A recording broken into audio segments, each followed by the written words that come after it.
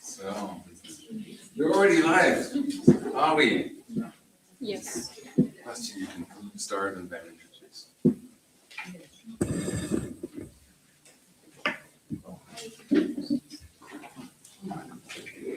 I might just say.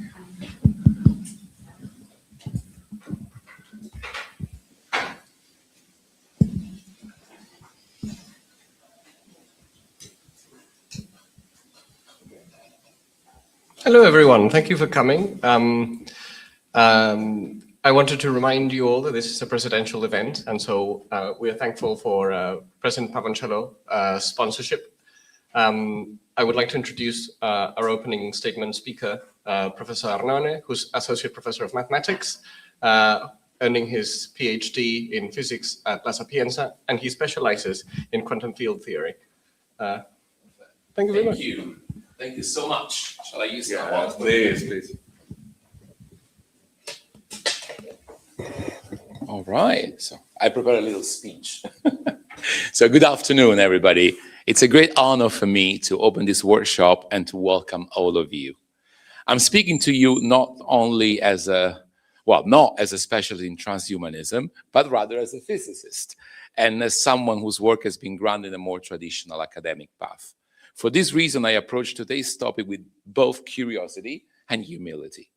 What I will say is largely based on what I've learned from Professor Sogner, a great friend of mine, whose work has inspired this event. Let me begin then with one of his claims.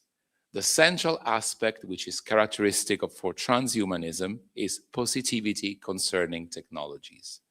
At first, this may seem like a simple statement, and yet, if we reflect on it, it leads us to a deeper and perhaps more challenging question. What happens when we begin to use technology not only to improve our lives, but also to transform what we are? At its core, transhumanism affirms that we can use technology to move beyond our biological limitations and improve the quality of human life. But as Professor Sogner emphasizes, this is not merely a technical matter. It's also a philosophical one. Once we accept this positivity concerning technologies, our questions begin to change. We are no longer only asking how to live better. We are also asking what a human being is. And we are asking whether that definition is fixed. And if not, how it may change. Today's workshop introduces an important dimension to this discussion: culture. Transhumanism is not a single uniform doctrine. It does not emerge in a vacuum. It's shaped by intellectual traditions, by moral frameworks, and by historical experiences.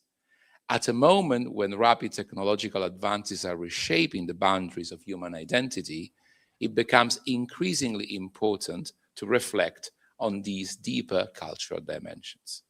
Today's workshop focuses specifically on EuroTranshumanism. It asks us to move beyond some of the dominant narratives that have emerged in recent years. As Professor Sogner explains, classical transhumanism has frequently been associated with consequentialist ethics, libertarian political views, and a strong confidence in technological progress. EuroTranshumanism, however, which was crystallized by the publication of Nietzsche, The Overhuman and Transhumanism by Professor Sogner, offers a somewhat different perspective. It expresses caution toward absolute truths, universal moral systems, and utopian visions of the future. From this perspective, our values are not fixed on eternal truths, but interpretations, historically shaped and open to revision. This insight is central to Sogner's work. From this perspective, EuroTranshumanism is not about achieving a single ideal future, nor about designing a perfect human being. Rather, it is about expanding possibilities. It is about recognizing that there may be different ways of flourishing, and that no single model should necessarily prevail.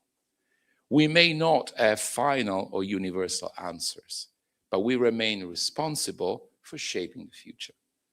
This is why culture matters.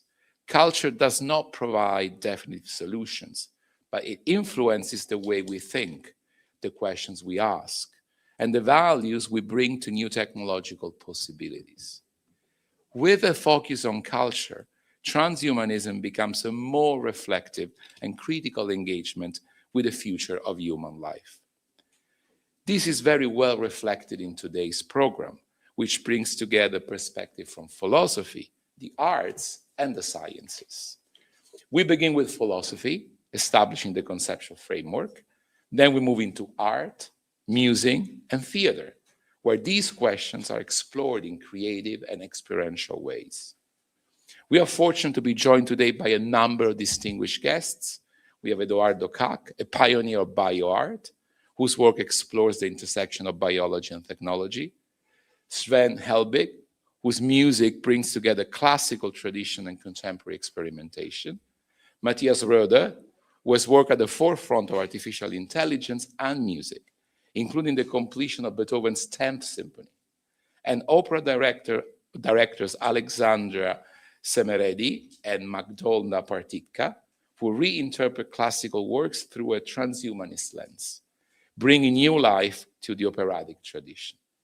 Later in the program, we will turn to religion, myth, and historical traditions, examining how all the frameworks of meaning continue to shape our understanding of technological change. We will hear from colleagues whose work contributes to these ongoing discussions. Our speakers are from a range of institutions, both here in Italy and internationally, and include members of our own academic community here at Giancava University. We will also hear from students of JCU who represent the next generation engaging with these questions, and whose perspectives will be essential in shaping future debates.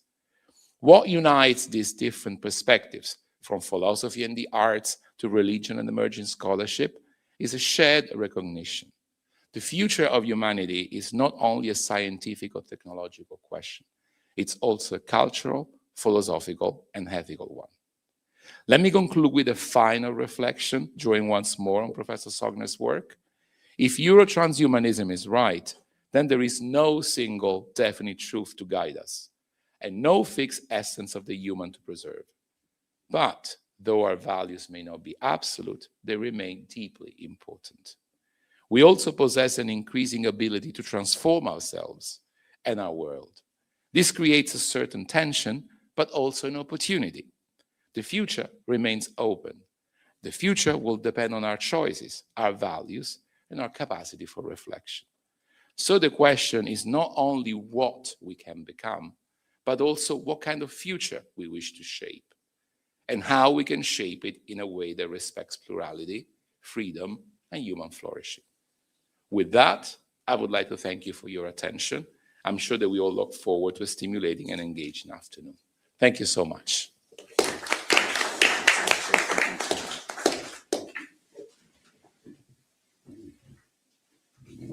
Many thanks, Professor Annone. He's a very close friend of mine, and he was also representing administration here today. And he's an amazing dean for a couple of years here at John Cabot University. So I'm particularly grateful that he was willing to give these opening remarks here today. And really, it could have been an introduction to EuroTranshumanism, really, how well you summarized the position. And in particular, I mean, John Cabot University is the right place, actually, for presenting these outlook, for talking about, on the one hand, the future of technologies, emerging technologies, the impact. And a lot of that is happening in the United States. And us being an US American institution in the heart of Rome, we do cherish our historical, our cultural history, our past. We talk about the humanities, are particularly strong, the classics. This is something which, people take seriously, the culture in general. And this is unfortunately missing out in a lot of the Silicon Valley approaches related to transhumanism.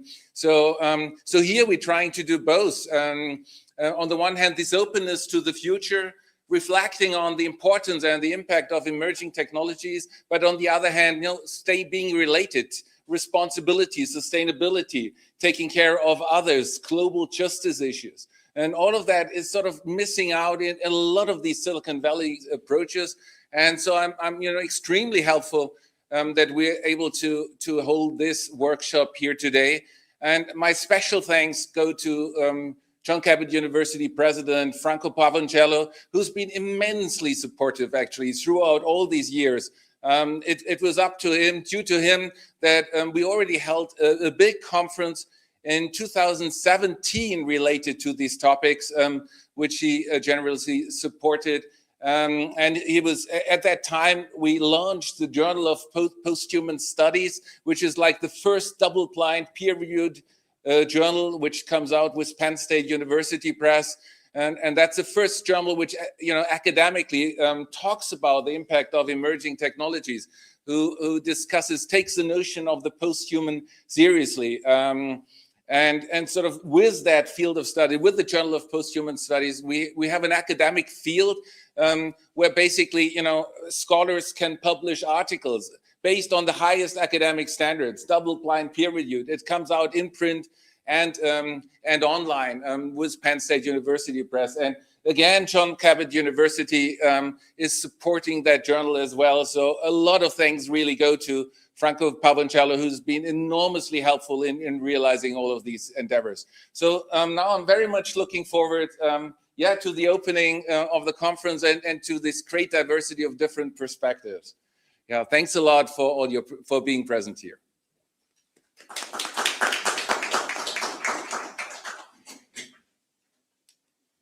I would like to introduce our opening speaker, Dr. Roberto Manzarko. He is a science communicator with a PhD in the history of science. He has worked for several Italian publications and has covered a wide range of topics from general systems theory and the popularizations of biotechnology, as well as EU politics and communication. Hello, everybody. So, Einstein used to say that we need a new way of thinking to fix the issues caused by an old way of thinking. And I think transhumanism could be this new way of thinking that fixes old ways of thinking. Okay, I read the book of Stefan. It was very interesting and an interesting experience. And Stefan does not make the typical mistake that many transhumanists do, which is to say what is true transhumanism and what is not. Because many transhumanists say, my transhumanism is true transhumanism, yours it's not. Okay? So instead, Stefan does a different thing. Professor Sogner classifies different types of transhumanism. First, there is the foundational transhumanism, okay, which would be Julian Huxley and so on. Okay, then there is the original transhumanism, which is Natasha Vita-More, which is Max More, which is FM 2030, and so on. These authors that were very active in 60s, 70s, 80s, and so on. And then there is the classic transhumanism, okay, which would mean Nick Bostrom, which would mean David Pearce and the WTA, the World Transhumanism Association, which now is Humanity Plus. And then there is the EuroTranshumanism. Okay, the focus of the book is, in my opinion, is a kind of contrast between classic transhumanism and Eurotranshumanism, okay? There are a lot of interesting ideas that I would like briefly to cover. The first one is the contraposition between utopia and vision, okay? Classic transhumanism probably is a transhumanism of vision, according to, of utopia, according to Professor Sogner, okay, which could be authoritarian, and we know how utopias end. Usually we have a kind of experience in the 20th century. So. And then we have visions. Visions are more like light. I don't want to say weak, but I want light, which means they are not impositive. Okay, they don't impose a vision, they propose a vision. Then there is the contraposition between the hyper-renaissance of the classic transhumanists and the vision of pluralism of Eurotranshumanism, which is morphological freedom. I don't need to cover that, probably you know already what we are talking about. The optimism on one side of the classic transhumanism and the dukkha the idea, if I understand well, that desire is somehow connected to pain, and so somehow pain is unavoidable, inevitable. Okay? Objectivism versus perspectivism, utilitarianism versus an hermeneutic ethics, libertarianism, which is on the side of classic transhumanism, and social liberalism, which is on the side of EuroTranshumanism, which I like because I like my universal healthcare very much. And then there is a quite delicate topic, immortality versus health span, but I'll cover it later on. Then we have mind uploading in the classic transhumanism, and we have the idea that there is no singularity coming in the EuroTranshumanism, and then the concept of superintelligence, this idea that AI could become more intelligent than a human being and then basically end up securing us in zoos. I'm not afraid of that, I have to be honest.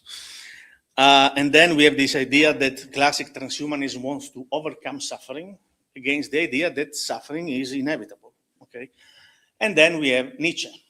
Okay, Nietzsche, who is a founding father somehow for the EuroTranshumanism and not considered at all in the classic transhumanism. So I'm not going to discuss about specific metaphysical topics because this would bring us out of our way. So Professor Sogner follows, among the other things, Nietzsche, Vattimo, and so on.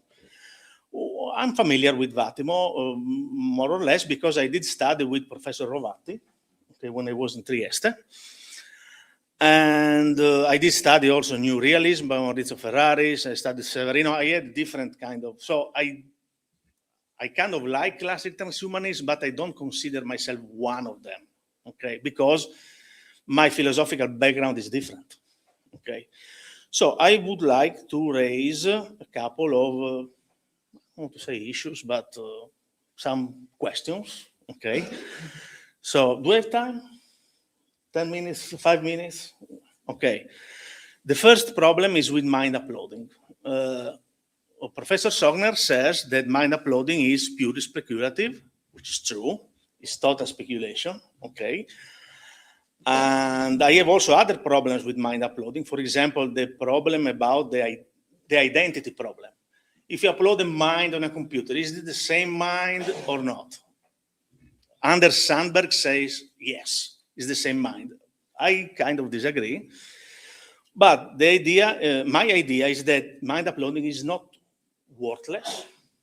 It's still worthwhile to pursue it because of serendipity. Because we could, searching for mind uploading, we could discover something else, maybe completely different and more interesting. About singularity, I understand that the viewpoint of Professor Sogner, which is that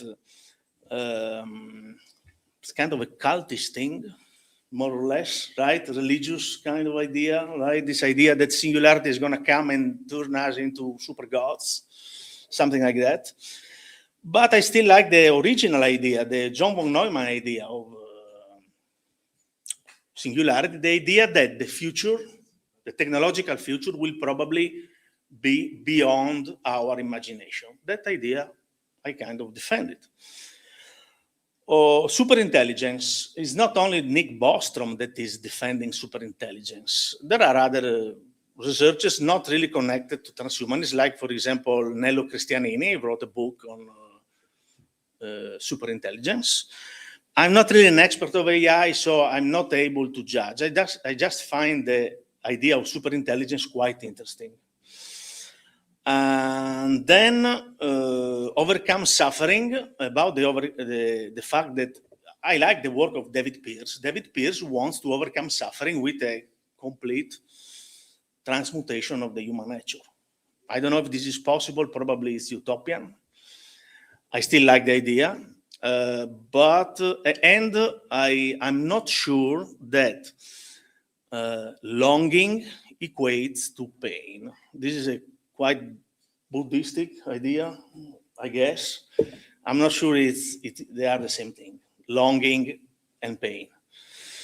One last thing, last but not the least, immortality.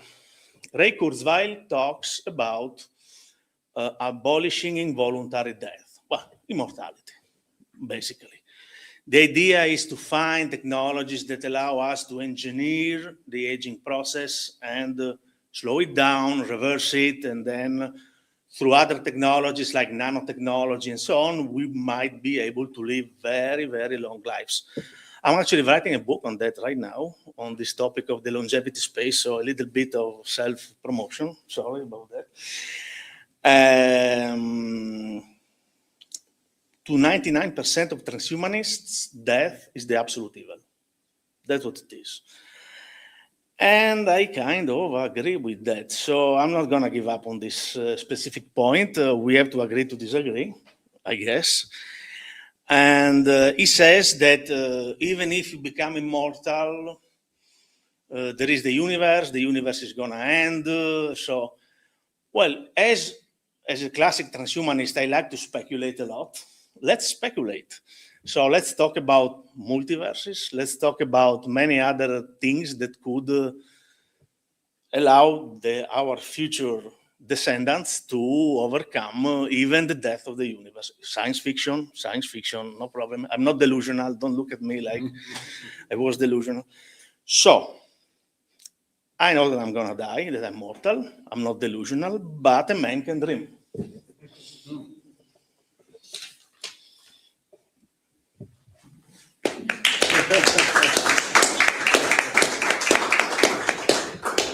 State briefly, maybe yes, short. No, this is wonderful. No, but yeah, it's exactly the point. No, but once you say there is no chance of real immortality, imminent immortality, that's a decisive point, because that's most of the classic transhumanists think. No, we can actually achieve immortality in some way, in an imminent way, and then it is sort of, and this is simply.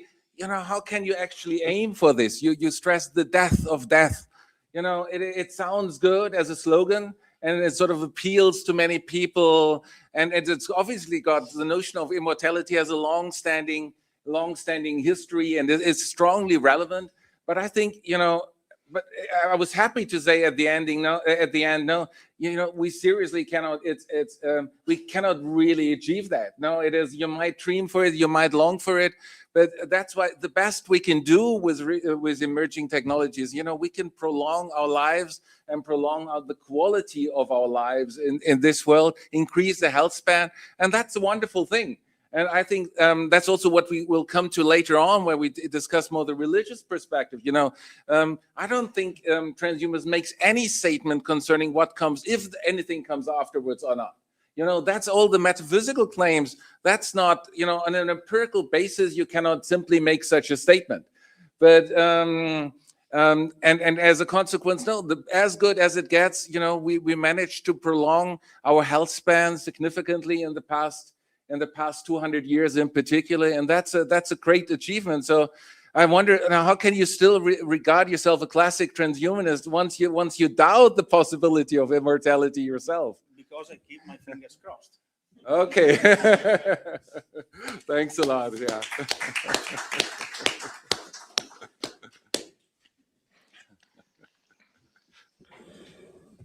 Hello, everyone. From Paris. Our next speaker is Dr. Eduardo Cach, who is a Brazilian-born multidisciplinary contemporary artist, known primarily for creating works which use biotechnology. His interdisciplinary approach has seen the use of diverse media, from RFID implants, virtual reality, networks, robotics, satellites, and DNA synthesis. Thank you. I trust you can hear me well. Yes? Thumbs up? Okay, excellent. Thank you. So I am going to then switch to the presenter view, and I trust that you can see the full presentation on the screen. And that being true, you see that the title of my presentation is space art, my trajectory, starting in 1986. Space art is an art form that works literally with outer space, with orbits, deep space, and satellites and rockets and different media integrated to begin to develop this cultural practice off Earth. You see me here on the left in 1986 at the Museum of Holography in New York City, Mercer Street, where I was an artist in residence when I created my first work of space art. And the image on the right is a year before, in 1985, in Rio, contemplating the possibility of, on the one hand, using satellites, and as I wrote at the time, the possibility of artists creating their own satellites. So, as an artist in residence at the Museum of Holography, because I was still living in Rio, I created this work in Portuguese. You see the word agora, which normally would be an English word, but this work is in Portuguese. The title of the work is Agora with an accent on the first A, which is the same word in English, agora. However, what you see in the hologram is the same word without the accent. And when that happens, when you remove the accent, the meaning changes. The meaning is now. So we go from agora with the accent, making reference to space, to agora, making reference to time. So this very small particle, which is the accent mark, articulating space and time. You see me here cutting the hologram. Holography has this unique property of, I'm going to say this slowly, of the fragment containing the whole. Is the only medium in the world in which you cut a piece of it and it has the entire content. If you cut a photograph, say around the eye, all you have is the eye. But in a hologram, you cut the fragment, it has the entirety of the composition. I had very little space in the rocket, so this was actually perfect because having very little space, I was able to cut a piece of the hologram, and as you see, was projected with a laser. It contains the whole. So, title Agora with the accent mark, and when you project with a laser, Agora, space and time united in the hologram. The hologram travels to space. This, I have to say, the piece was conceived in 1986, but it finally flew to deep space in 2024. On the left, you see the exact position of the artwork in the rocket. And on the right, you see that the whole poem traveled inside a titanium capsule that has the title engraved. You can see the accent mark above the A and my name. So that diagram is made more clear with these photographs because that is the tip of the rocket on the left, and that is the artwork being inserted. I was there for the launch and at Cape Canaveral, and it was absolutely amazing. If you ever have an opportunity to see a rocket launch, I highly recommend because it really is something to see this thunder coming from the ground up in just a few seconds. The spacecraft leaves the Earth. And in this case, the objective was to insert the artwork in a deep space orbit. We didn't have an external camera, so this is computer graphics visualizing the part of the rocket that entered a heliocentric orbit, which you see here. This is the orbit. If you look at the green circle, you notice that the artwork goes between Earth and Mars, and then again between Earth and Venus in perpetuity, which means that the artwork is in deep space as it was conceived. It orbits the sun aboard the rocket, and it takes about a year to complete the orbit. And using an amateur telescope, you don't need like a super duper professional telescope. Amateur astronomers like this one was able to produce a picture, which you see here in the call-out box more clearly with a green dot, of the rocket with the artwork inside, far away from the Earth.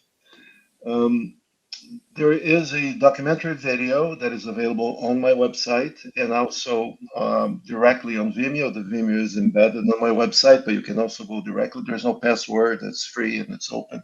So if you'd like to watch about a 12, 13-minute documentary on this work, which took me more than 3 decades to complete, but now it's done, you can go to my website or you can go directly to this Vimeo link. The work was discussed in the press. Here's a 2-page New York Times article about it.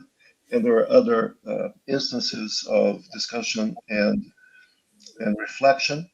But I also want to move on. This is a little bit in chronological order and mention the fact that in 1996, I created this artwork called Monogram that flew aboard Cassini, the Cassini spacecraft, in 1997 to Saturn. If you look at this image, it may at first seem like a drawing, perhaps abstract, perhaps not. But if you look a little more carefully, you notice that this is my last name. You have the letter K, you have the letter A, you have the letter C. It looks like an orbit, a rocket rising at the moon. So it's my monogram. And it flew, as confirmed by this letter from the Planetary Society, which was behind the project. It flew in a DVD, and on the right here, you see a technician from JPL attaching the DVD to Cassini. It took a while to get there, and the mission lasted also a number of years. And in 2017, in order to not pollute the Saturn orbit, NASA decided to insert the spacecraft into Saturn's atmosphere and burn it up. So this work did go to deep space. It did orbit Saturn for a while, and it no longer exists because it burned up as it entered Saturn's atmosphere. If you have familiarity with my practice, this would be probably the work that you would know. GFP Bunny is an artwork that I produced in the context of bioart, which I started in 1997. GFP Bunny is from the year 2000. And because there has been so much written about GFP Bunny and discussed about GFP Bunny, I started to create a series of works that I call logoglyphs, which you see on the right, an example. This happens to be a print in which I transform the shape of Alba, the bunny, into a visual language. And with that, I created a series of works, including space works. So, for example, on the left, we see one of 5 discs of logoglyphic messages that I sent to the Lepus constellation in 2009. The messages look like this. These are 2 examples. There are 5 original messages with 5 original discs that you see here on display in the museum. And the information that you see on the left of the slide is the information that is engraved on the back of the disc regarding the actual transmission of the 5 messages to the Lepus constellation. So this was sending from Earth to space, but I have also used the logoglyphs in a series that I called Logoglyphs, because it's the opposite, almost like a 2-way road between Earth and space.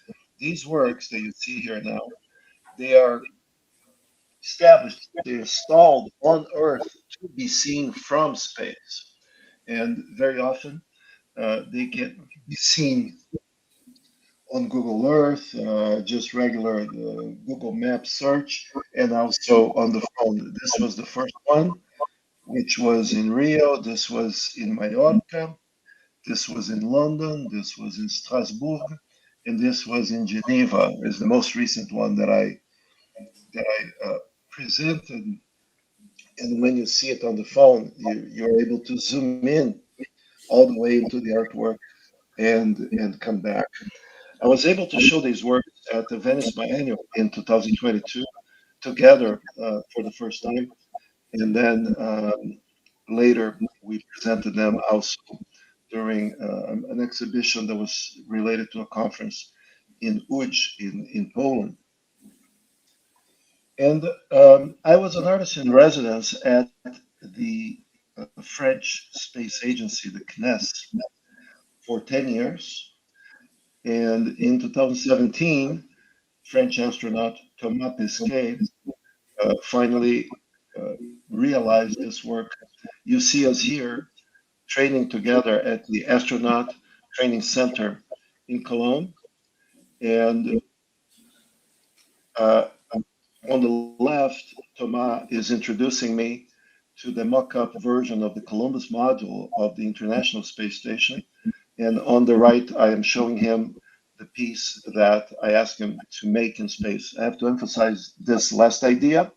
The work was not brought from Earth. The work was made in space following a protocol that I communicated to Thomas Pesquet. So symbolically, this is significant in the sense that we begin to make art in space using the materials that are available around us. Nothing was brought from space in order to produce this work. This is just a slide of a work that is very dynamic. There is a 12-minute video because I also created a recording protocol, which I later edited in a video. But you do see the artwork floating in the cupola of the International Space Station.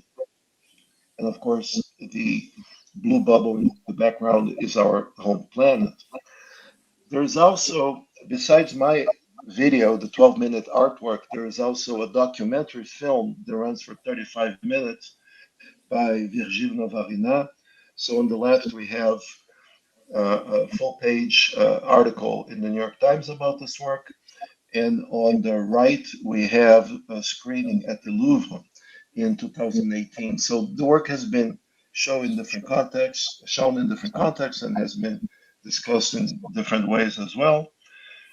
There is an installation. You see here the protocol that I used to explain to Thomas how to fabricate the work in space. There's an artist book in which that sequence appears one at a time on the page.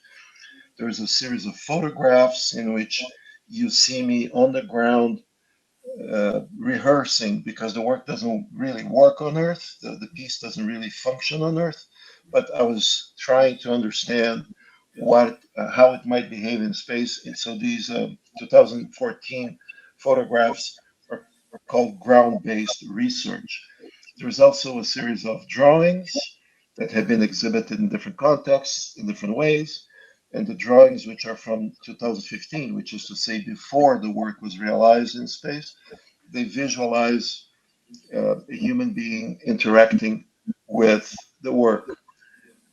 There is a series of embroideries that visually narrate the whole saga of creating this work. So from the first to the last, you have these different moments, almost like a comic book. You have the story, the narrative of this adventure being told through this sequence of embroideries. Here you see a viewer looking at them. Here's a close-up of one, a close-up of two of them. There's a book that came out, which is distributed by Presse du Réel, about Inner Telescope alone.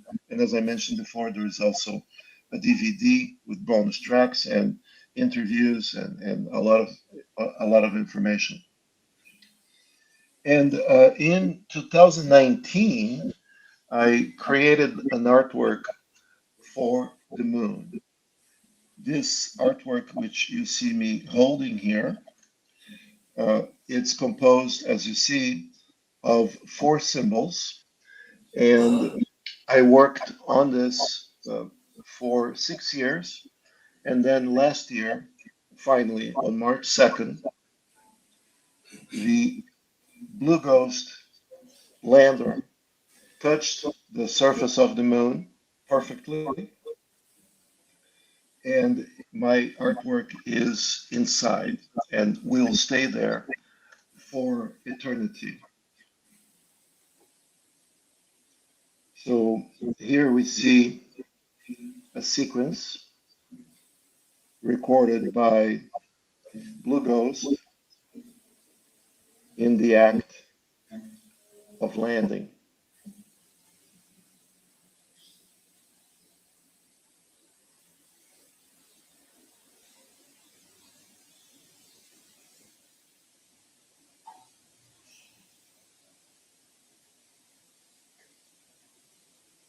And that's our home planet all the way in the back there.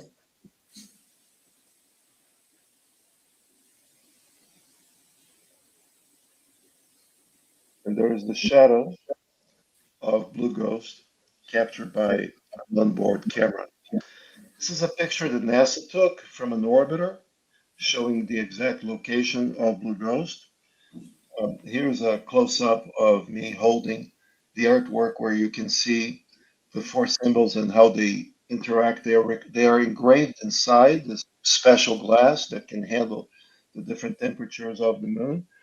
And the relationship between the symbols remains the same from every perspective. There was no external camera, so this is a rendering visualizing the presence of Blue Ghost on the moon.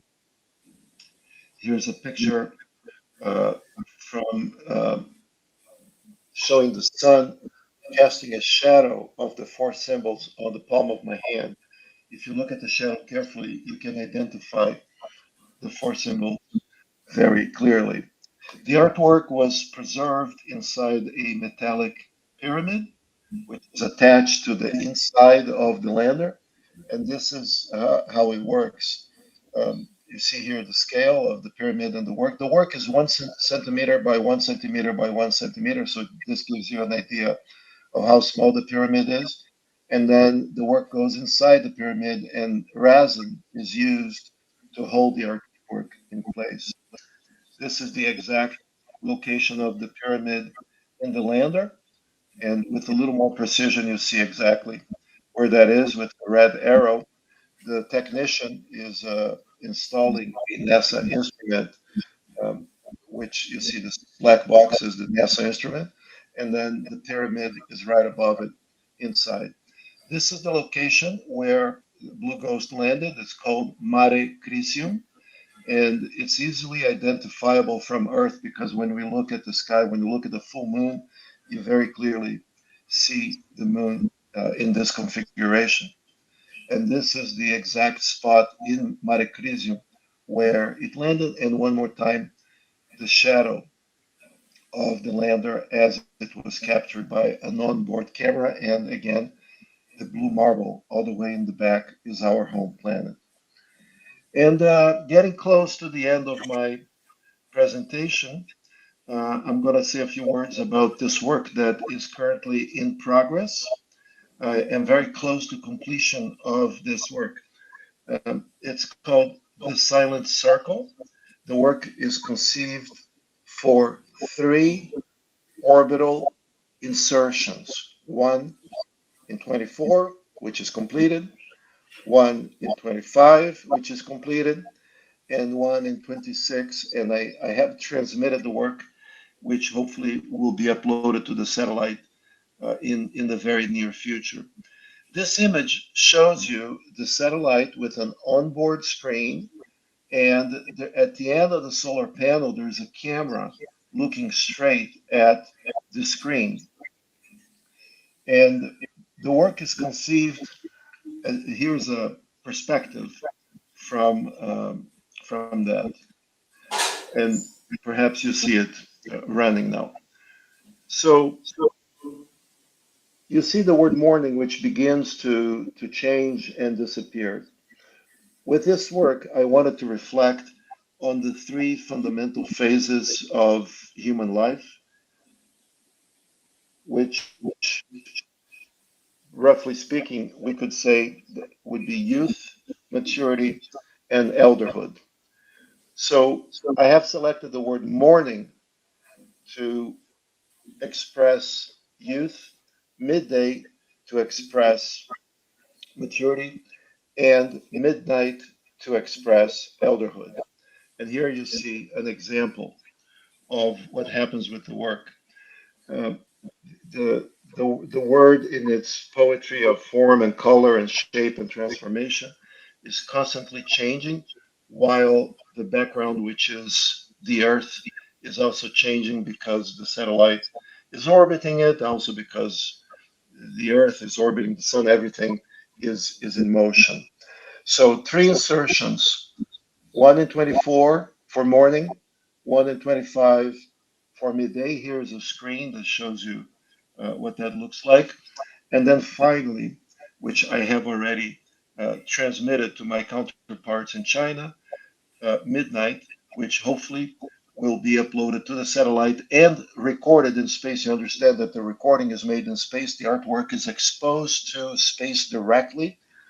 And hopefully this will then be completed this year, achieving this temporal triptych that is the silent circle. It's my website, and I thank you so very much. Many thanks to have you with us here remotely today. It's been a great pleasure, and last year it was wonderful meeting you and having you at the Beyond Humanism conference in Luge, and then when we talked further, you also mentioned, well, Luge is actually where your origin, your roots are from. And sort of, and also looking at your Chief B. Bani, I was thinking about Dura. I was thinking about European cultural roots, references you're making in your artworks.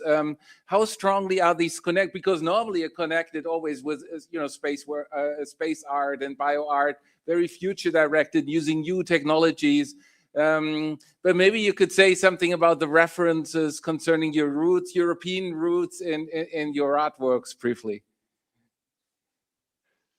Well, for somebody who is so invested in forging the future, I am extremely interested in the past. I think everything is connected. So I'm very interested in language. I'm very interested in the origins of language, not just spoken language, but the different graphic systems that were developed to enable this type of circulation, this economy of cultural exchange that written record and written language and visual language produced. So all this is part of the conversation because it doesn't disappear. It informs everything that followed. Obviously, language is a technology, so there is that aspect as well.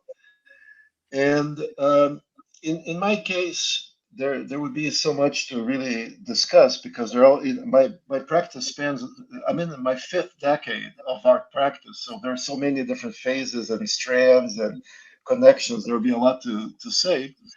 But in regards to the European roots, indeed, my family was originally from Poland, so it was really interesting to have that conference and exhibition in Łódź. I got to revisit some of the sites that I have visited before and others that I have not. That was fascinating. I have some addresses I have, some I don't. So it evokes memory and history and connections and geography. So that was very interesting. And Jeff P. Bunny, Alba the rabbit, she was born in France. So she was French. So that's an European connection. I worked with a French astronaut, Thomas Pesquet. So the work was made in space. In space, there are no boundaries. So there's no Europe, there's no Americas. It's just space. But the astronaut was French. My family comes from Europe, and I work in Europe often. I'm joining you now from Paris. Last week I was in Rome. So the European connection is strong. Many thanks again. I'm looking forward to continuing our conversations. He's also a member of the editorial board of the Journal of Posthuman Studies, and so we've been cooperating for a long time. Have an amazing time in Paris. Looking forward to meeting up with you again. Likewise. Thank you so much for having me.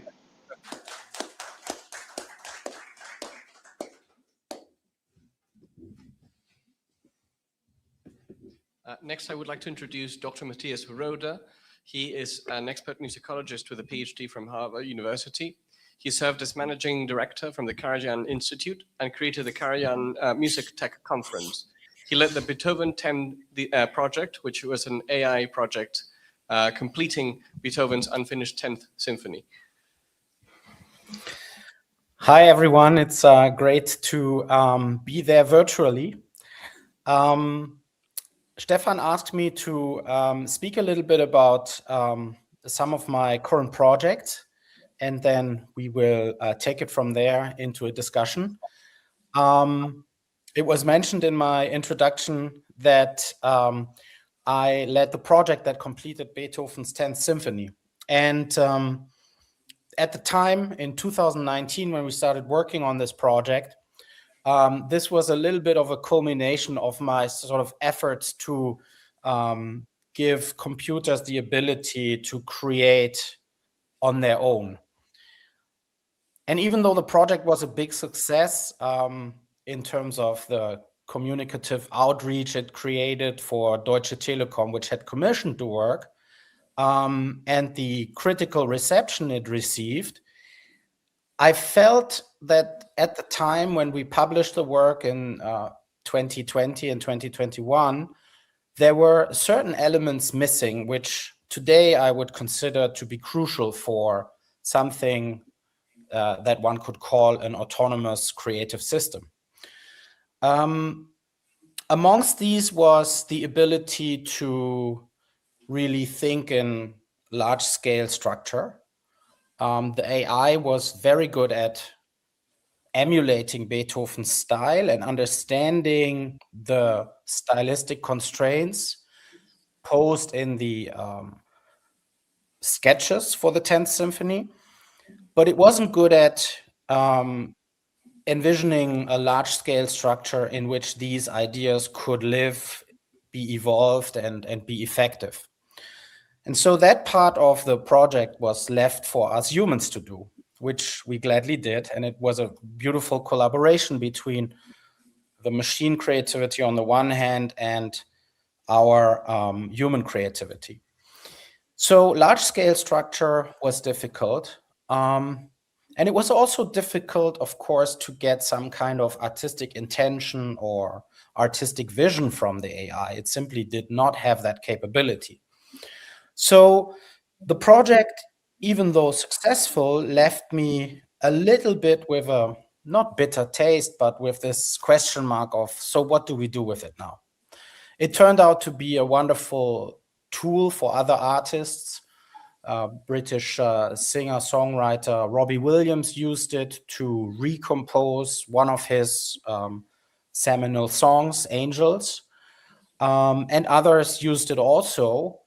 But this idea of an autonomous artistic agent that could, create new works all by itself, that was not fulfilled. And so I left that space for a few years and focused on other things. But recently, there were some very interesting developments in the world of artificial intelligence, which I'm sure all of you know, that have changed my mind. And so I'm back in the game, so to speak, and I'm working on a new project, which I'd like to outline briefly.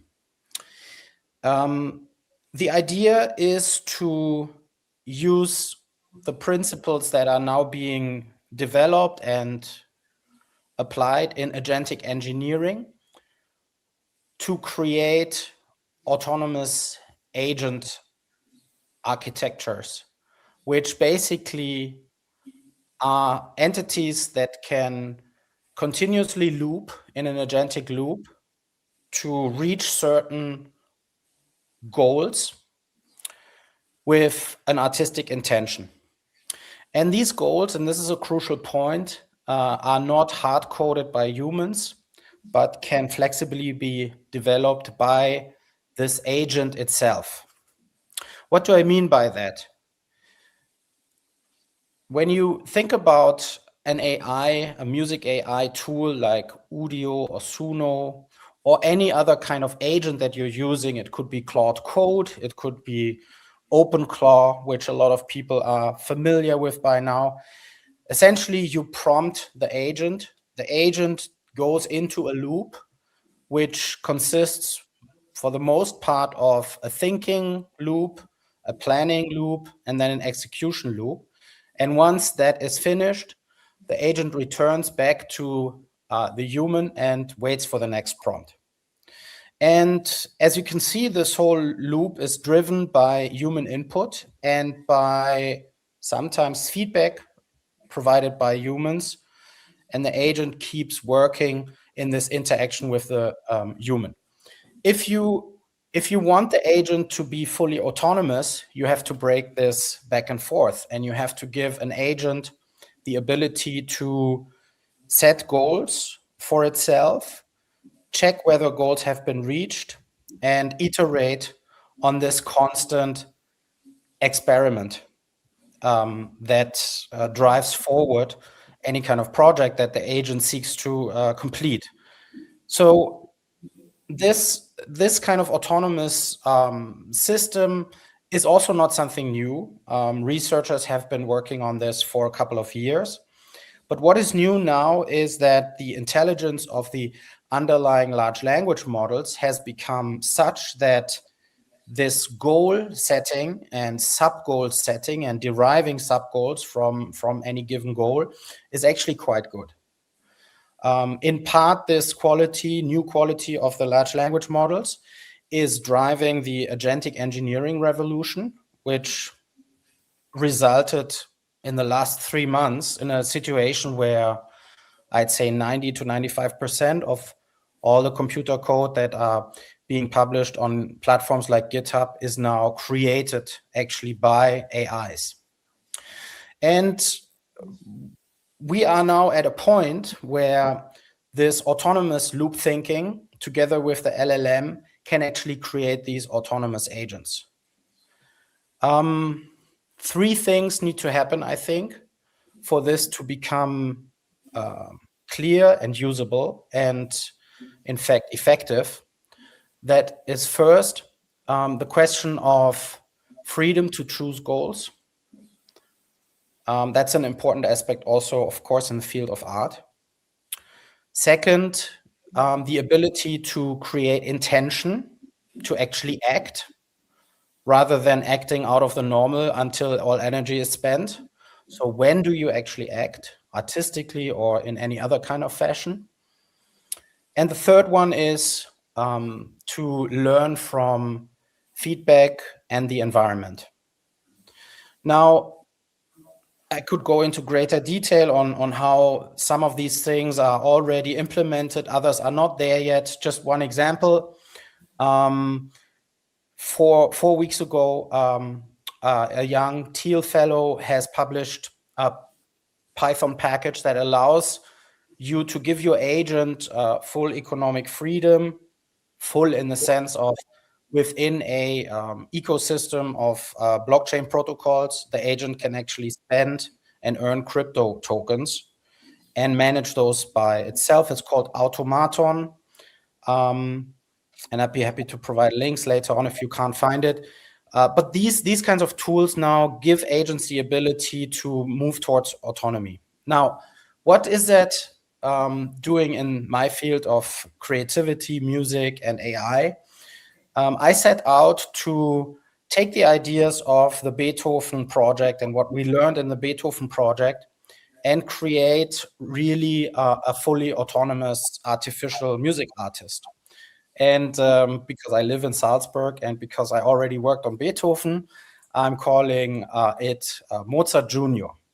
And what is Mozart Jr. doing? Mozart Jr. is currently learning from examples how to actually compose in the style of Wolfgang Amadeus Mozart, but is also looking at other music examples, what it finds interesting, what it finds related to what it already knows about music, and is ingesting that as well.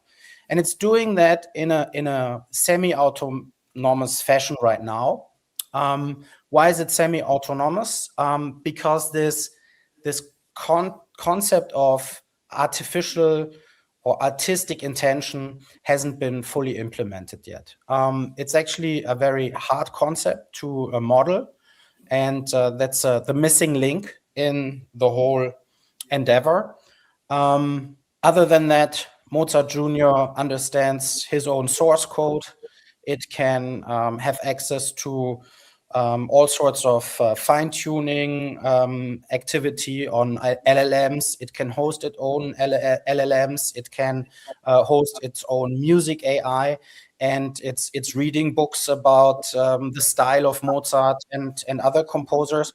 So it's actually doing quite well in trying to conceptualize what that style is and how to compose in it. It has created some compositions which are already very promising, but it doesn't have a direction yet. And this is what I'm currently working on. I wish I could give you a perfect presentation of how this is done and that it's working, but this is work in progress, and this will take a while for me to finalize. But I am very positive that this will result in something interesting very soon, and then, you know, at some point it will be a moment where I'm superfluous for this project, and if I did well, then probably or hopefully Mozart Jr. will hire me as a manager. And then I'm back to where I came from, managing the estate of Herbert von Karajan until a few years ago, to supporting that new artist. Well, as you can see, I'm very interested in this concept of artificial life. I do believe that we actually, in part, have already artificial life forms. And I found that aspect of Stefan's book very interesting, where he discusses these aspects and compares it to how our own carbon-based life has started out of non-organic materials. And so I consider myself a practitioner, an artist, and a technologist in that space. I think I'll leave it at this. I don't want to present any compositions of Mozart Jr. yet, because they are really preliminary. And if you think about it, Mozart is still a baby. But here we are, and I'm happy to discuss these ideas or hear your criticism, and take it further. Thank you very much.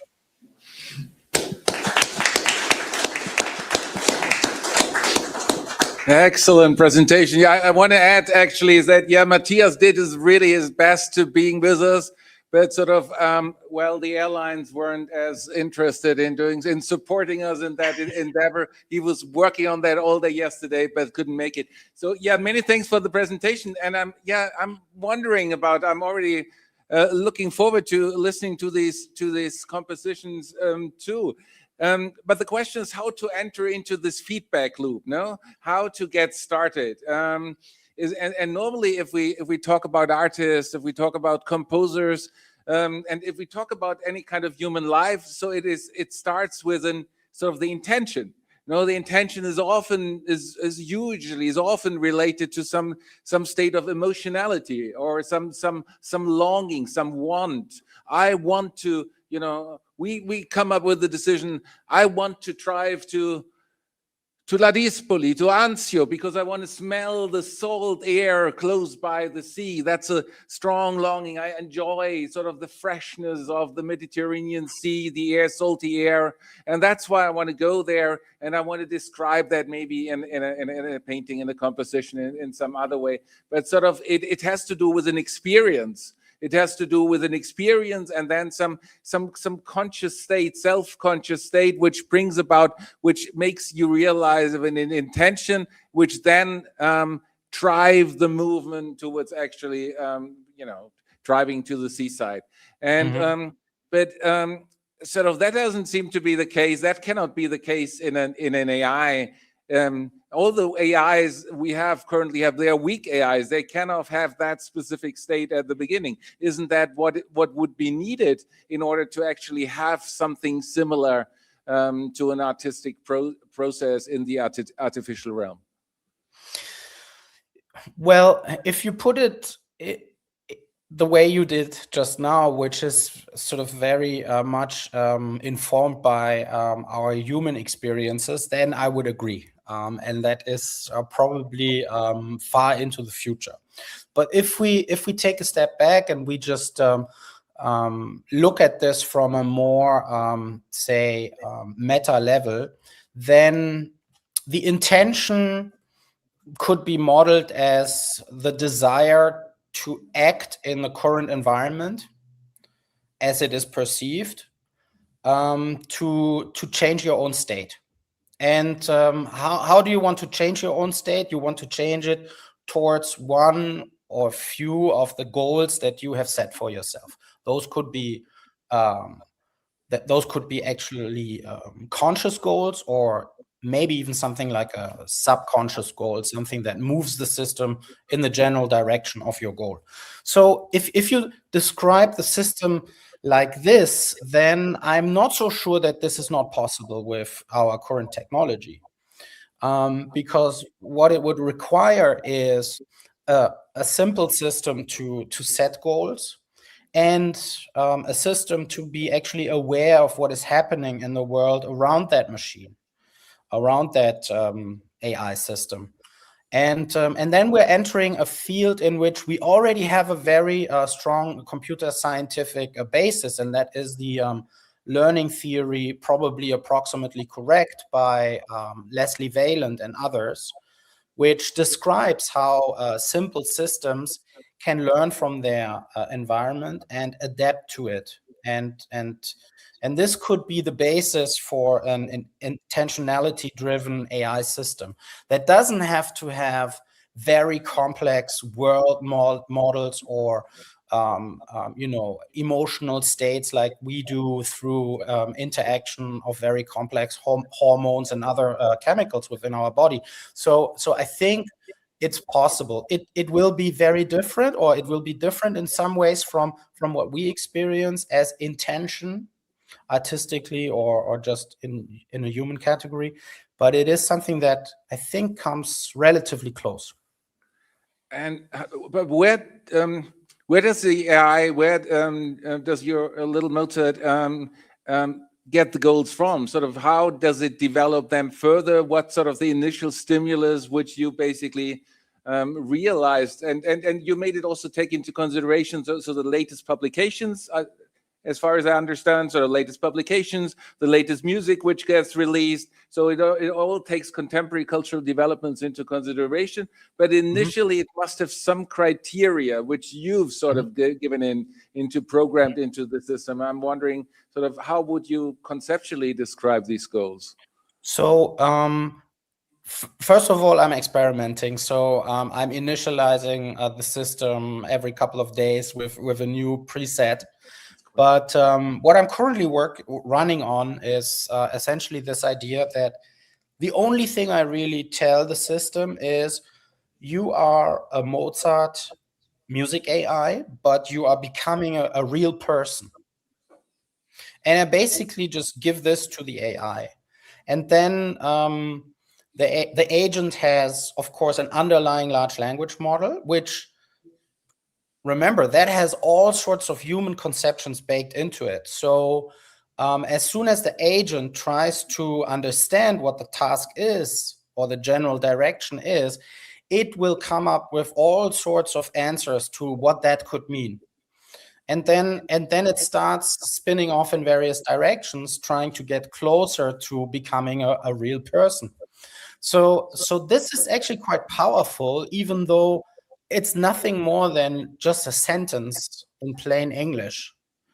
But that's what's fascinating me the most, really, is how far you can get with very simple toolkits and with very simple instructions in a system that is, compounding really its capabilities.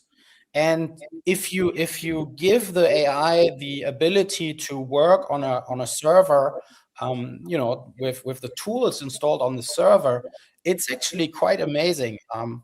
You give it a link to a GitHub repository where some code lives, and you tell it for instance, how to do fine tuning on AI models on Hugging Face.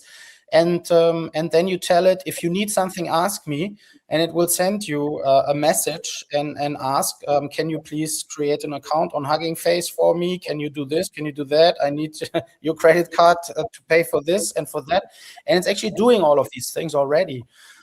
So I think it's not going to be long until we have these fully autonomous systems, really. And for me, as an artist, this is of course very interesting, because now I'm creating not artifacts, I'm creating a system that creates artifacts. And how can I be still in the loop, even though the system becomes more and more autonomous? It's a very interesting way to work. I do have loads of other questions, but we've got so many AI experts and artists in the audience. So I think, well, if you've got some question you would want to raise to Matthias directly, we should have. Yes, please. I'm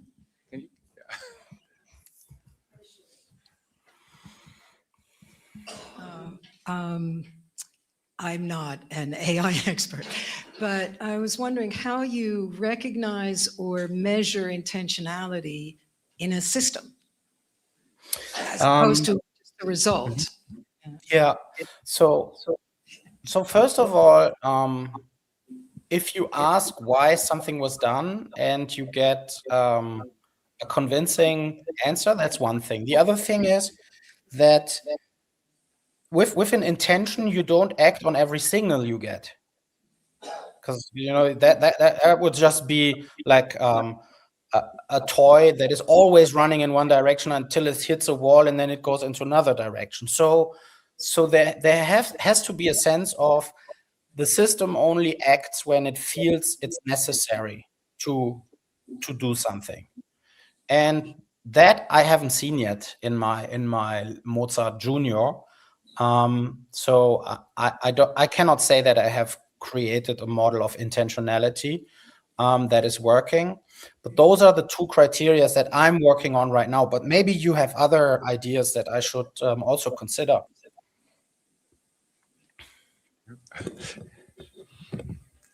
Do we have some? Yes.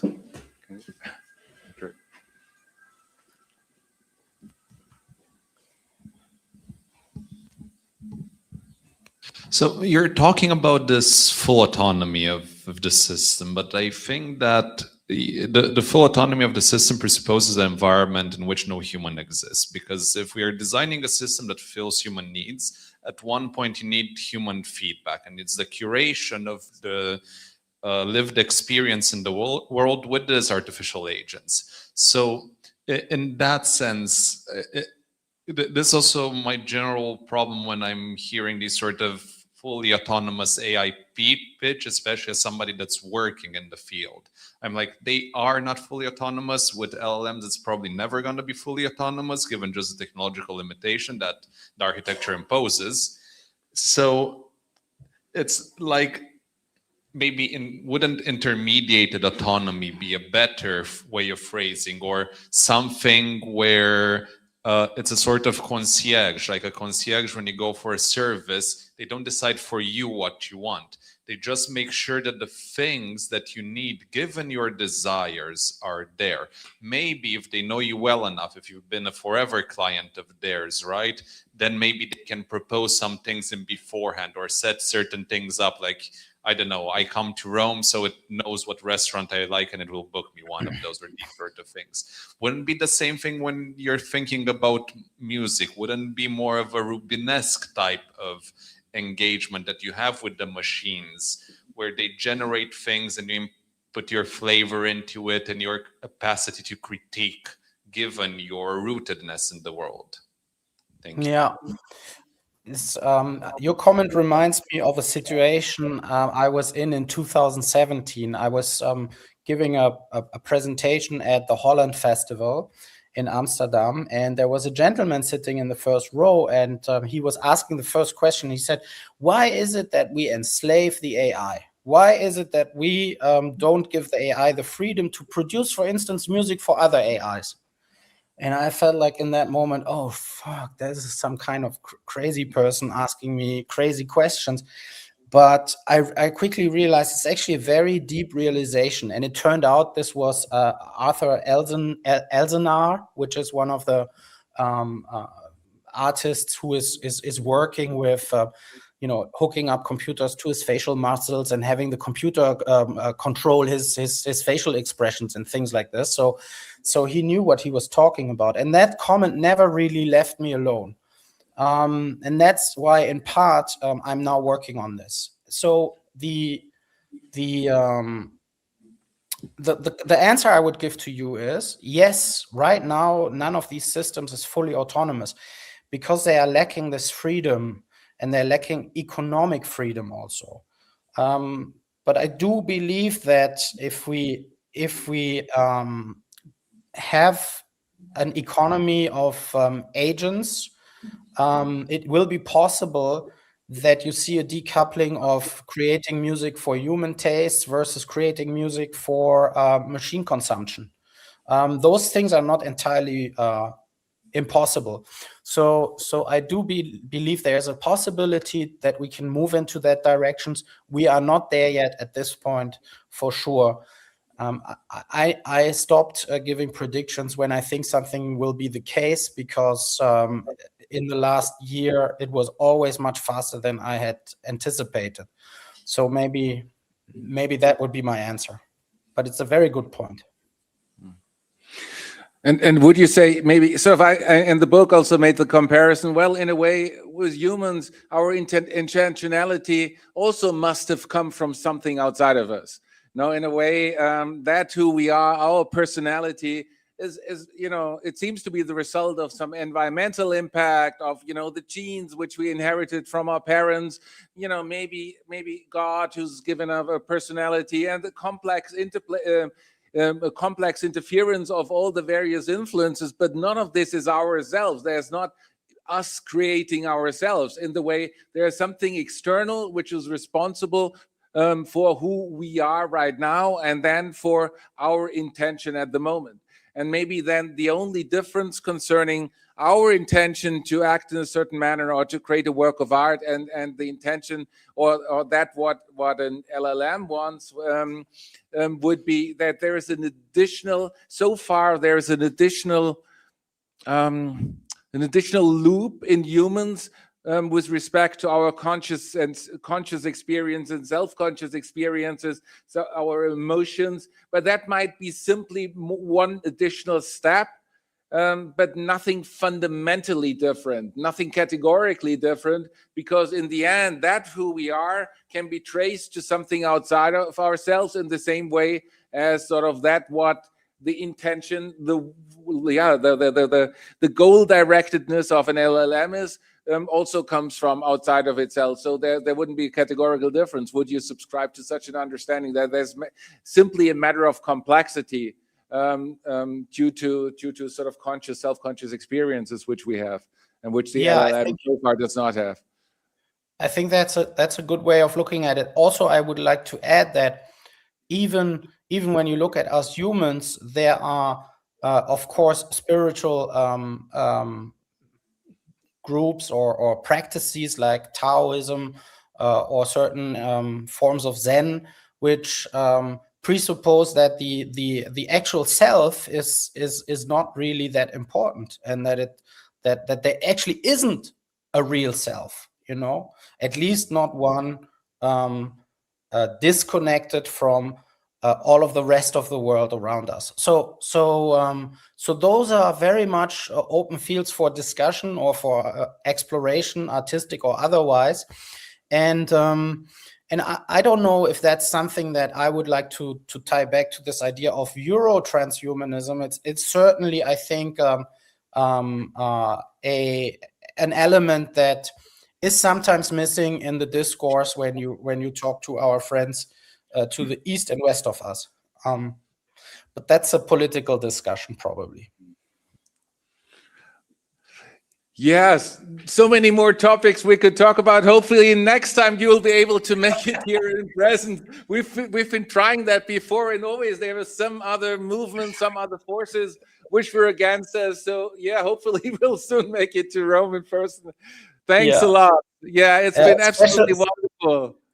special Thanks thanks a to lot. you, Stefan, but also to Sven, greetings, and Alexandra, who are friends of mine from long time ago and not so long time ago. I wish I would be there with you guys. Excellent. Yeah. Bye. Bye. Bye.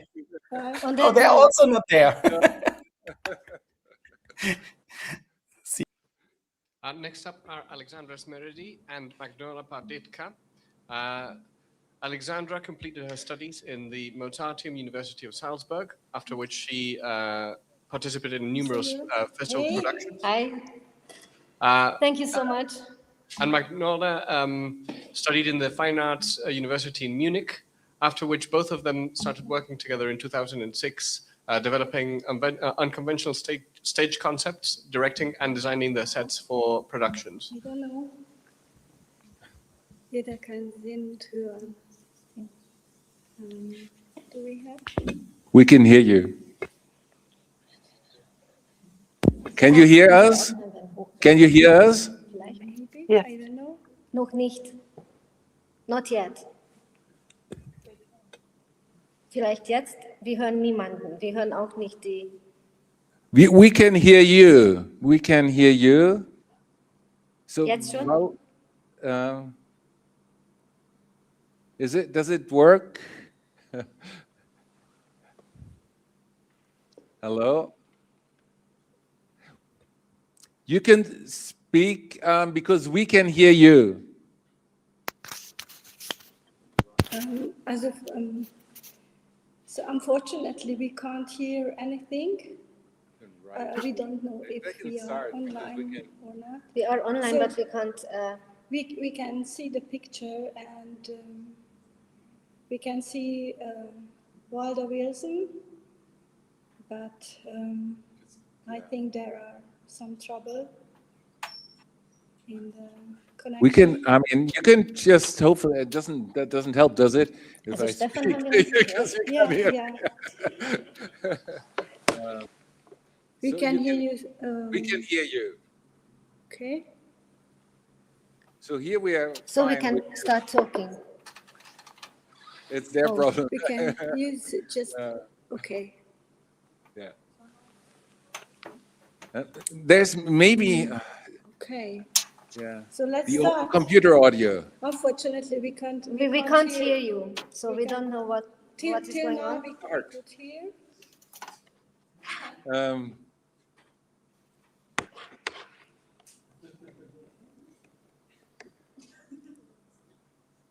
Should we Yes. start anyway? Yes. Yes. Maybe. Yes, we should. Okay, but we would just like to know if we are able to communicate with you or not, or Communicate. We can hear you. You. Yes. we don't know why, but you are just not. Okay. I can So try. we could hear Matthias speaking, but that was Okay. that. After that, everything just disappeared. I don't know. Maybe it's. But Can yeah, you we hear- are very can you honored hear? to be here. Can you hear? Can you hear us now? Can you hear us now? No? Yeah, I know. So we are on. You can see there. Let's start. One more chance with Yeah, this but one. it's a bit difficult not to hear what's going on. I'm sorry.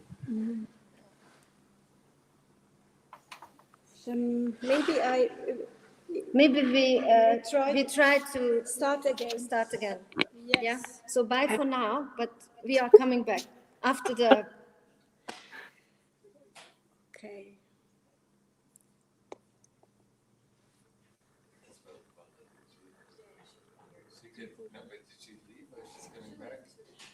Okay.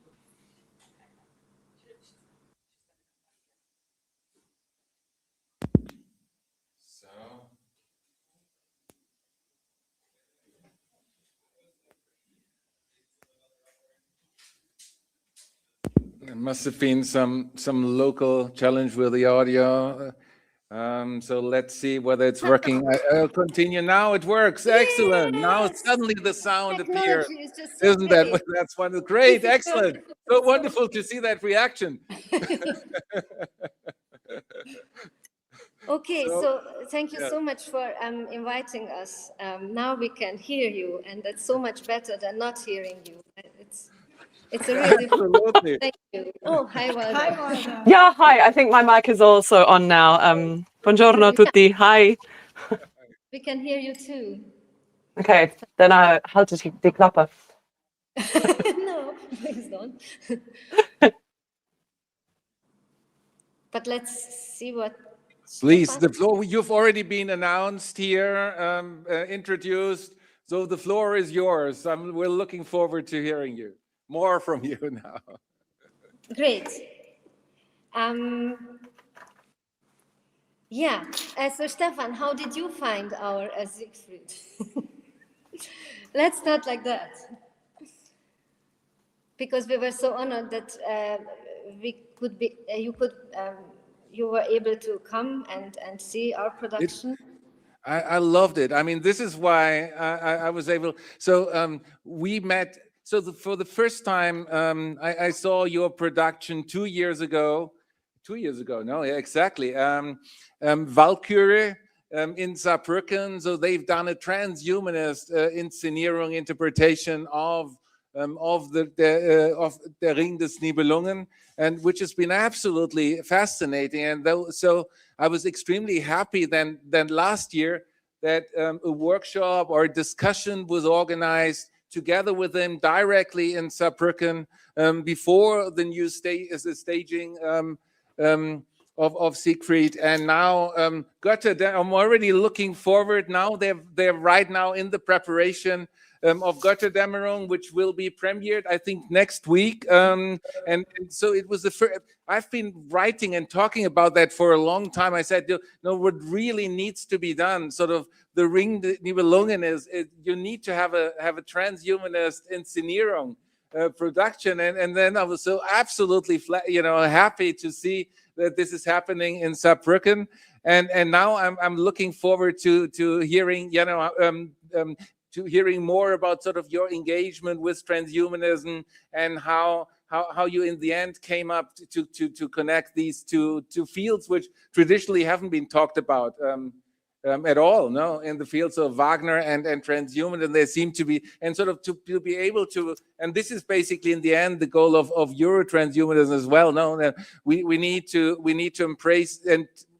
We've technologies really change the way we deal in the future, but sort of a grounding is needed. And basically people like from Heraclitus, Spinoza, Wagner, Nietzsche, they really, what they talked about a lot was embracing a lot of these challenges. And in particular, when we saw Wagner, I remember what he said to what Cosima wrote in her diaries. For the instruction of Siegfried,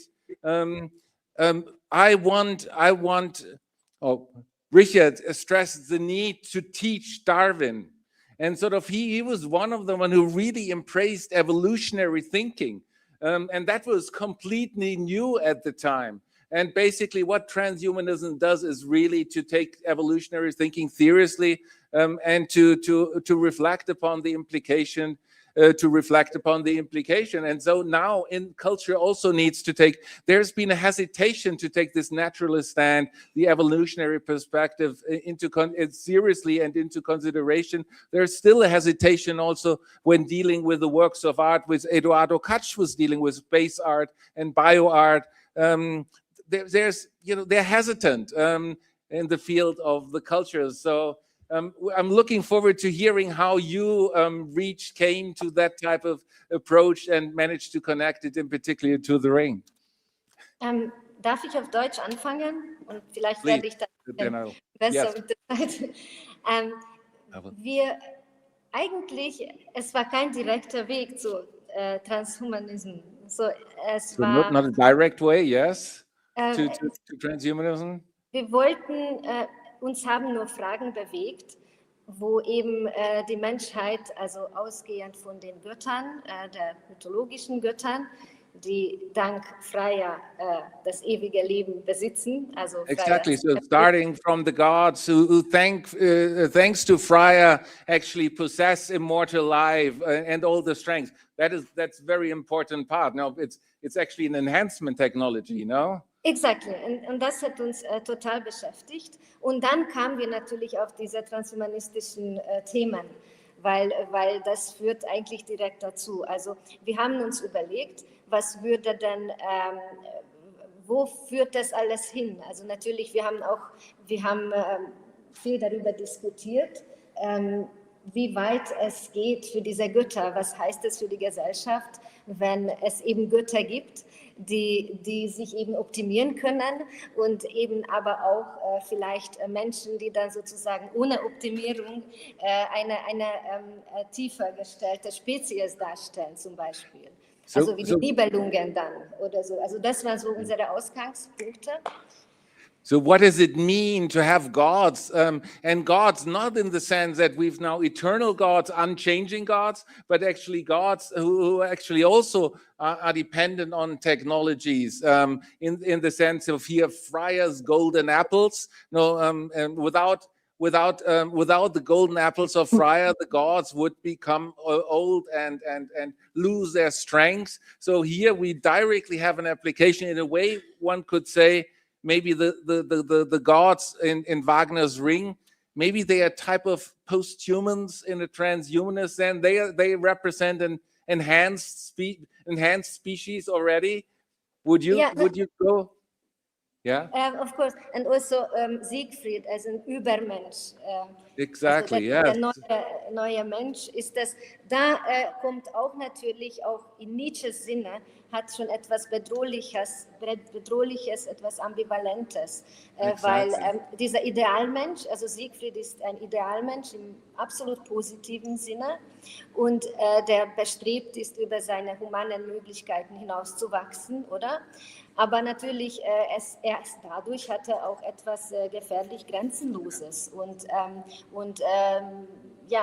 das trägt natürlich auch die Vernichtung in sich. So absolutely, yes. So the idea of Siegfried is very ambiguous, a very ambivalent notion. So on the one hand, as also in the notion of the Übermensch, of the overhuman, which you have in Nietzsche, there's always, on the one hand, a potential for something more, but on the other hand, sort of the danger of being related to destruction, of maybe a threat to humanity as well, no? To a threat, the danger concerning humanity. And I think that's it's an extremely perceptive element which you've stressed in particular, because we can also see that in transhumanism itself. So on the one hand, we see an approach as it is in the Anglo-American, in the Silicon Valley world, no, where basically the attitude is shared. We just care about the ones who can afford enhancement technologies and get stronger and stronger. And maybe we don't care about the 99% of the rest of your population. But obviously, and that was part of the EuroTranshumanist approach, where I thought, we shouldn't sacrifice the humans living here today. No, we need to. That has unfortunately happened too often in the past with all the utopias which have taken place in Europe. No, we need, technologies are great and have enormous potential, but we need to take off, social justice, global justice, and other dimensions. No, this is the ambivalence which you stressed. Yes, exactly. This is it. And also Valhall, die Burg by Wagner, was for us our DNA, where we can now even make changes and new designs and maybe a new species. Yeah. So it was for us a very important question to ask what does it mean for us if we have this ring, this magic object. And I think in all times you have to ask yourself, what does it mean now here and now.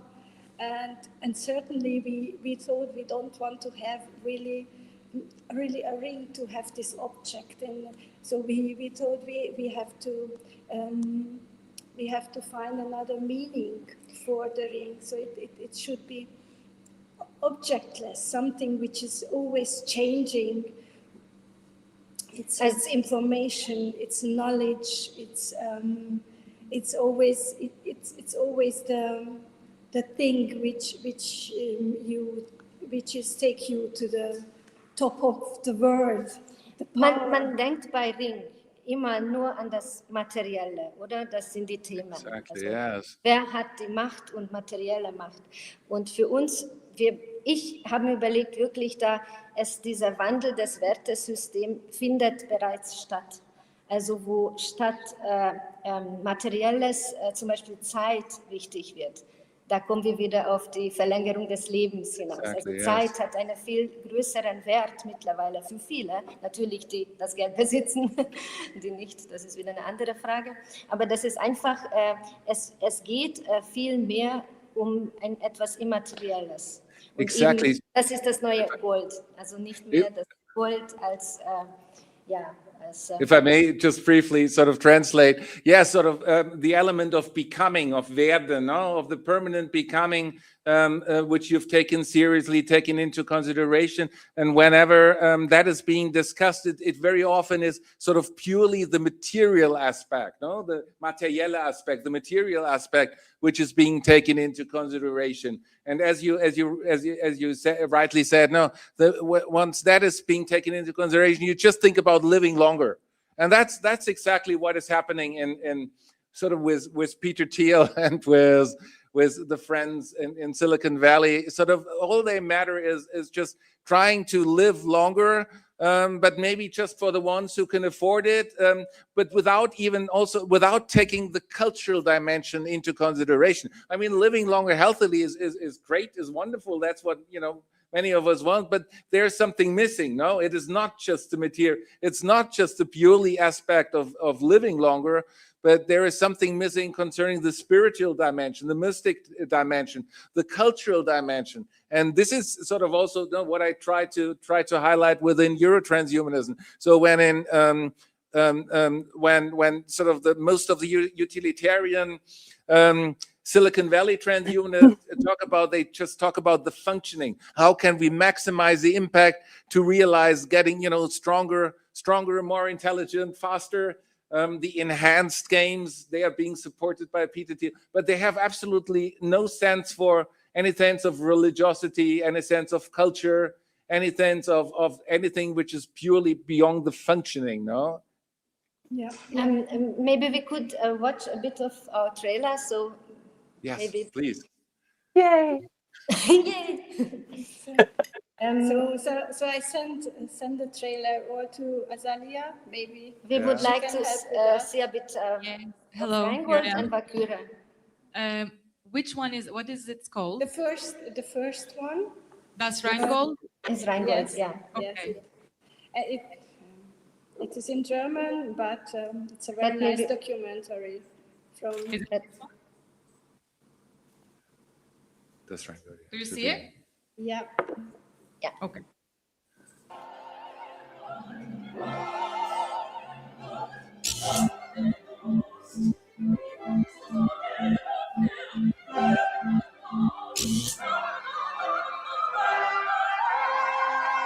Nanu, die Rheintöchter im Rheinraum statt unter Wasser. Der Nibelungenzwerg Alberich, ein einarmiger Bandit.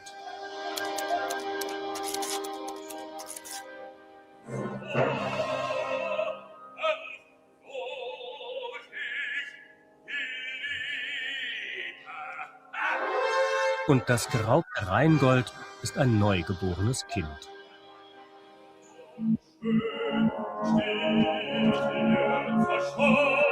Musikchef Sébastien Roland und das gesamte Ensemble entwickeln Wagner-Klang mit Gänsehaut.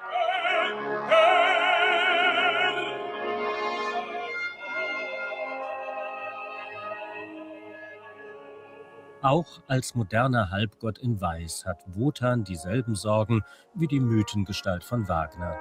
Er kann die Rechnung für die neue Burg nicht bezahlen. Denn der ausgehandelte Preis ist die Göttin Freya, zuständig für Unsterblichkeit und ewige Jugend. Natürlich wurde sie bei dem Handel nicht gefragt. Schon kommen die Erbauer der Burg, um ihren Lohn zu fordern.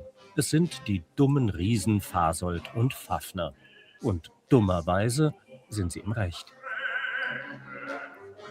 Und er ist an allem schuld.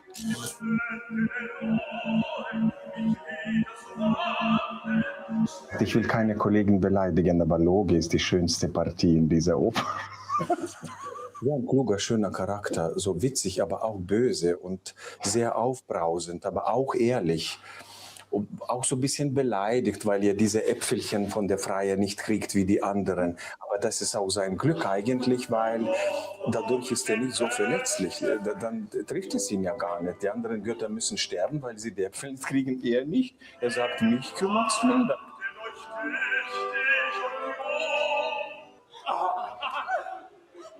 Also ich liebe diesen Charakter eigentlich und schön, dass es jetzt gekommen ist, vielleicht und nicht früher oder nicht später, weil ich das noch sehr schön singen kann.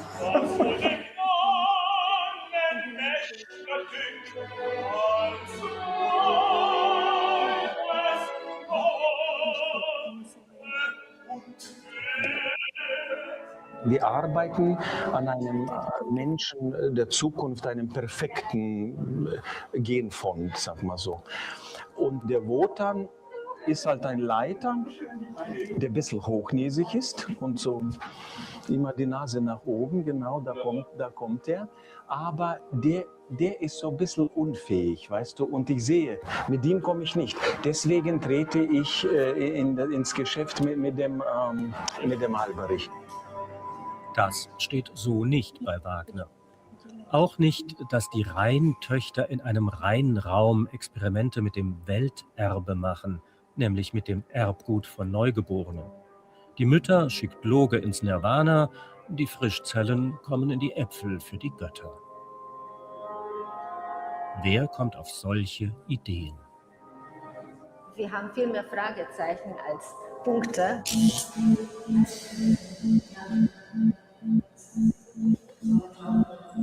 Was uns tatsächlich fasziniert hat, dass hier im Wagners Musikdrama ein Göttergeschlecht gibt, das eben die ewige Jugend für sich beansprucht. Und da fanden wir, dass das hochaktuell ist.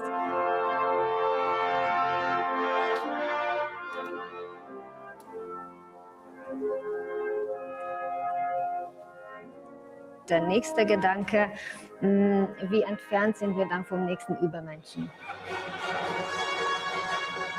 Grausige Klonexperimente in der Unterwelt der Nibelungen. Wenn das am Anfang geraubte Rheingold ein Genom ist, das höchste Macht verleiht, dann ist eine Mutantenarmee die logische Konsequenz. Und auch den Göttern ist dann nichts mehr heilig. Ich glaube, die Helden der Zukunft sind wirklich die Wissenschaftler. Und deswegen fanden wir es sehr wichtig, sie ins Fokus zu stellen.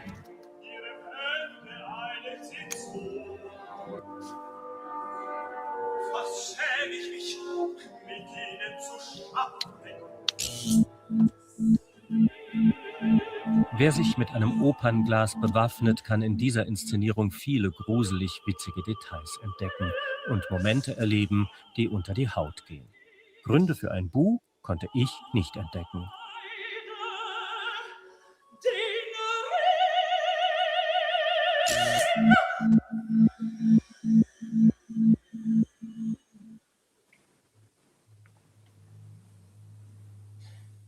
So. Also das war erstmal das Rheingold. Walder, aber also to be seen. Yeah. Yeah, wonderful. All these experiments, genetic experiments, creating the obi-human by means of gene technologies, the cloning, which has been addressed, which has been mentioned here on the stage, just to give some, some translations of the video. Yeah, I loved the, if I may, I loved the bit, the interview. Sorry, I'm Valda Wilson. I was in two of the productions from the Ring Cycle. I loved the bit that you were saying in the foyer about there is an upper class that demands eternal youth for itself. And I thought, oh, that's ringing a few bells. That's a little bit current. Very, very good. And we directly think of Brian Johnson and what's happening in this Netflix documentary, sporting permanent surveillance, trying to, maybe become younger even. And that's exactly, this obsession really with staying young and strong, which is exactly what in the end the Ring is all about. If one takes seriously the Golden Apple and Freya, no? Yeah, and for us it was really very important to work on this constellation, what the technology make with people, what is going to happen with us when we are so close with the technology. We are then maybe addicted from the technology. Yeah, like enmeshed with it. Yes, and yeah.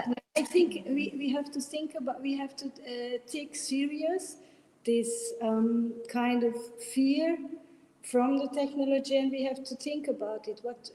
And also in Wagner, in the Ring, the big question is what is happening with love, with emotions. And we thought it's also very important. Maybe it's more strong if we make the setting really very clean. Du meinst, weil Alberich auf die Liebe verzichtet, jetzt, du redest von, also... Alberich renouncing love in order to be able to get hold of the ring. No, this is renouncing love in order to become powerful. That's such a, Yeah. widely shared human experience, which comes and out also, here. Wotan opfert ein Auge, eben dieses Wissen, das ist auch in der Mythologie so, das Wissen zu kriegen. Also Opfer müssen gebracht werden. Exactly. Wotan natürlich auf, ja. Sacrificing in order to become even more powerful. This is what we're doing. This is which is a widely shared experience, and that makes you reflect upon sort of the fundamental instincts. What is really important for us in life? Is it maybe power?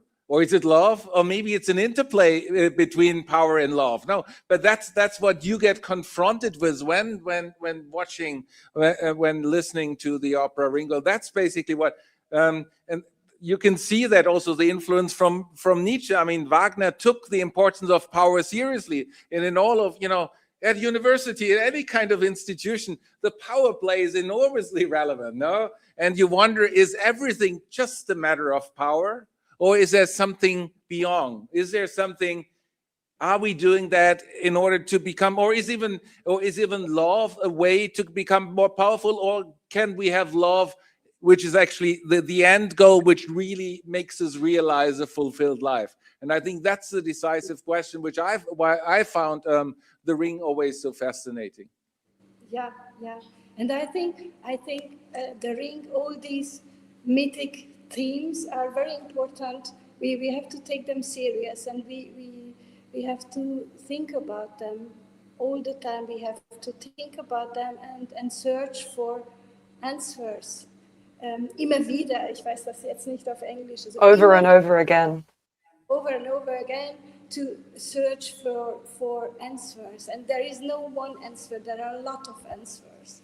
And that's why it's so nice to read these mythical stories new. So you mean it's like a meditational object? Yes, that you can watch. So we can read it, sides. we can think about it, and we have to rewrite them. We have to find new answers for us, for mankind. Wir haben auch versucht, vielleicht kannst du mir weiterhelfen, wir haben auch versucht, weil Oper als solches, damit wir jetzt ein bisschen, wir kommen so aus unserer eigenen Welt, dass wir darüber gar nicht nachdenken, das ist, was wir machen. Und oft wird Oper vorgeworfen, etwas von einer anderen Welt zu sein. Okay, so before you go on too much, because I have ADHD, so I don't concentrate for more than 3 sentences at a time. So she's just saying that in the opera we do tend to get a little bit stuck in our own little world, and we often get accused of being a little bit sort of cut off from reality. Yes, exactly. And thank you. Und wir wollten wirklich auch aufzeigen, dass Oper super, super aktuell sein kann und anhand von Oper wir über unsere Zukunft auch eben nachdenken können. Oper ist nicht nur etwas aus der Vergangenheit. Yeah, exactly. And they wanted to really show that opera is not just like a dusty artifact, that you can take these amazing melodies and forms and the art of singing itself and apply it to modern themes and modern issues. And if I may jump in, Alexandra, I made a couple of notes, and because I was just thinking, for me as a singer, I've worked in opera for about 15, 16 years now, and it's that Wagner is kind of seen as like the pinnacle for a lot of people. It's really seen as a very, very high point of our whole body of work. Not just musically, but also physically, in terms of what the human body has to manage over the course of a long show with a very large orchestra, a lot of text for some characters. So it was interesting for me to have this kind of superhuman part of our repertoire as opera singers, and then apply it to these ideas that you're talking about in your regie, in your staging, which was all about kind of stepping towards something that's superhuman. And I was also thinking of the idea of, because we often say, oh, it has such potential, it's got such potential, as though that's always a good thing. It's not. It's a potential for change, and the knowledge can, like it's come from like Genesis, right? With Eve and the apple, and I love that you have whereas like legends used to, they would have like a sort of metaphysical concept and reduce it into some sort of physical form like an apple, and you've taken like the ring or the gold in the Rhine, something physical, and extrapolated it into a much larger concept of knowledge and of scientific or medical capabilities. I think that's a really cool, it's like we've kind of zoomed in and then in order to zoom back out again. Thank you. Yeah. Exactly. You're very welcome.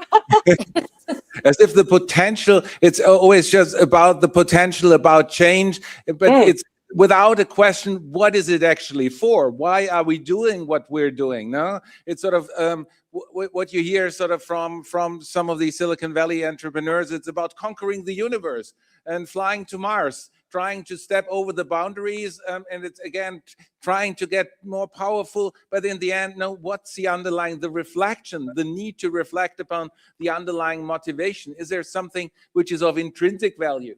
And this is where the issue of love then comes in, which I think is a central question when about reflecting about the interplay between power and love. No. Yeah. And this love is actually in the Valkyrie where we had also Walda. She was amazing. No, we will see her for real. There is also a very important scene with Wotan and his daughters, his 9 daughters, the Valkyrie. It's too many. Very, very interesting scene. Actually, vielleicht kannst du weiter erzählen. Wir hatten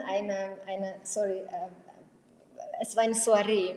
An dem Tag wurde das erste Mal von Neuralink dieser Chip tatsächlich erfolgreich eingesetzt. Das war genau der Tag, wo wir in unserem Soiree erzählt haben, dass die 9 Valkyren genau quasi durch den I can't translate that. Sorry, no. The day when please, Stefan.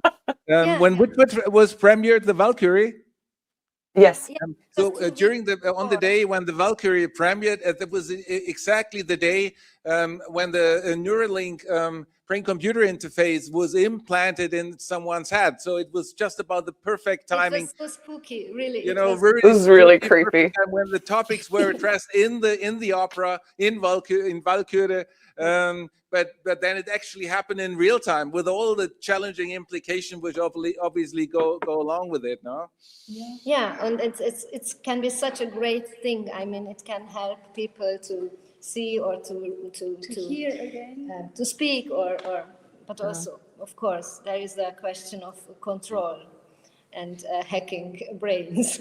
So it's really, yeah. So the challenging issues concerning hacking the brain, someone else maybe having access, maybe Elon Musk, owning parts of the memories which you store on Neuralink of the device being implanted. But on the other hand, there's also a lot of potential for Parkinson patients. No, the potential. Or not only potential, it's actually working for Parkinson patients. So the benefits are also enormous, but to finding the right kind of balance, that seems to be the decisive question, no? So it's about the tool. What are we going to do with the tool? So what are we going to do with the ring, with this power? So we can heal people, or we can heal the whole world, or we can destroy the whole world with this ring. What we made. I mean, so vielleicht können wir, maybe we can see the Valkyrie trailer now, because it's yeah. So it would be nice to see the second one, where we can see also Walter Wilson in action. In killing action.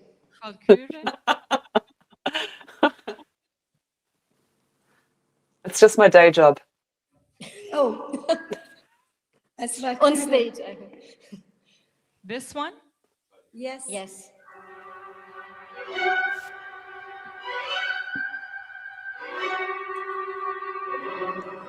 So those are the expectations.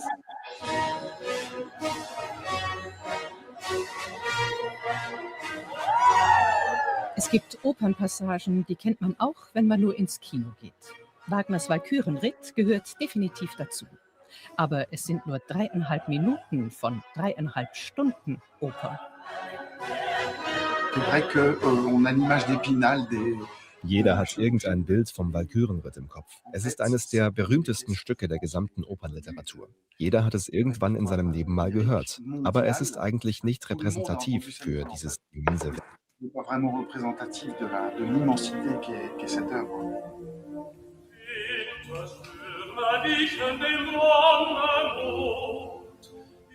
Wagners wohl wunderbarstes Werk.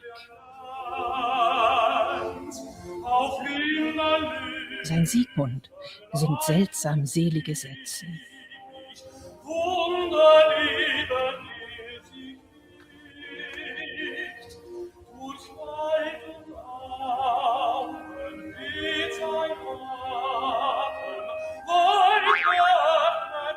Doch müsste der blonde Held nicht tief im Wald in der einsamen Hütte seines Todfeindes Hunding stehen, in dessen Wohnzimmer eine Esche aus dem Boden wächst, mit einem Schwert im Stamm und Siegmunds Zwillingsschwester Sieglinde zu ihren Wurzeln. Hier aber treffen sich die Zwillinge im Labor ihres Vaters Wotan wieder und der Wonnemond ist nur ein schöner Traum.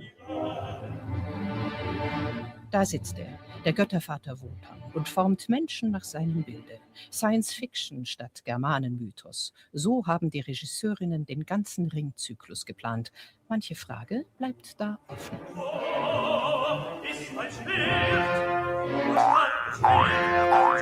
Kein Schwert, keine Esche, kein Wald, keine Welt. Nur das Labor. Der Held als ferngesteuerter Zombie. Versteht man das, wenn man die Oper noch nie gesehen hat? Dürfen die das überhaupt? Ich hoffe, dass wir eine Art innere Logik haben, die auch dann funktioniert, wenn man die Story nicht kennt. Also Ich glaube, unsere Herangehensweise basiert auch, also wie wir mit der Materie umgehen, ist das auch ähnlich wie damals Wagner mit diesen mythologischen Texten unterschiedlicher Ursprung umgegangen ist. Also wir machen nichts anderes als er eigentlich. Also ich kriege einen Stoff und ich interpretiere das, ich erzähle das neu.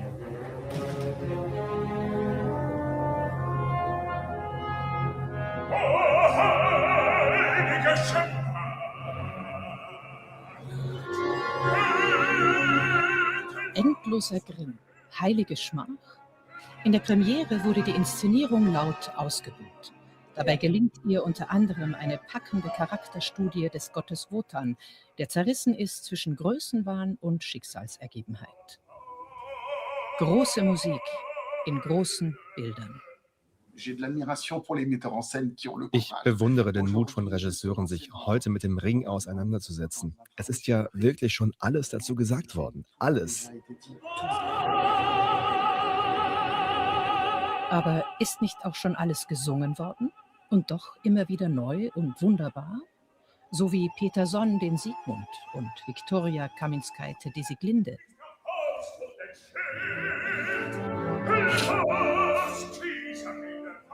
Oder Thomas Johannes Mayer den wütenden Wotan.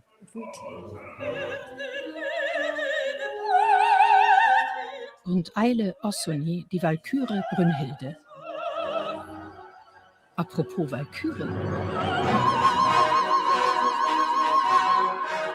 Die vielleicht berühmteste Opernstelle der Welt ist hier als herrliches Gemetzel inszeniert. Und die Walküren sind als das dargestellt, was sie in Wagners Oper auch sein sollen. Wotans wilde Kampftruppe, die ihm tote Helden nach Walhall liefern soll. Von wegen nichts los im Saarbrücker Walkürenlabor.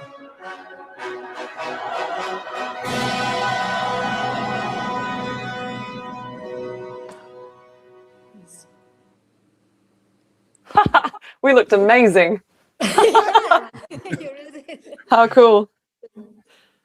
Yeah, people were waiting for the sword, but the sword was missing from the engineering. Instead, there was a laboratory. So that the sword, which is usually being identified with something with powerful, with domination, and now that's getting reinterpreted as a laboratory. And the directors, they highlight, no, look what we're doing.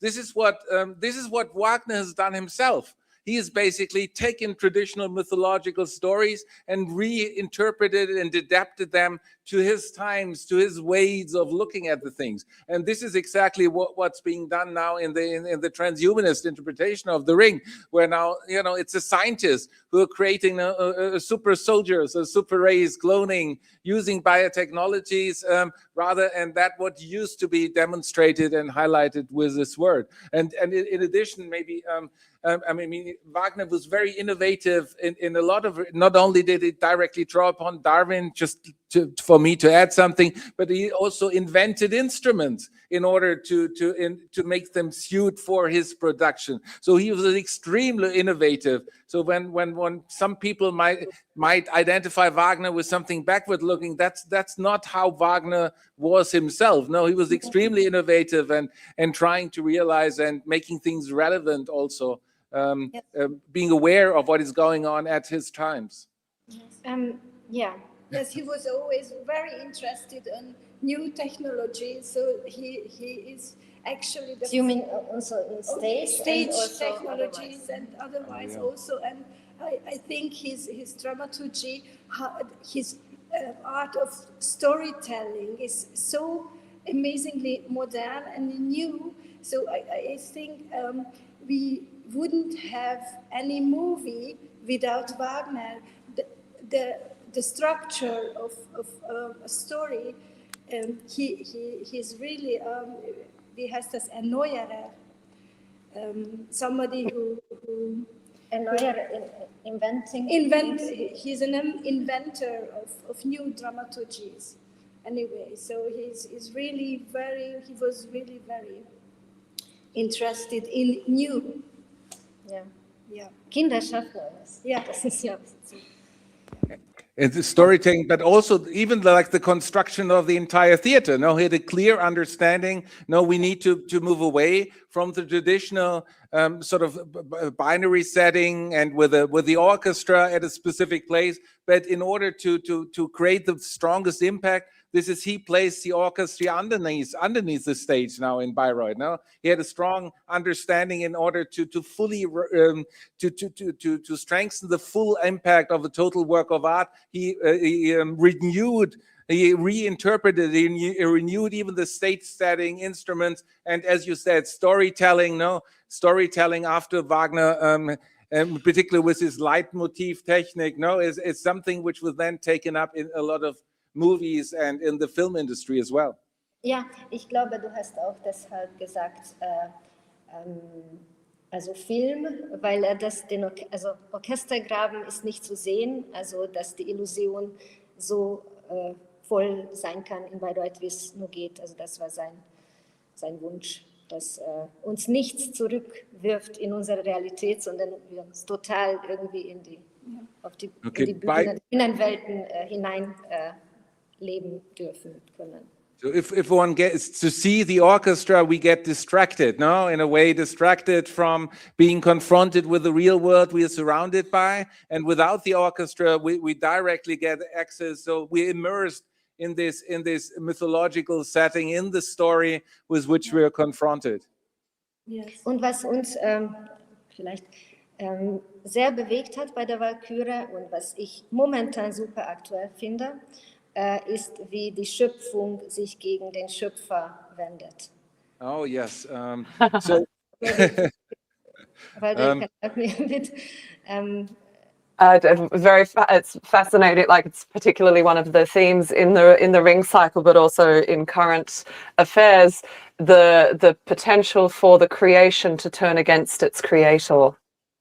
Ja, so also es war direkt die Szene, die du auch angesprochen hast. It was the scene you were talking about. Yeah. Where Wotan was really suddenly very scared. Because Brunhilde shows her power, and she say no to the father. The first time that das sind so sehr aktuelle Sachen gerade. Also ich denke, wenn ja, deshalb, wenn man, soweit ich weiß, also ich habe ein bisschen reingelesen, also you try to control also those AIs, but like das ist auch jetzt ein Thema für uns, ein Käfig, wo es sich entwickelt. Quasi also eine kontrollierte Umgebung, die Entwicklung soll in einer kontrollierten Umgebung stattfinden und ja, darüber haben wir uns auch Gedanken gemacht. Sort of the creation turning against the creator, and that is something which, as a topic, is currently highlighted, in particular in the AI debate, no? And that sort of the innovation should take place in some kind of safer setting in order to make sure that this is not happening, at least to being a bit more cautious about when innovation takes place. But yeah, we already heard in the talk by Matthias, no, AI becoming autonomous, more and more autonomous, with a feedback loop which he was using, sort of that suddenly, you know, we can realize some side of artificial intentionality, and sort of within, which is what Matthias was talking about, and that could lead in the end, sort of maybe the AI will turn against humanity eventually, and in a way. Areas. Like, yeah. Yeah. Yeah. And we don't, we have to. Und wir haben auch dort das Thema des Brain Uploading angesprochen bei Erda. Erda, das Urwissen und wie sie von Wotan missbraucht wird und nur noch wegen ihres Wissens am Leben erhalten wird. Fanden wir das Bild dafür. Da war Erda nicht mehr auf der Bühne, sondern sozusagen ein Gehirn. Und die Darstellerin war in ihrem eigenen Bewusstsein, also in ihrem eigenen Kopf. Yeah. also how Erde was presented as part of the production. It was part of an uploaded mind. It was no longer part on the stage, but it was sort of removed from sort of the material existence. And this is sort of obviously raises the question concerning the potential of future evolutionary developments concerning humanity. Is that possible for us now to upload our personality? And here in the interplay between, how did you stress this, between Wotan and Erde, at least the issue concerning possibility of mind uploading gets addressed or gets highlighted in the way Erde is presented as an uploaded mind, no? Yes, and she's sort of held captive for her knowledge. Yes, thank you. Yeah. Yeah. And then I find it interesting because Erde, for me, if you go back to the traditional sort of version, it's kind of like Mother Earth and like essential basic instinct and knowledge, like really like deep inside yourself. And I find it fascinating, the idea of trying to distill that and optimize that into something, whereas I think a lot of our power lies in our unpredictability, and that's where I find the whole discussion really fascinating. Yeah. And that yeah, sorry.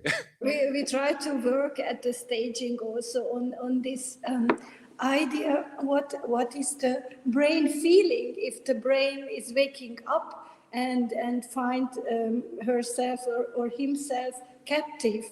So this kind of very strange situation, if you realize you have no body, you have just a brain. This Putnam brains in a, also die Gehirne im Tank. Yeah. Like a brain in a jar. Yeah, a thought experiment. Yeah. But maybe it is how we are now. We just don't know. Yes, it can be. We are not here anyway. And that's one of the worries which is raised concerning transhumanism, as if there was the want or the longing sort of to keep everything under control. There leave no, to control even the most minute elements of our lives, permanent tracking of the entire body, tracking, permanent total surveillance system of all the rest. And that's a fear, at least, which is often being associated with transhumanism. But of course, I mean, I think in a realistic way, life is so chaotic, and if we get a little bit more control, I think is a good thing. Sort of in order to, if we find out about someone having cancer, and then we have a good way of treating the cancer, that's a very helpful way of controlling. But sort of the idea of trying to control all different elements of life, well, that would be an absolute nightmare, no? Yeah, definitely. Yeah, that's it. Yeah. Did you have this third, another video was? Yes, we have the third one, and this is Siegfried. There we are showing this, superhuman or Superheld und Mime als Teacher or Wärter, also guard of him. Yeah. Okay. Okay.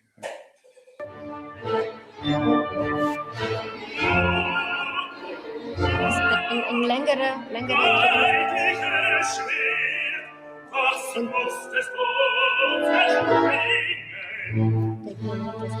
Es gehört zu Wagners Greatest Hits, das Schmiedelied, zu dem Siegfried sein magisches Schwert Notum schmiedet. Prüfungsstoff für jeden Heldentenor. Nur, wo ist hier der Amboss, der Hammer, das Schwert?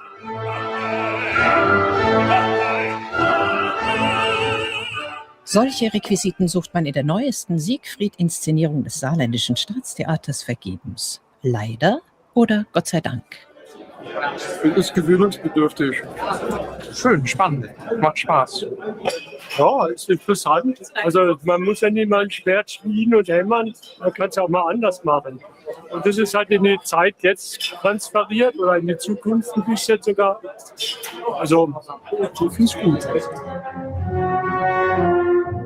Gentechnik statt Schmiedekunst, Monitor statt Amboss. Auch vor Richard Wagners Götterwelt hat der Strukturwandel offenbar nicht Halt gemacht.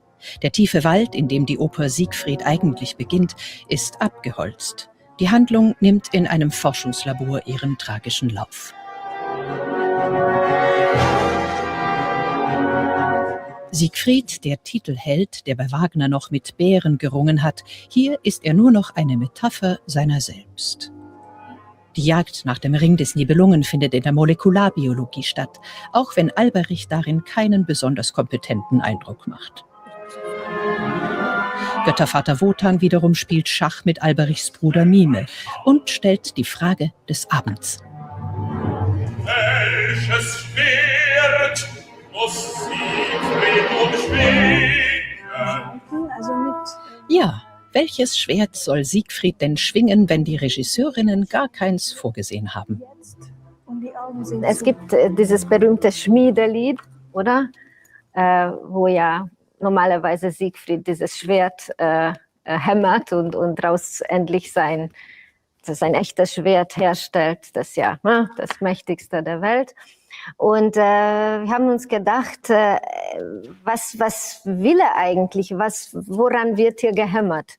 Also seine Identität ist seine größte Frage. Also was er ja nie erfahren darf, wer bin ich denn? Und wir haben gedacht, er erfährt seine eigene Vergangenheit. Also wir zeigen Bilder, seine Entstehungsgeschichte, wir zeigen auch seine Geburt.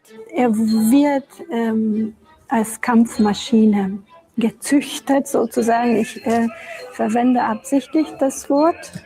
Also sozusagen er selbst wird geschmiedet als Schwert. Und wie dieses Schwert in der Geschichte ja auch ist, dieses Stahl muss ja leiden.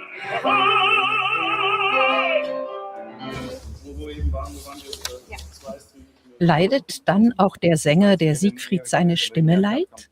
Tilman Unger macht nicht diesen Eindruck. In jeder Probe singt er, was ungewöhnlich ist, voll aus. Das Schmiedelied singt er auch 5-mal hintereinander. Wie viel Kraft braucht man für diese Rolle? Kraft ist ein schwieriges Wort in dem Zusammenhang. Ich bezeichne das gerne als Körperenergie.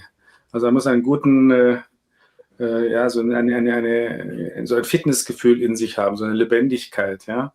Und natürlich hat man auch eine gewisse Kondition, das ist ganz klar, muss man haben, auch diese ganze Körperlichkeit, rauf, runter, knien, wieder hoch und also klettern, alles Mögliche. Und die vielen Proben verlangen schon einiges an Kraft, in Anführungszeichen. Man merkt es auch dann, wenn man nach Hause kommt, dass man mein Umfeld wie ein Sack, also wirklich aufs Bett und dann schläft man mal eine Stunde, das ist einfach außer Betrieb, wenn man so eine 3-stündige Bühnenprobe hinter sich hat. Ne? Lasst mich schlafen.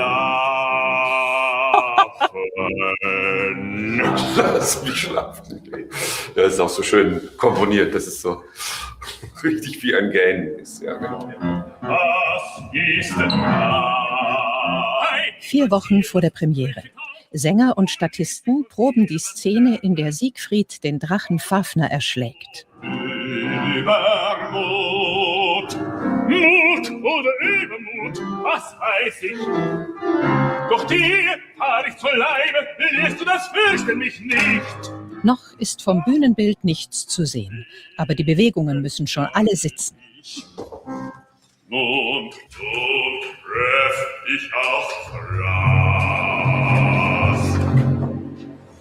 Die Statisterie stellt eine unerschöpfliche Masse von geklonten Wesen dar. Das ist der Schatz, den Fafner hütet und frisst. Bis Siegfried dem Drachen das Herz aus dem Leibe reißt.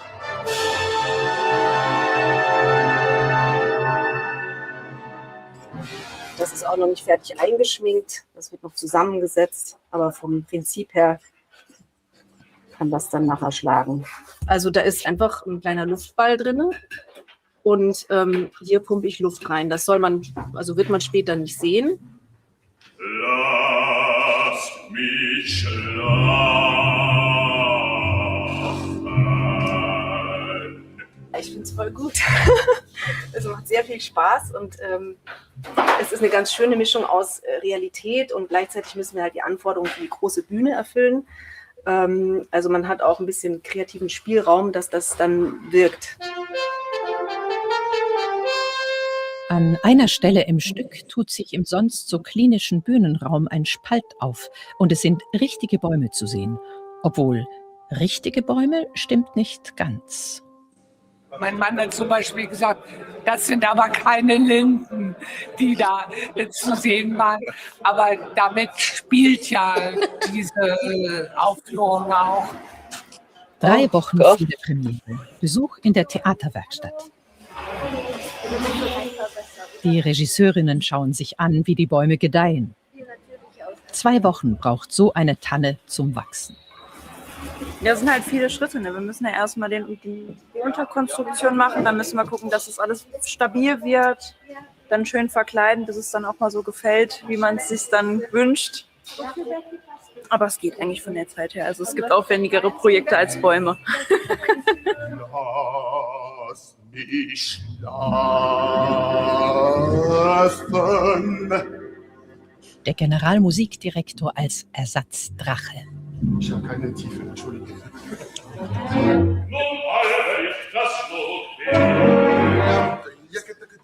Rund 4,5 Stunden lang ist die Partitur von Siegfried. Yes, super, super. Im Orchestergraben etwa 80 Instrumente.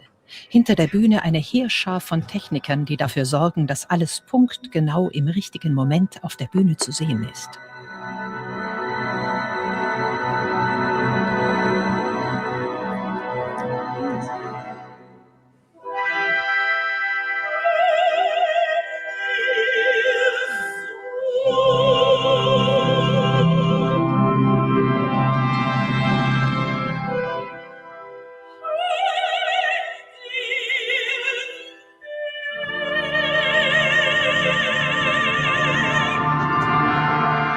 Jede noch so kleine Geste, jede Bewegung der Bühne, jedes Bild auf den Videoschirmen ist genau vorher geplant und mit der Musik synchronisiert. Wochenlang wurde das geprobt. Der Bariton Werner van Mechelen verkörpert Alberich, den Nibelungenzwerg, nach dem die Opernserie benannt ist. Die Rolle hatte er schon vor 2 Jahren im Rheingold gesungen. Bei Wagner hat er Zauberkräfte, hier ist er ein durchgeknallter Wissenschaftler. Die letzte Zeit werden sehr viele moderne Inszenierungen gemacht und ich bin eigentlich dafür. Ich finde das nicht schlecht, solange für mich persönlich es noch das Stück bringt, der Inhalt des Stückes bringt. Ich finde es auch wichtig, diese Leichtigkeit zu versuchen oder eine Leichtigkeit oder das ein bisschen schräg ist. Ein bisschen schräg ist Paul McNamara's Nibelungenzwerg Mime auf jeden Fall. Und zugleich großartig gesungen. Das macht wirklich Spaß, weil auch man kommt zu Musik, ein Stück, die man kennt, und dann schaut es neu an. Und ja, ich glaube, das ist auch die Aufgabe. Das Saarbrücker Premierenpublikum war jedenfalls begeistert. Erstmals im Ringprojekt des Staatstheaters gab es nur Bravo-Rufe für alle Beteiligten. Also wir sind ja auch Naturwissenschaftler und deswegen hat es natürlich der Code sehr gut gefallen, der vorkam. Also im Allgemeinen, dass eben der Handlung nochmal eine neue Bedeutung gegeben wird, die ich auch wesentlich sinnvoller finde als im ursprünglichen Werk.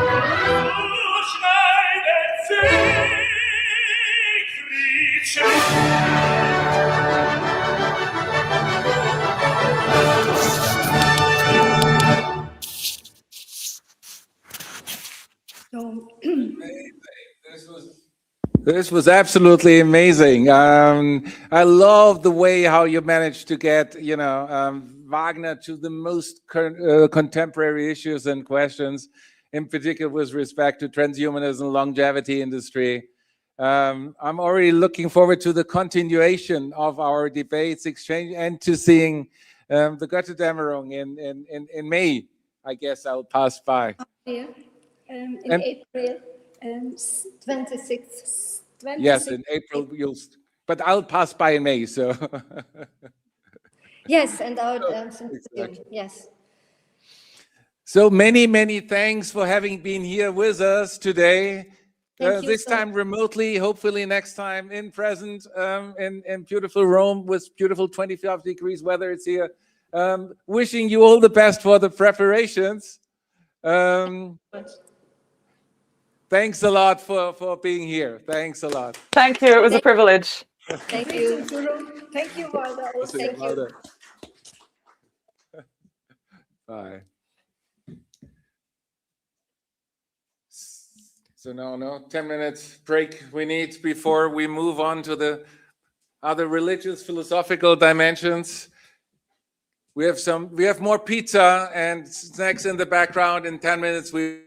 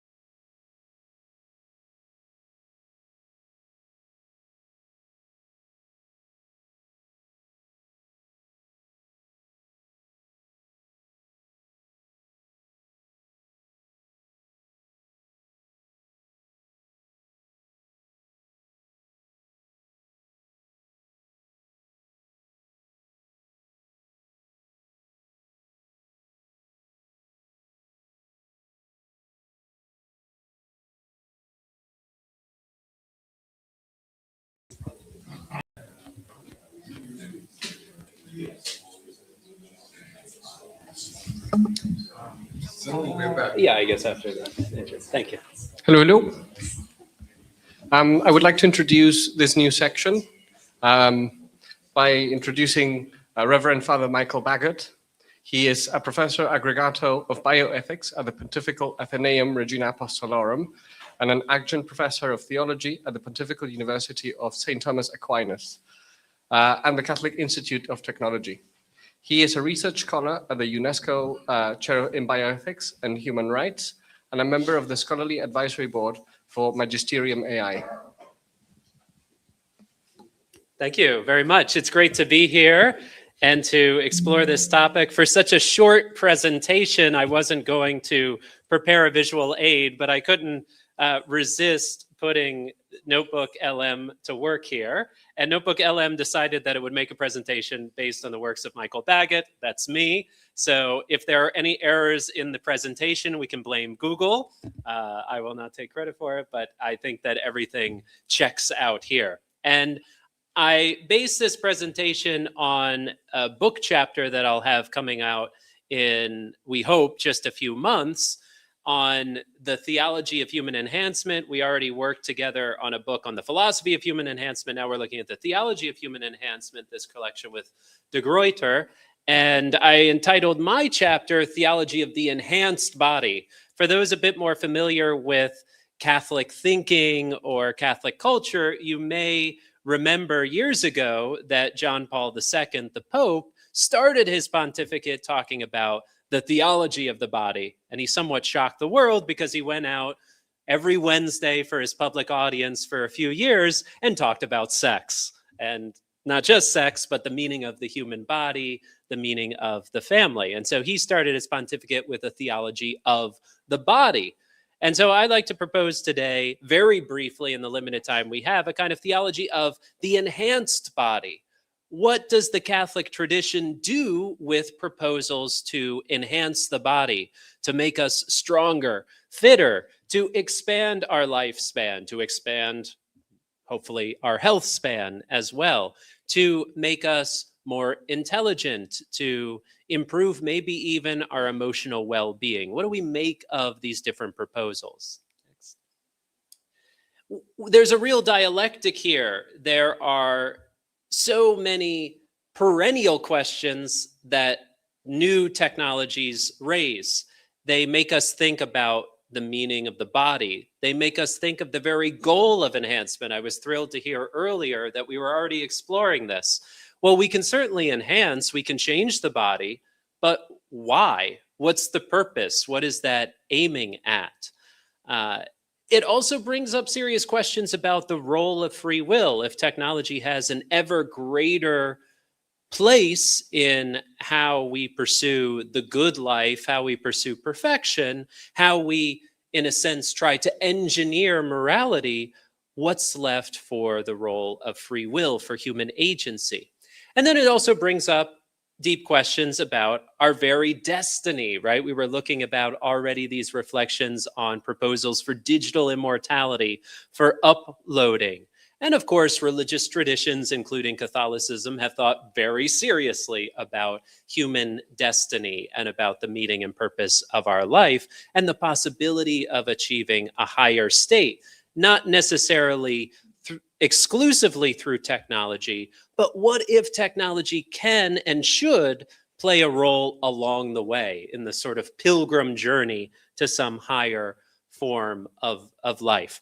When I make reference in the presentation here to secular transhumanism, just so we understand each other, we can think more precisely in terms of what we've referred to as classical transhumanism, the sort of Anglo-American inheritance that we're dealing with. So, of course, we know there are many different proposals for transhumanism. Certainly, there's the EuroTranshumanist movement. There are all sorts of Christian transhumanist movements out there as well. And I've had some dialogue as well with schools of Mormon transhumanism. And that's fascinating, but given the limited amount of time, we'll move along to the next slide. So there are very particular concrete proposals here to think in terms of moral enhancement, which, as you could imagine, a religious tradition would be quite interested in, right? So not only making us smarter, not only giving us a more emotionally pleasant experience, but what if we could better assess and judge very difficult moral issues? And then what if we actually had more motivation and commitment to living out those moral principles? Well, that would be great. And that in many ways is the push toward moral enhancement. So we could think in terms of transcranial transcranial magnetic stimulation. We can think about here deep brain stimulation. We think about brain-computer interfaces like Neuralink. And then there's also the pharmaceutical pathway and the psychedelic pathway. One of my doctoral students and teaching assistants here, Anna Maria, is writing her doctorate, finishing her doctorate very soon, on proposals for implementing psychedelics in view of moral enhancement. So she would have a lot more to say about this in the break and later on today.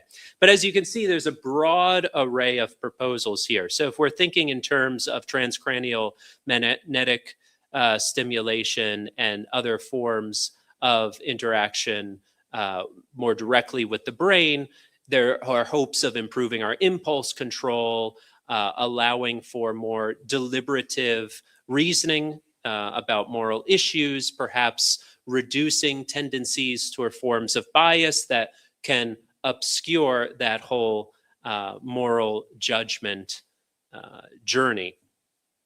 And then when we get to these more, say, pharmaceutical approaches, there are hopes of ego dissolution, reduced self-centeredness, greater cognitive flexibility, again, with the hope that this will enable better moral judgments, and in particular, a better sort of collaborative approach to serious moral issues, because some of the most pressing concerns that we have today, whether this be climate change issues or properly aligning AI systems, are issues that affect all of humanity across the globe and not just a small group.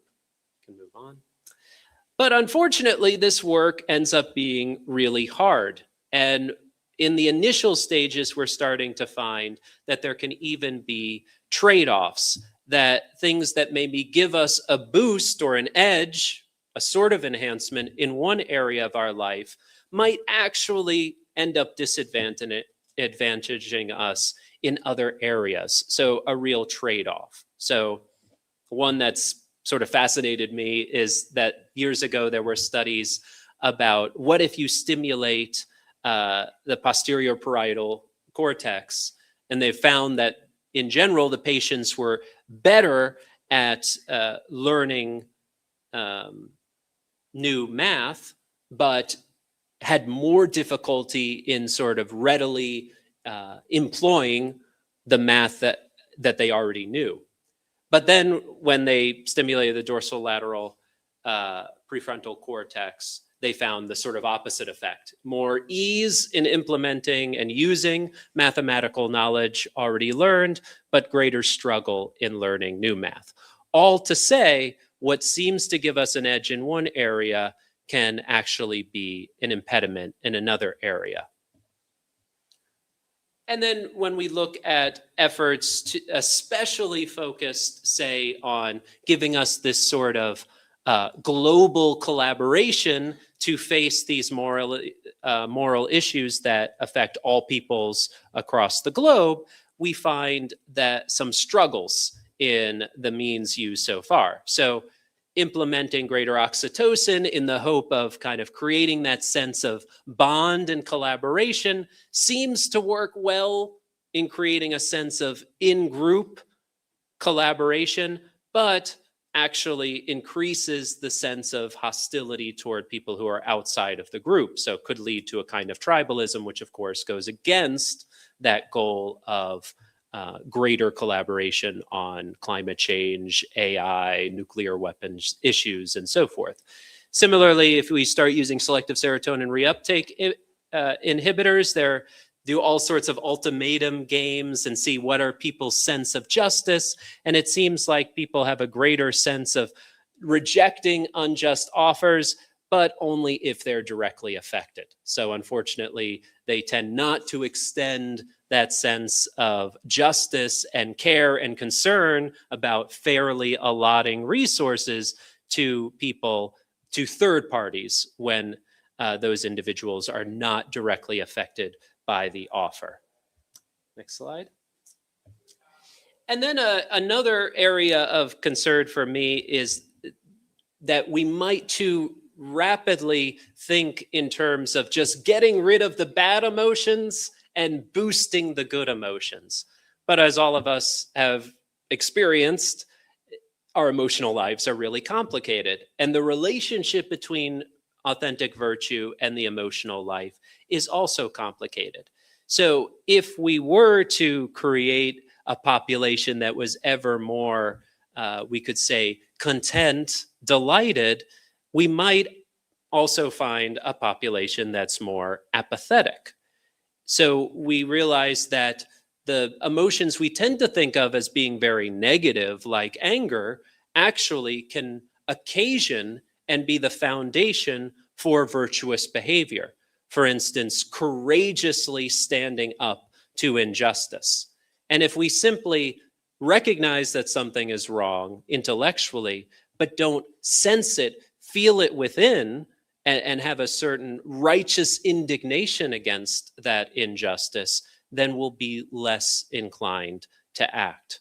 So these apparently negative emotions shouldn't be simply removed, but we actually need to learn how to channel them and direct them to properly form virtue that can allow us, for instance, in this case, to correct injustice and build a more just, fair society.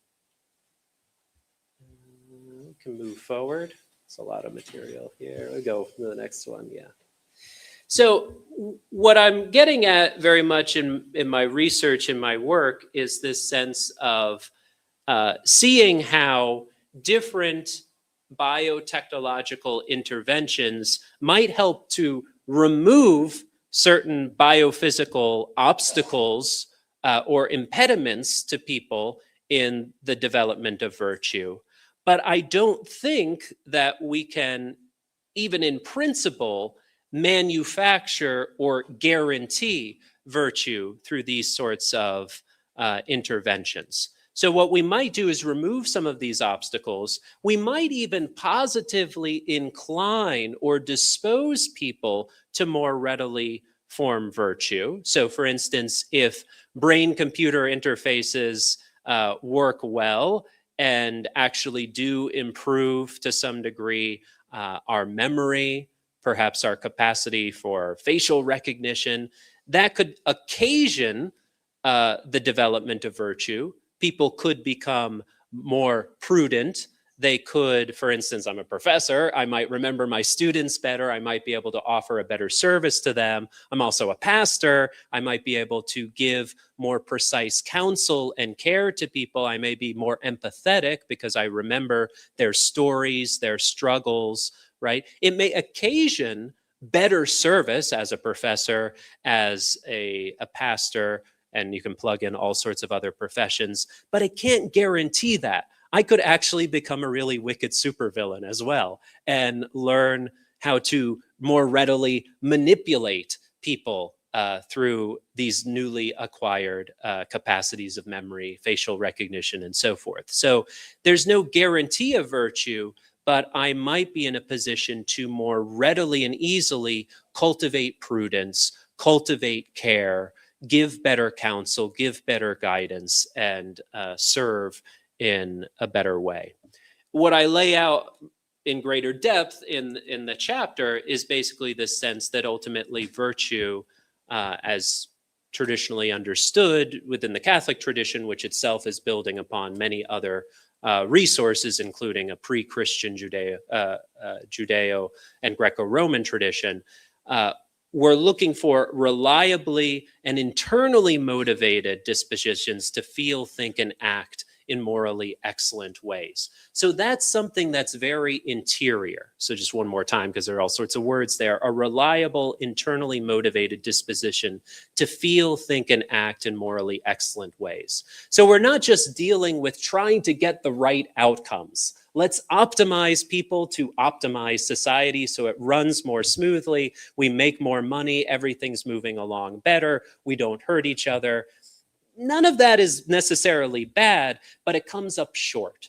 What I'm proposing, and what I think the whole tradition is looking at, is not simply the right outcomes, the right external behavior, putting everything in order so that it moves more efficiently and smoothly, but rather a transformation from within. The virtuous person, according to our tradition, is not simply the person who knows what ought to be done, not even simply the person who does the right thing, the do-gooder, the person who behaves, but rather the person who actually wants the good, desires the good, whose very emotions are aligned, are attuned. You have a sort of taste for it. I often give the example of how, too frequently Americans, when they come over to Rome for the first time and they realize, oh, we can legally drink, just rush off and buy really cheap alcohol and get smashed. And I say, no, before you do that, cultivate your palate. Come and taste a good wine. Sip a Negroni on a rooftop. And once you train your palate, I don't need to come in with a set of rules to tell you how not to behave. I don't have to come up with an elaborate rule book to forbid activities. No, you will actually be aligned and you have the right taste, and you'll be disgusted by the alternative. So what we see in the virtuous person is someone who doesn't just resist evil because they calculate, oh, that is incorrect, and I need to force myself by an act of the will to do otherwise. No, they have a certain taste, a delight for the good. So that's something I don't think can be biotechnologically manufactured or guaranteed. We can remove some of the obstacles, help people to be more positively inclined to that, but we can't guarantee it. The time's gone by all too quickly, so I'll just skip ahead to the end.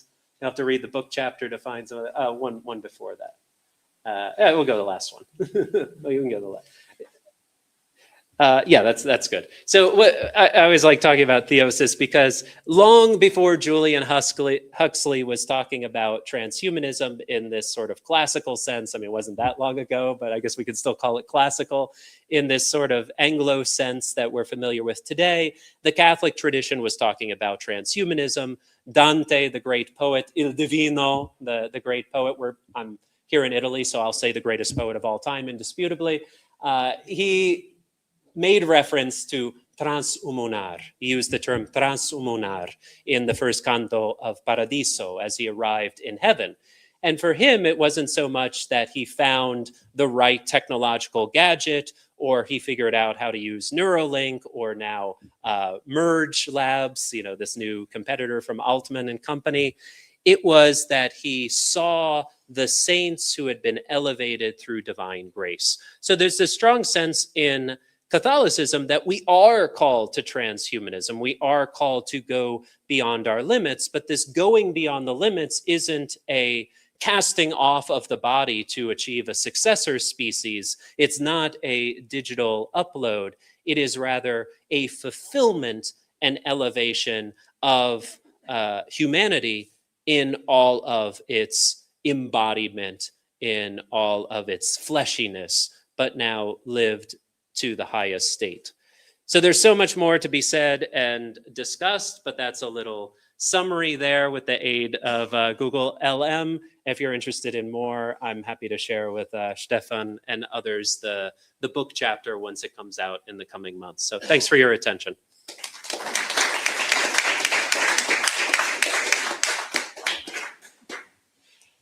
Maybe a brief question. Yes. I was quite intrigued that on the 15th of December, 2025, Pope Leo, for the first time, sort of made a statement concerning transhumanism, no? On the transhuman condition where it rests, and he clearly rejected sort of the immortality claim, which are absurd anyway. But he also addressed, and I was surprised that he was more hesitant. So it's also concerning the longevity claims, or the sort of that industry that's trying to promote longevity, which you also associated with transhumanism. But in a way, in the Bible, there are many 20-year-olds. There's Methuselah, you know. So isn't that, maybe you could contextualize this a little bit, or say something? That's great. Yeah, I was also thrilled when the Pope started to talk about transhumanism. I was also thrilled because this International Theological Commission of the Vatican recently put out a document that more extensively addressed trans and post-humanist goals and aspirations. So there's certainly a lot of people in the Vatican, in the church, that are thinking about these issues. As far as the longevity question, the Vatican has actually been putting on several activities, conferences, events, looking at longevity, looking at thinkers that are actually doing scientifically grounded research on how to extend the life and health span. So I don't think that there's anything in the Catholic tradition that would be hostile to extending the health span of the human person another 5 years, another 10 years, another 15 years. I mean, in fact, we've spent a lot of time and energy in healthcare, and a lot of healthcare, of course, is looking at trying to improve the person's bodily existence and even extending that as far as possible. So I would say the tradition is very supportive of that. And then the philosophical, theological reflection kicks in almost immediately. But what do you do with that? What do you do with that extra 2, 5, 10, 15 years? We can squander it on doom scrolling or on much worse things, or we can actually try to grow in virtue and build up communities and pursue wonderful things artistically and spiritually. So I think very much the role of the church today is not only to reflect more deeply on the meaning of work in an age of AI, but on the meaning of leisure. Like, we have a lot of meaning of work conferences. I want to put on the meaning of leisure conference. Maybe we can do it together, because we really have to think like, okay, what do we do with all this extra time? And if the wonderful tools of medicine have given us greater health, and I was just reading the University of Oxford doing these great studies using AI systems to detect humanly imperceptible changes in the texture of the heart as a bit of fat begins to accumulate, to anticipate diagnosis of heart conditions, sometimes roughly 5 years in advance. That's going to really improve people's health and lifespan. And so we want to help them figure out what to do with all that extra time. Absolutely. We have one brief question, because we need to watch out the time. Yeah. This I cannot resist recalling that even the Greeks thought in this direction, how to enhance the human all the way to immortality. There was a thinker, his name is Euthyphros,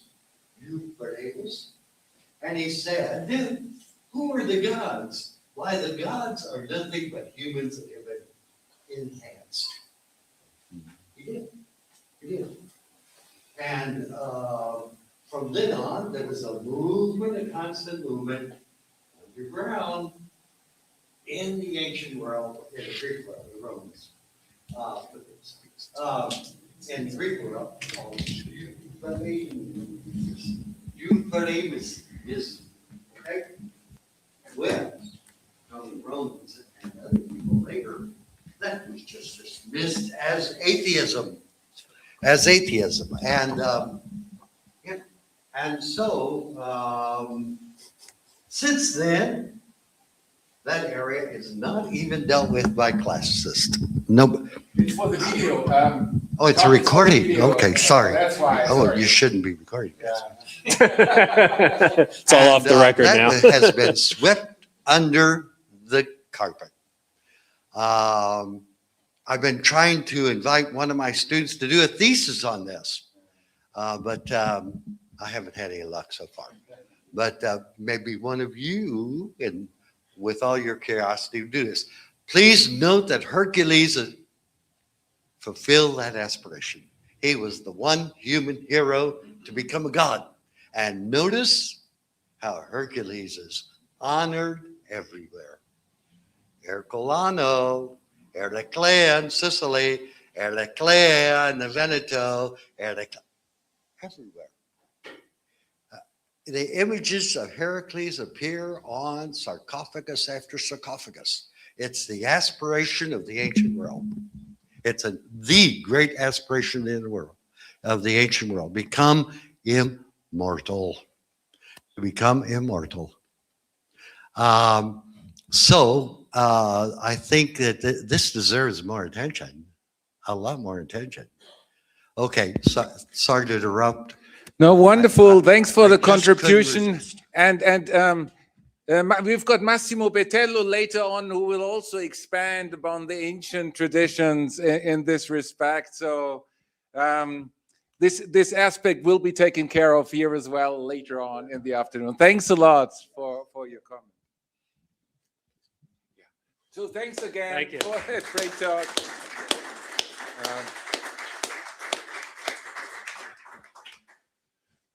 Our next speaker is Dr. Hureyre Khan, who is a scholar of Islamic theology, philosophy, and ethics, specializing in the intersection of religion, science, and emerging technologies. He earned his PhD at Goethe University in Frankfurt. Since 2023, he has been investigating the ethical and epistemological dimensions of post-humanism and transhumanism through the lens of Islamic theology at the University of Innsbruck.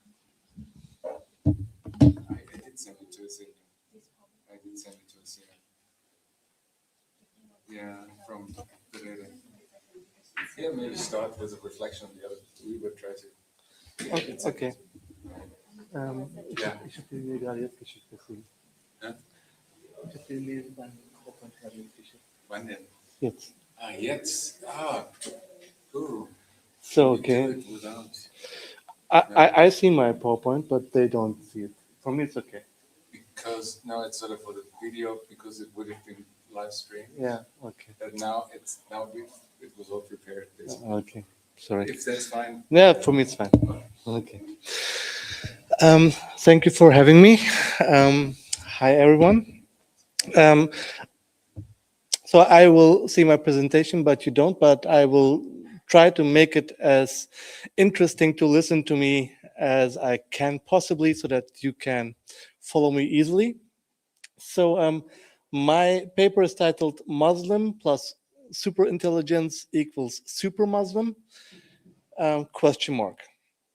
So my core thesis is that Islam needs neither to baptize transhumanism nor to reject it out of reflex.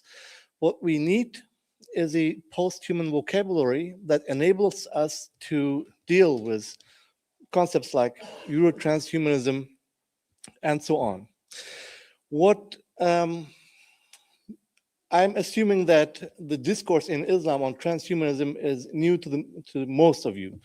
So let me give you just a brief overview on what the discussion is. Basically, the discussion on transhumanism as a philosophical concept is very young within Islamic scholarship.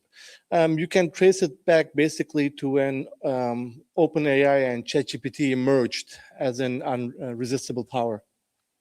Before that, there were papers, but you could count them with your fingers, and nobody really cared about them. But now it is a emerging topic, and it occupies most of my research focus now. But when we look at the research that is published by Muslim scholars, you can basically see one main direction, and this direction is to reject post-humanist, transhumanist talking points, because they are equated with, in one paper especially, it is equated with Satanism, not explicitly, but indirectly, more or less. And now they are supported also with fears like Palantir taking over AI systems to wreak havoc on Muslim societies. So transhumanism is basically brought in connection with companies like Palantir and the war on the Muslim world. So there is not very, the Muslims are not very euphoric on embracing transhumanist pursuits. It would be premature to say, okay, these are just religious backward thinking.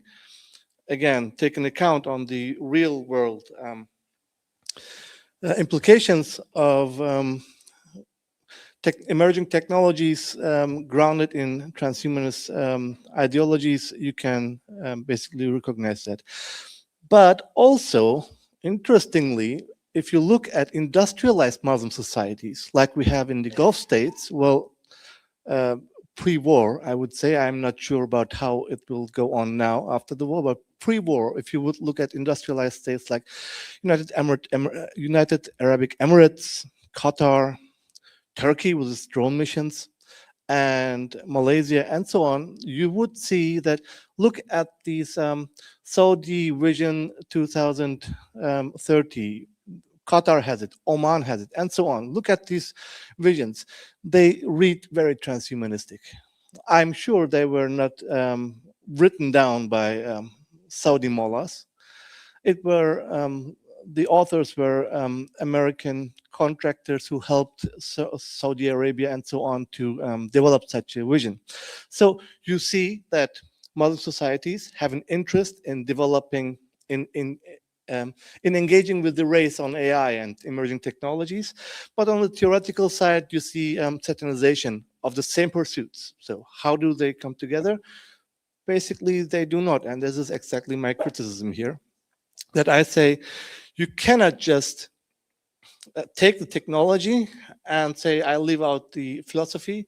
What you're implicitly doing is you're taking the philosophy already, so better reflect on it and better try to develop in a way that fits your sets of values better than what you're doing now. Is just copy paste without thinking on it. You're not better than ChatGPT, really. What we see is that we have just one monography on trying to deal with transhumanism as a philosophical concept and filtering it through the Islamic thought system. And this is written by Roy Jackson. Roy Jackson is a British scholar. His book is titled, this is basically his book title, Muslim and Super Muslim, The Quest for the Perfect Being and Beyond. So he was the first to term the phrase super Muslim. At the end of his book, he presents us a charter for transhumanism, transhumanist mosque or transhumanist association, like we have in the Mormon mosque and so on.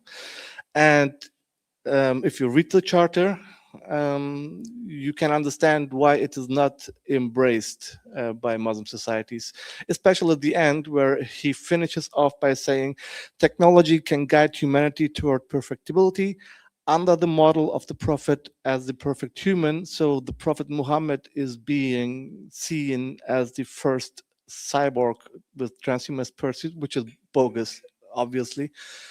And so it was not received very well. We have two papers as of now.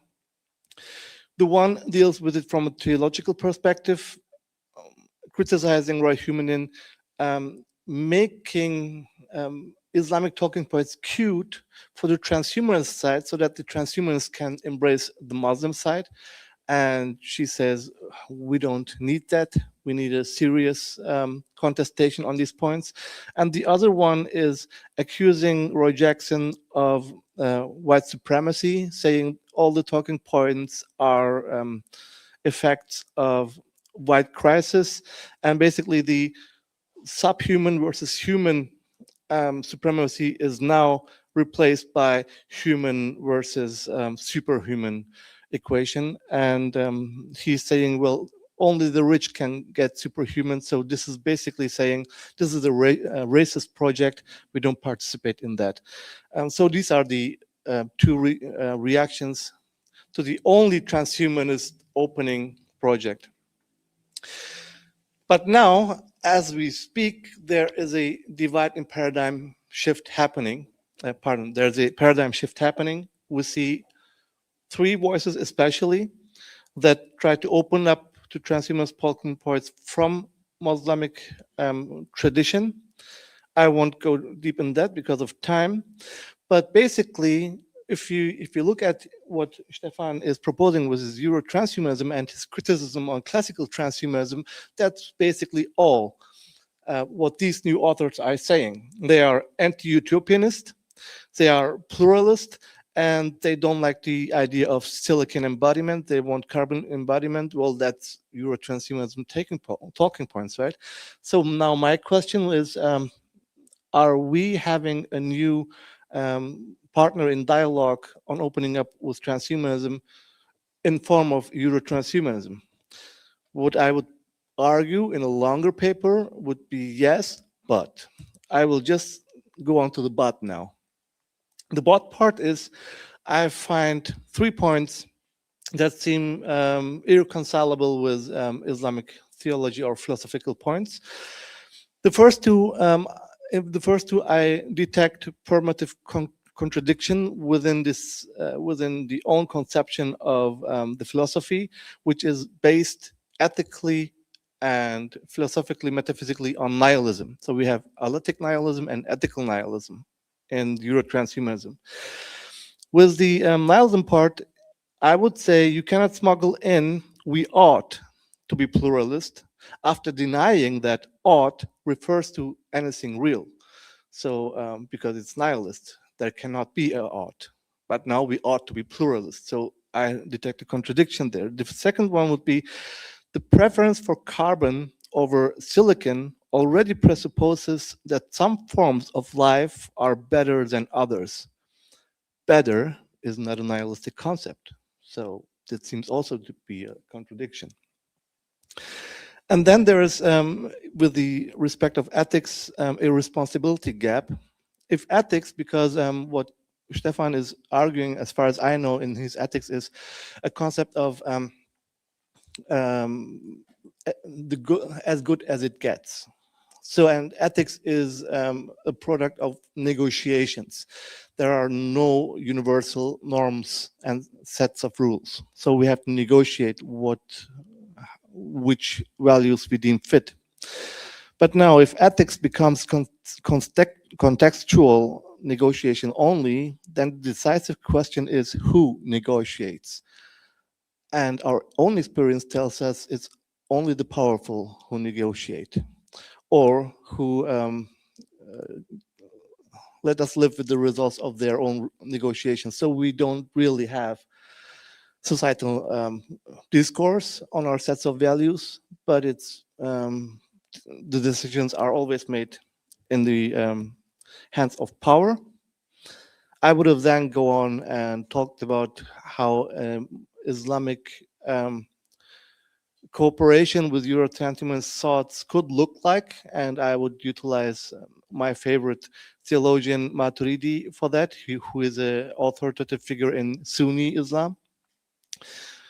Basically, what he is saying is he is not denying nihilism, but we have a quasi-nihilism in that he says there are no values in the world out there. Everything is neutral, and everything gets good or bad contextually. The best example he gives is fire.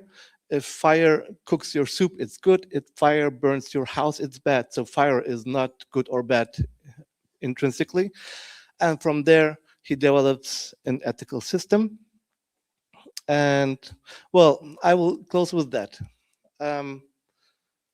The discourse between Islam and transhumanism is just now starting. And I'm detecting that we have three main tenets to discuss, or discourse points to discuss. The first regarding epistemology, the relationship between reason and emotionality. The second is ethics.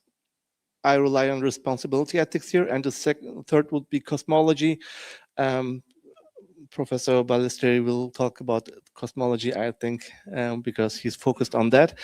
But just to sum it up, what I mean between the relationship of reason and emotionality is the AI intelligent or not?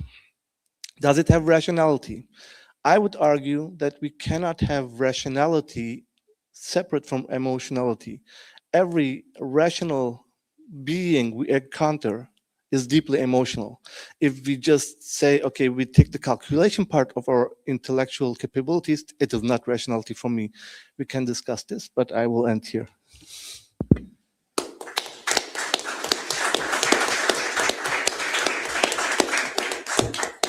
Yeah, many thanks for that intriguing presentation. You addressed 3 points, or you highlighted 3 challenges. The first one is about is and ought, and I wouldn't say I'm not making an ought statement. Sort of what sounds like I prefer diversity. It's an I prefer. It's an expression of an emotional preference. I'm advertising for something, but it's not a universally. It's not a foundationally grounded ought. So there's no decisive underlying reason why anyone should be convinced of that. It doesn't make a universal ought claim. So it's just I'm expressing the preference. I'm telling stories why that is plausible to me, and I hope it's plausible to many others as well. So it's just a narrative, hermeneutic narrative position in that respect. And something similar goes to this carbonate and silicon distinction. I also sort of in the book, actually, I do address, I don't see right now how we can move from towards a silicon existence.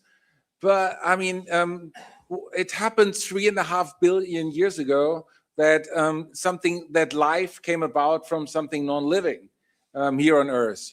And so we had life or carbonate, an organic form, a carbonate-based existence coming out from something which was not living before. And if that happened in that respect, maybe it can happen on a silicon basis as well. I don't know. So far, we don't seem to have any good indication. So I don't expect that to happen in the next 15, 20 years, but I'm not excluding the possibility. So it's just, let's wait and see. So far, but I don't think sort of in 20 years, like uploaded minds will take over and put humans into the zoo. These are like the first 2 issues. The final ones, it's about, it's an as good as it gets possession. That's in the end, with respect to many of the challenges, how to deal with AI, how to deal with data collection, for example. I would say, look, I've debated these issues for a long period of time, and then what I come to the following conclusion, and that's, I think, as good as it gets. Maybe in 100 years' time, things might be completely different. Maybe some AI might be better in political decision making. I don't see that right now, but maybe that can happen. But from what I reached as good as it gets, that was basically the response of many discussions where so far I haven't encountered any further plausible counter argument. But I'm open to the discussion. That's sort of it's moving away from any foundational justification, and in a way that is a non-paternalistic way of entering a discussion and being open to being open into what the other person has to say, and in that way, sort of when we deal with this worldly issues and how to make arrangements concerning digital data and so on, then the best I think we can reach are as good as it gets suggestions. But all of that does not make any statement concerning existence of God, free will, or anything else. I don't think that's not to be answered on an empirical basis. That's that's a matter of belief, but that's a separate type of realm, and I don't think on an empirical basis we can. And I don't think transhumanism can make a judgment on these issues. Does this clarify some of your concerns?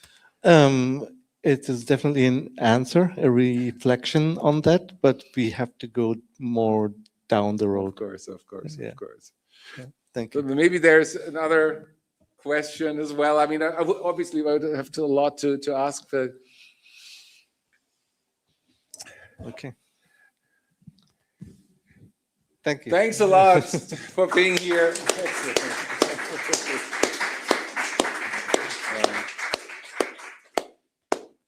Our next speaker is Dr. David Levy. He is a lecturer in philosophy at John Cabot University. He earned his PhD in philosophy at La Sapienza University and has published articles on subjects such as Plato, Aristotle, and liberal education. Thanks, and thanks for the opportunity, Stefan, to participate. In his new book, Professor Sorgner observes that EuroTranshumanism is not a wholly new idea, but in some respects draws on a number of great European thinkers, from Heraclitus to Nietzsche. I'd like to propose adding another such thinker to the list, namely Francis Bacon. Let me explain what I mean, why I think that's justified. A fundamental goal of transhumanism, as Professor Sorgner explains in his book, is to use new technologies to overcome certain human limitations previously assumed to be natural and hence inescapable, with a view to improving the quality of our lives. For instance, transhumanism favors attempts to increase by technological means the human health span, the length of a healthy human life, as Father Baggott discussed in his presentation. Also to enhance human cognitive capabilities and other such improvements. Now, these improvements are possible according to transhumanism because there is no fixed human nature or essence. What we call human nature is merely the accidental and temporary consequence of an inherently aimless evolutionary process. Now that we have become aware of this fact and are equipped with technologies such as genetic engineering, we can bring about consciously and freely the kinds of changes that previously occurred by blind chance. No need to wait for evolution. We can do it ourselves, and maybe we can even do it better than evolution did. So we can and should work toward achieving a post-human condition, a condition that is desirable because it will be free of many of the current limitations on our flourishing. Now, I hope that's not a misleading interpretation of transhumanism. Stefan will correct me if I've gone wrong. Now, what is the relevance here of Francis Bacon? Bacon, whose major works were written, as you know, 4 centuries ago, was one of the founders of what may be called the modern scientific technological project. He certainly thought of himself as such a founder. He claimed explicitly that he had discovered a wholly new path for the human mind. And he compared himself to Columbus, with the implication that he was really greater than Columbus, because whereas Columbus had merely discovered a new continent, Bacon's philosophy would allow the human race as a whole to acquire, would allow the human race to acquire dominion over the whole of nature. That might sound like an exaggerated way of putting it, but that's really the kind of language that Bacon uses. And I don't think he intended it as much of an exaggeration. Now, science in Bacon's time, as he saw it, was still mostly rooted in Aristotle. Aristotle had argued that natural science was essentially theoretical or contemplative, that the study of nature was an end in itself, not oriented toward utility. Furthermore, Aristotle had understood nature in light of the distinction between form and matter, form being primary. According to Aristotle, if we want to understand a natural thing, say an oak tree, we should study both its form, its shape and structure, and the material that it's made of, but primarily its form. Nature, Aristotle asserts, is more form than it is matter. In other words, the organization of the material counts for more than the material itself. And the organization or the form is also a natural end. That is, it's a goal or purpose. The acorn is naturally directed toward becoming the fully formed oak tree. the human embryo is naturally directed toward becoming a fully formed adult human being. Nature is purposive or goal-directed for Aristotle. Bacon completely rejected this Aristotelian framework. He compared Aristotelian science to a little boy, all prattle and no procreation. He meant that it produced a lot of vain speculation, but no useful results for human life. This was partly because Aristotelians believed in forms, natural forms, and natural ends. Bacon held that talk of ends or purposes had no place in natural science. It might have a place in political science, but not in natural science.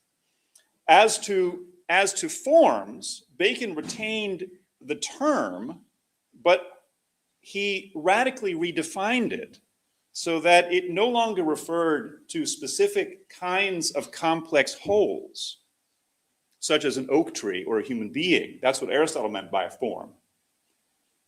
Instead, for Bacon, form now refers to certain general qualities of matter, such as heat, cold, heaviness, lightness, density, thinness, and so on. Qualities which, in their various combinations, determine the character of the complex things that we see. So for Bacon, if I understand him correctly, what Aristotle calls form is really nothing more than a byproduct of certain material processes. Form in Aristotle's sense, has no independent status or causal power.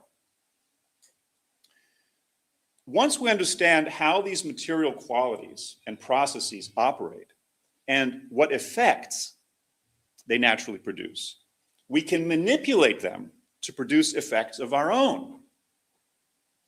Because nature, after all, doesn't have any purposes, according to Bacon.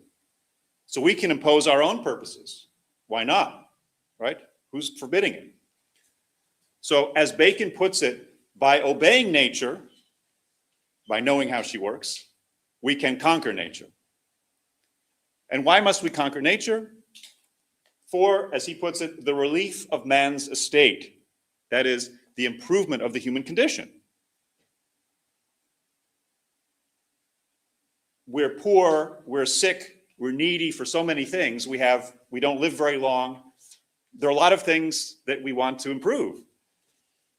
The conquest of nature for the relief of man's estate is the heart of the scientific technological project that Bacon wants to inaugurate, and which I think he did succeed in inaugurating, together with a number of his peers. Now, in his work, New Atlantis, Bacon reveals the sorts of improvements in the human condition that he has in mind.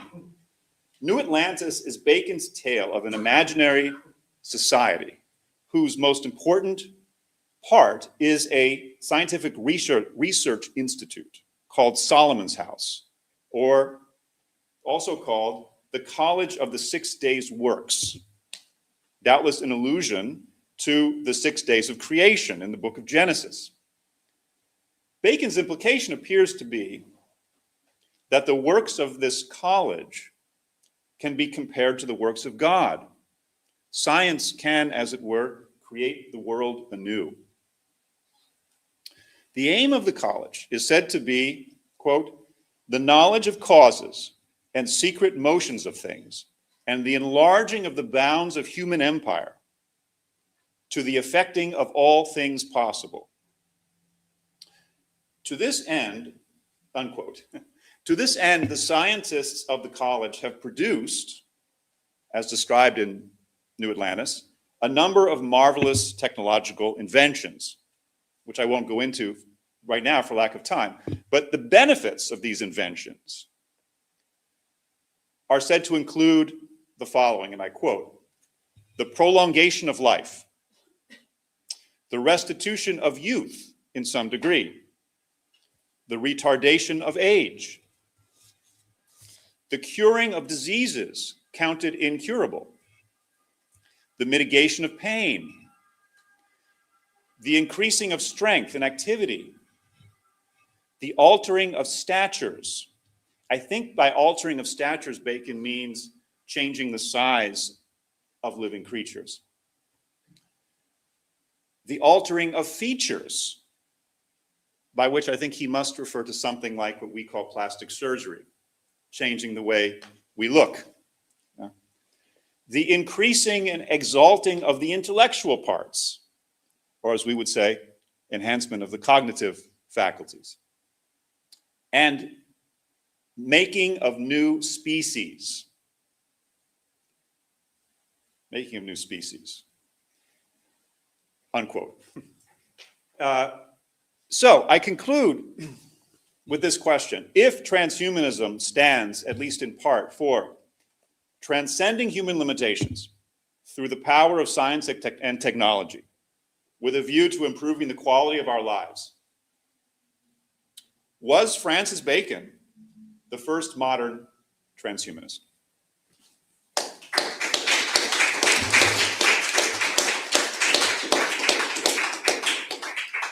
Thanks a lot for that intriguing talk. Let me directly sort of start maybe from something initially completely, but sounds like a different thing. When I studied in the UK, I said I am engaged with Heidegger and Nietzsche and Hegel, and I was told in their philosophy departments, look, these are not philosophers, they're poets. We deal with contemporary and analytic philosophy. That's the cutting edge, which we everything needs to move forward, and that's history is just forget about the history. That's what we're doing, proper philosophy.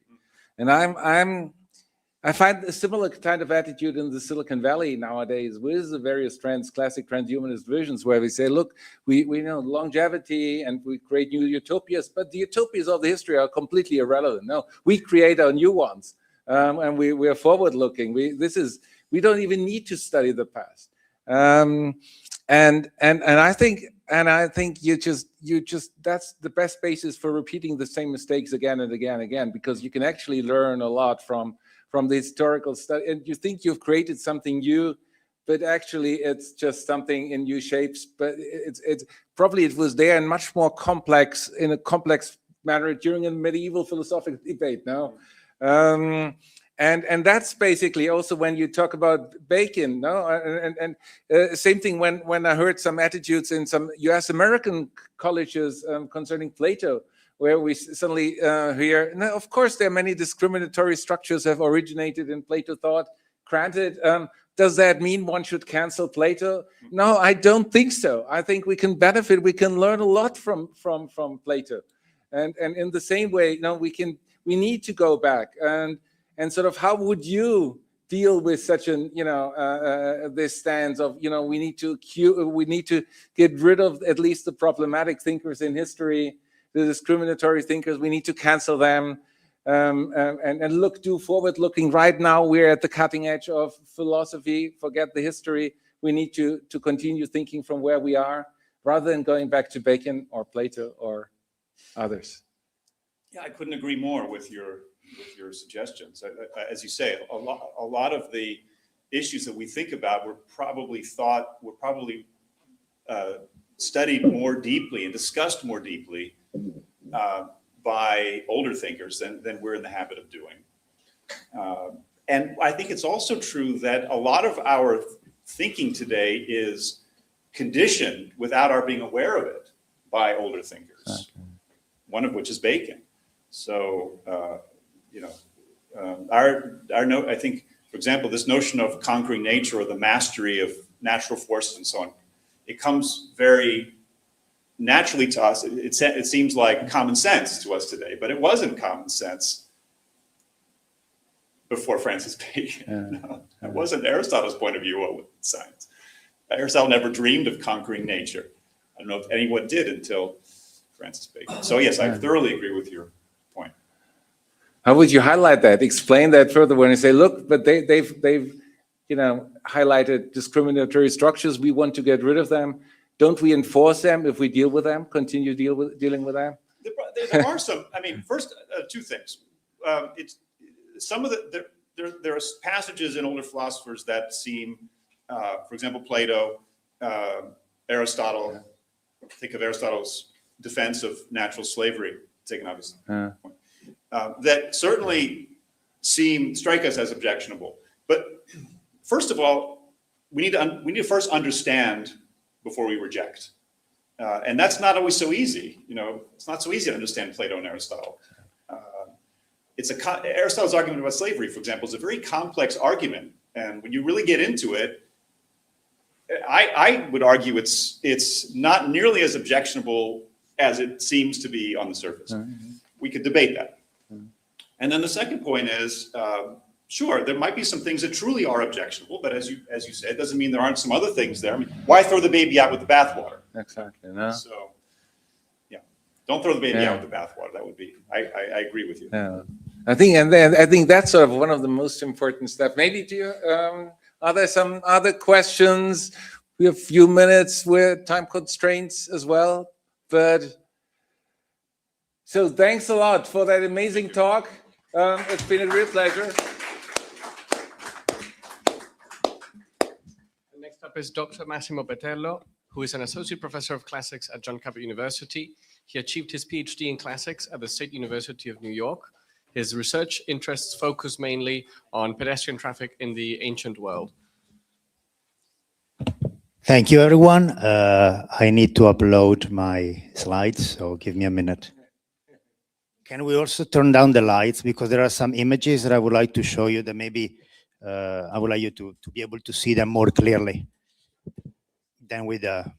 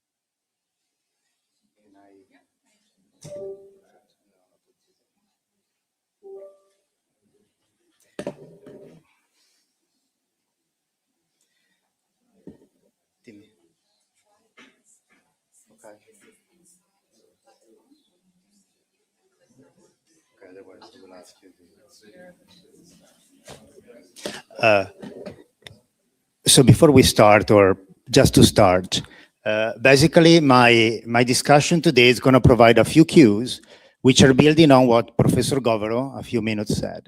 So I will try to draw some connections between transhumanism and EuroTranshumanism, especially as described in Stefan's book, right, and the classical tradition. Some of these objects or some of these pieces of literature may be already known to you, but I would like to show you some of these connections that maybe are less immediate that you may think of. Is it working? No, go back. All right, so for example, a very recent connection between technology and the classical world was the Artemis mission to the moon, which came back, yesterday or this morning. And maybe it's evident, but the reason why it's called Artemis is because Artemis, being the sister of Apollo, is also the goddess of the moon. So the mission to the moon was named after one of the iteration of the goddess of the moon. While a few minutes before I was getting here, can we get to the next slide? Or I can do it.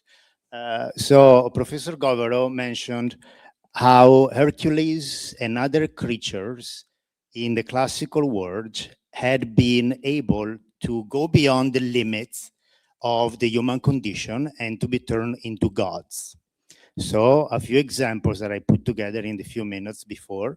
There is Hercules, there is Romulus, there are a number of Roman emperors who at their funeral were claimed to be having turned into gods. And but in this case, I believe that there is a difference between what transhumanism and this turn into God, transformation into God in ancient time was. First of all, Hercules, Romulus, and these other emperors, they had to die before they could become gods. They could bypass or go beyond the human condition. And second, their welcoming or their acceptance into the Olympus was predicated on the gods accepting their presence. So Hercules didn't break the doors of Olympus and entered Olympus of its own volition. He died and then he was accepted among the gods, but he had to shed his human condition first. The same Romulus had to die and so on. Another example, which is slightly different, is Ganymede. So Ganymede was this human, this Trojan priest who was kidnapped by Zeus in order to become the new cupbearer, and was granted immortality. And so he was able to transform to transhuman, to go beyond the human condition, but still it was through the agency of gods, not through the agency of technology. So there is a difference. And then in one of the previous iterations of these workshops, I talked about how Asclepius, who was a human and then turned into a god who apparently had been able to grant immortality, clashed with Zeus, who didn't want all the humans to become immortal. So some of these ideas are present, but technology, at least in these examples that I provided to you, is not as relevant as it is actually in the transhuman movement, classical or Euro-transhumanism. Next slide. It's not as I want. Okay, let's see. So I'm going to start from a number of quotes from Professor Sorgen's book, and then I'm going to try to connect it to some aspects of the classical ancient world. One observation that I had while I was reading Professor Sorgen's book is that people who are trained in the liberal art education, so are exposed both to technology, to art, literature, history, may be more naturally inclined to be attracted or to be in tune with Euro-transhumanism rather than the classical transhumanism of Elon Musk, Palantir, and so on. Because these mix of the different aspects of human nature, technology, philosophy, art, beauty, monsters, and mythology are present in everybody's mind. So one thing and one aspect that I am going to start with is tragedy, and then also with machine, and with how these aspects are already present, at least in a nutshell, in some aspects of the ancient world. So if we go next, hopefully the YouTube video will start. Nope. So there was this project, which at this point appeared to be defunct, which is called Barefaced Greek, in which a number of students or former students from Oxford University tried to, at least a little pieces of these tragedies, to revive them. And so they're speaking in Greek and there is music. And this is the famous Ode to Man from Sophocles' Antigone, in which the role of technology, is it starting? Here we go. In which the role of technology is actually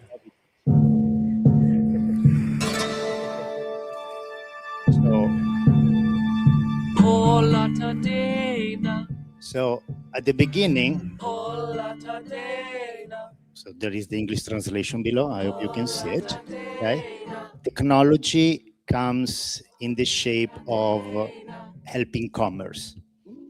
It's talking about human using, well, it's a little slow, but it's going to last 5 minutes. Sail the sea, face the tempest, right? So, and using ships to be able to move above the sea.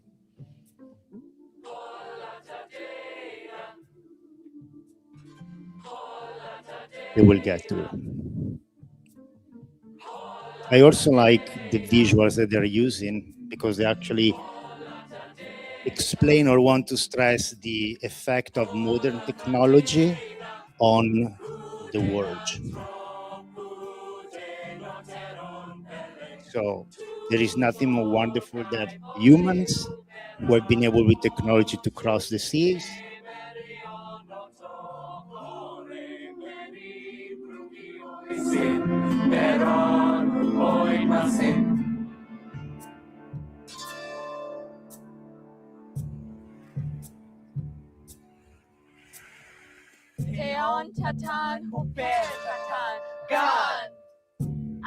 and now they're talking about how technology has been applied to agriculture.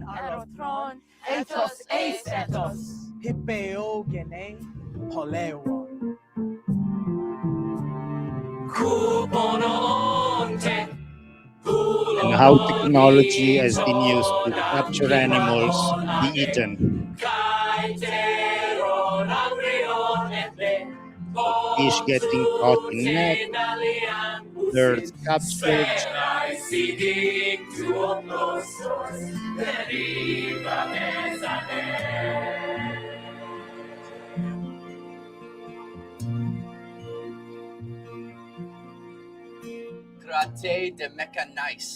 Now it's humans with technology are dominating animals.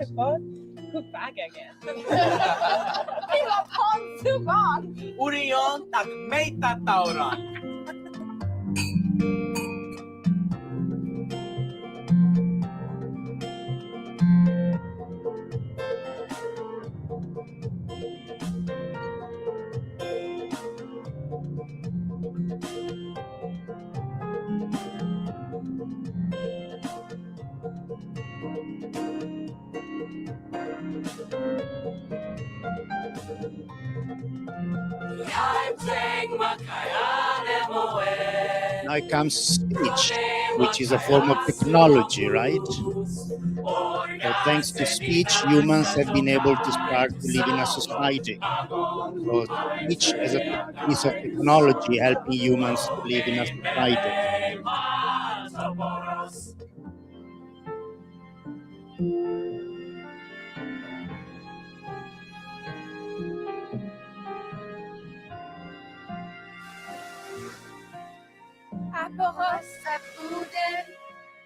But there is one thing that man cannot overcome, which is death.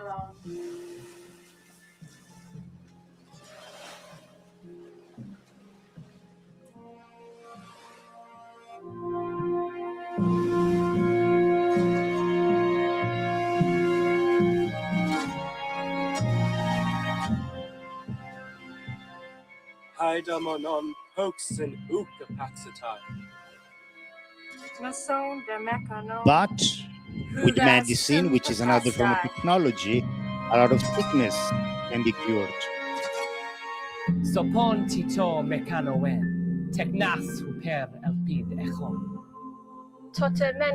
However, these technological abilities have allowed men to be able to do both good but also evil. So his technology can be used for good or can also be used for evil.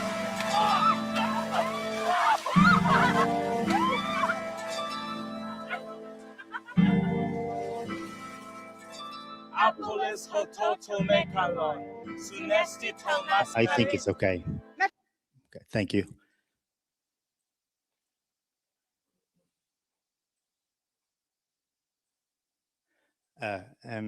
So I arranged the slides in such a way, the first were the bullet points and then the images would appear. So I'm sorry if the two things are actually not as I planned. So in this case, for example, I would like to show you an example or a reference to to a tragedy, Medea, in which I saw an example, a crew of classical transhumanists and Euro-transhumanists, especially when it comes to health. In the case of Medea, we have here, you can see at the center, there is Medea standing next to a tripod, and out of the tripod, there is a ram coming out. This is happening in front of an elderly man with long tresses and a white beard. and that is King Pelias, who is being witness to this rejuvenation of an old ram. So Medea, this magician from the Black Sea, had been able to take an old ram, chop it in pieces, toss it in this cauldron, kind of cook it, and then toss some herbs and say some spells, and out of this cauldron, a new rejuvenated young ram came out. And so on one side, the king is present. On the other side, the daughters of the king Pelias are present. Now, it seems to, and what happens is that the daughters of King Pelias are so eager to rejuvenate their father that they kill him in order to boil him and then have Medea make him young again. Of course, they didn't understand memory in the sense, because as is said in the book, you shouldn't go ahead without forgetting what is the past and tradition. In this case, Medea and his companion Jason had been wronged by Pelias. And so even though Medea has the technology or the ability, to give youth back to who she wants, she has tricked these daughters of Pelia into believing that she was going to do it, but because she doesn't really care, she's not gonna rejuvenate Pelias, and Pelias will be killed by his own daughters. So I see here an example of the danger of classical transhumanism in a libertarian state in which there is a king and the daughters, and there is a new technique that comes up and everybody's excited. Let's use it just for us. But then the magician, the doctor, has ulterior motives, and then it's not exactly what you wanted. Yeah, this is not as I wanted. Anyway, I don't know how many of you can see it. This is a very famous sculpture from the Villa de Papari in Pompeii that you can actually see at the Archaeological Museum of Naples. It is famous, and I use it often in all my classes, in all my courses of classical mythology, because I ask to my students, so what do you think when you see Pan? Clearly here, the guy to the right with horns, a beard, goat legs, having sex with a goat. Well, why would anybody want this type of decoration in a villa? This was not in a brothel, right? So this is not to titillate any bestiality, desire that, I don't know, people had in brothels in the ancient world. This is actually from a luxury villa. If you look, and you can't because the words are in the middle, but Pan and the goat are looking at each other in the eyes. They are about to kiss, and he's stroking the face or the beard of this goat. They're making love. They're not having sex. They're making love. This is something that Professor Sorgner talked about in consent and symmetry, right? Both of them apparently are consenting to this sexual relationship. There is some sort of symmetry because Pan is half a goat and that is a goat. And always ask to my students, okay, if we remove the goat, you put a human being, would that be any weirder? Having a half human, half goat having sex with a human? And if it's weird, what can poor Pan do? What is he supposed to do? Just continually masturbate by himself? You know? So, and this is, I would say, everybody says, it's a conversation piece that the Romans, especially highly educated Romans, wanted to have in order to discuss what is the difference between animals and humans. Is it the appearance? What makes Pan an animal? What makes Pan a human? Just the face? What is the difference between the human condition and the animal condition? There is no answer here, obviously. It's just a conversation piece. But again, these are themes that clearly were highly important for a certain type of both ancient Greeks and ancient Romans. This one also, you can see it in Rome, Palazzo Massimo. Again, you were supposed to be able to see one side first, the one at the top, and then behind, because this is a very famous statue of the hermaphrodite. And the way it's displayed in the room in Palazzo Massimo, it is in such a way as very likely was in antiquity. That you enter, you're confronted with the backside of this statue with clearly female hips. And I heard that looks like a lady, right? The way the hair, the nose, and everything, the pose looks like that of a female. But then you walk around and you're confronted instead with a penis. So the question here is, what is sexual attraction? What is it based on? Is it only physical? So if you are attracted by hermaphrodite, this mythical creature which was a fusion of Hermaphroditus and a rejected lover, right? What are you attracted to, right? What is the confine between male and female, right? Is he, is Hermaphroditus a male or a female? Again, these are like the previous statues. These are not statues that were arrayed around in the forum or in brothels or in the house of everyday ancient Romans or ancient Greeks. But these were topics that, again, were of concern or of interest, at least, to the ancient world. And there are a number of copies. If you go to the Louvre, you can see another copy of this very famous hermaphrodite restored by Bernini. So this is not the only one. So this is not one single person who had some weird taste and had this statue made for himself or herself. There are many copies of this hermaphrodite. The relevance of the hermaphrodite, in this case the one at the Louvre, is also remarked by Lana Wachowski. That is, you may know, may not know. She was the director and producer of Sense8, Matrix, and so on. And you know that she transitioned, and she's using a drawing of this hermaphrodite for her production company, clearly because the character of hermaphrodite clearly resonated with her own story. There is more. This is a famous statue of Zeus of Cape Artemision. I'm among those scholars who believe that this is Zeus, not Poseidon, but regardless, it's a god, right? Either Zeus or Poseidon.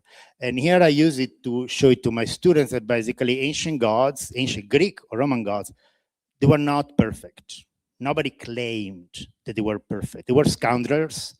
They were rapists, they fought, they made love, they had sons and daughters out of the wedding, but they are idealized, right? Now, ideas can change, so being idealized is not dangerous because ideas can change, whereas perfection by itself cannot change. Otherwise, what kind of perfection it is? If perfection changes according at least to the Greek and Roman thoughts, there is no perfection. That's why also why the Christian God cannot change.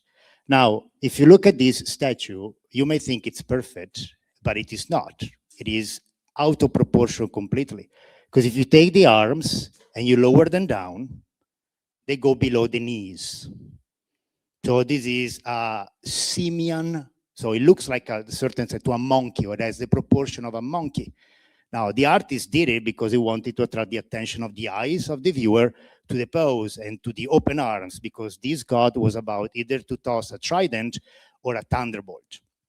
Right? So, in this case, it's not perfection, which the artist is after, right?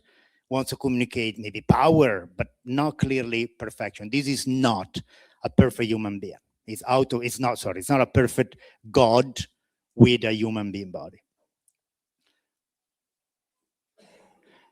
Finally, again, it's a jumble. I would like to bring you back here to the city of Rome and to the highest representation of the resilience of Roman concrete.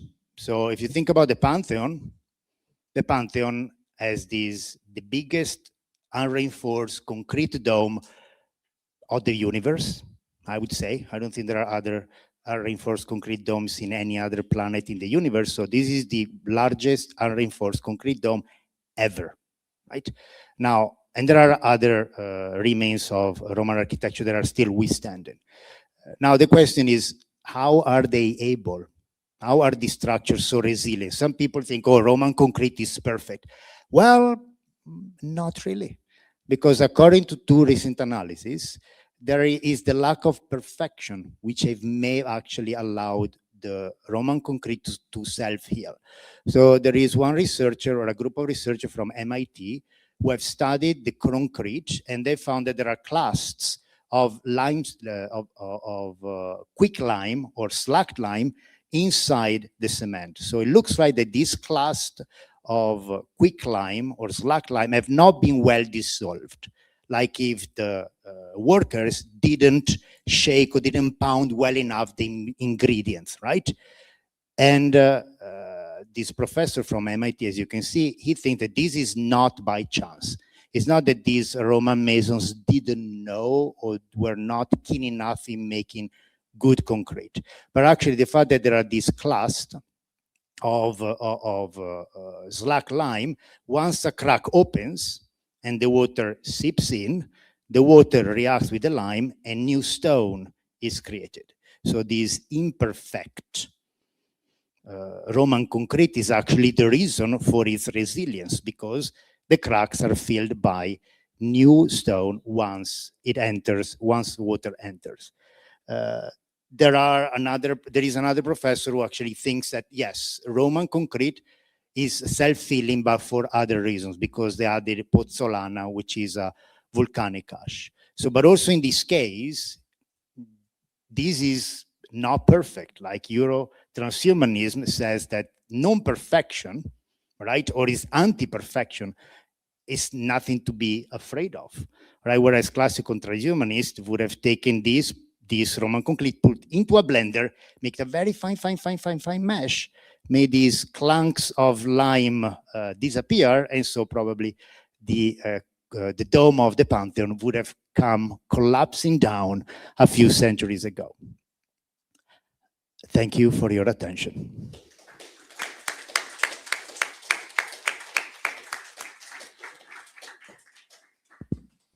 Many thanks for that inspiring talk. Many questions to be asked. Concerning the hermaphrodite, because you mentioned Paris, there's one here I've seen. Is there one in Athens maybe as well? I might have seen one there as well, hermaphrodite. The hermaphrodite? I don't know. I don't remember. You don't.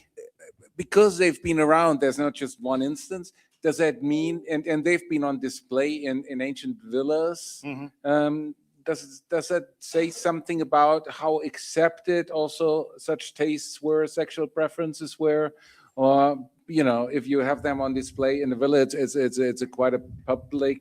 Well, it's not public, it's not public, but it is.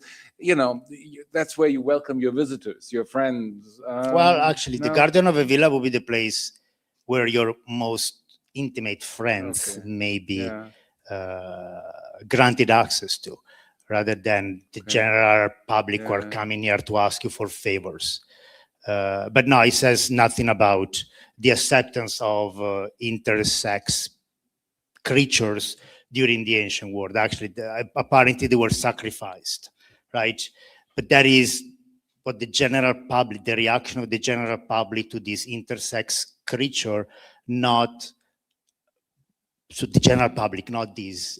I cannot say if these intellectuals would have spared the life of these intersex, because we have no evidence, or at least I know of no evidence. But the general reaction was that these intersex people, when they appeared, they were a message from the gods saying that they were displeased with something that the community had done. So I don't mean that the presence of these statues doesn't speak of the acceptance of these intersex people in Greco-Roman community. It is a token to explore male-female, at least when it comes to the hermaphrodite. It's more to open a discussion among friends by having it placed in the backyard. Oh, look, this is an artwork I've got which resonates to me, and then it could be.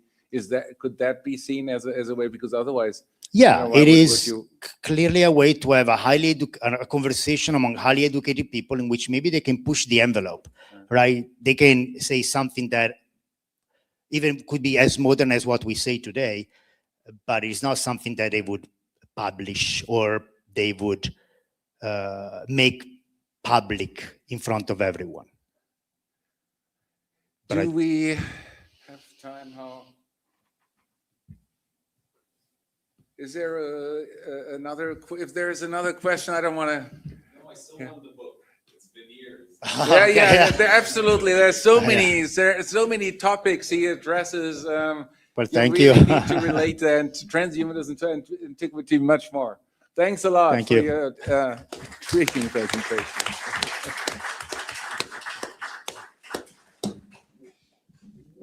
Our next speaker is Dr. Marius Markukas, who is a Lithuanian academic, currently assistant professor at Vilnius University in the Department of Logic and History of Philosophy. He received his doctorate of philosophy in the Institute of International Relations and Political Science of Vilnius University. His research activity focuses mainly on political philosophy and transhumanism. He currently is a research fellow for the Vytautas Magnus University.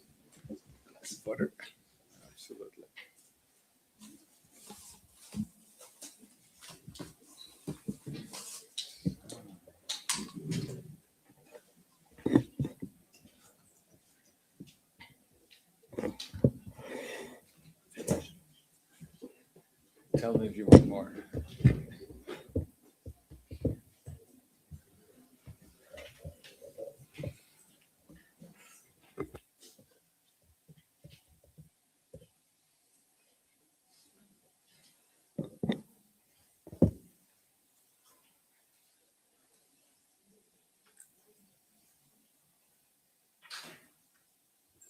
Hello to everyone. So first of all, I have to make a small correction.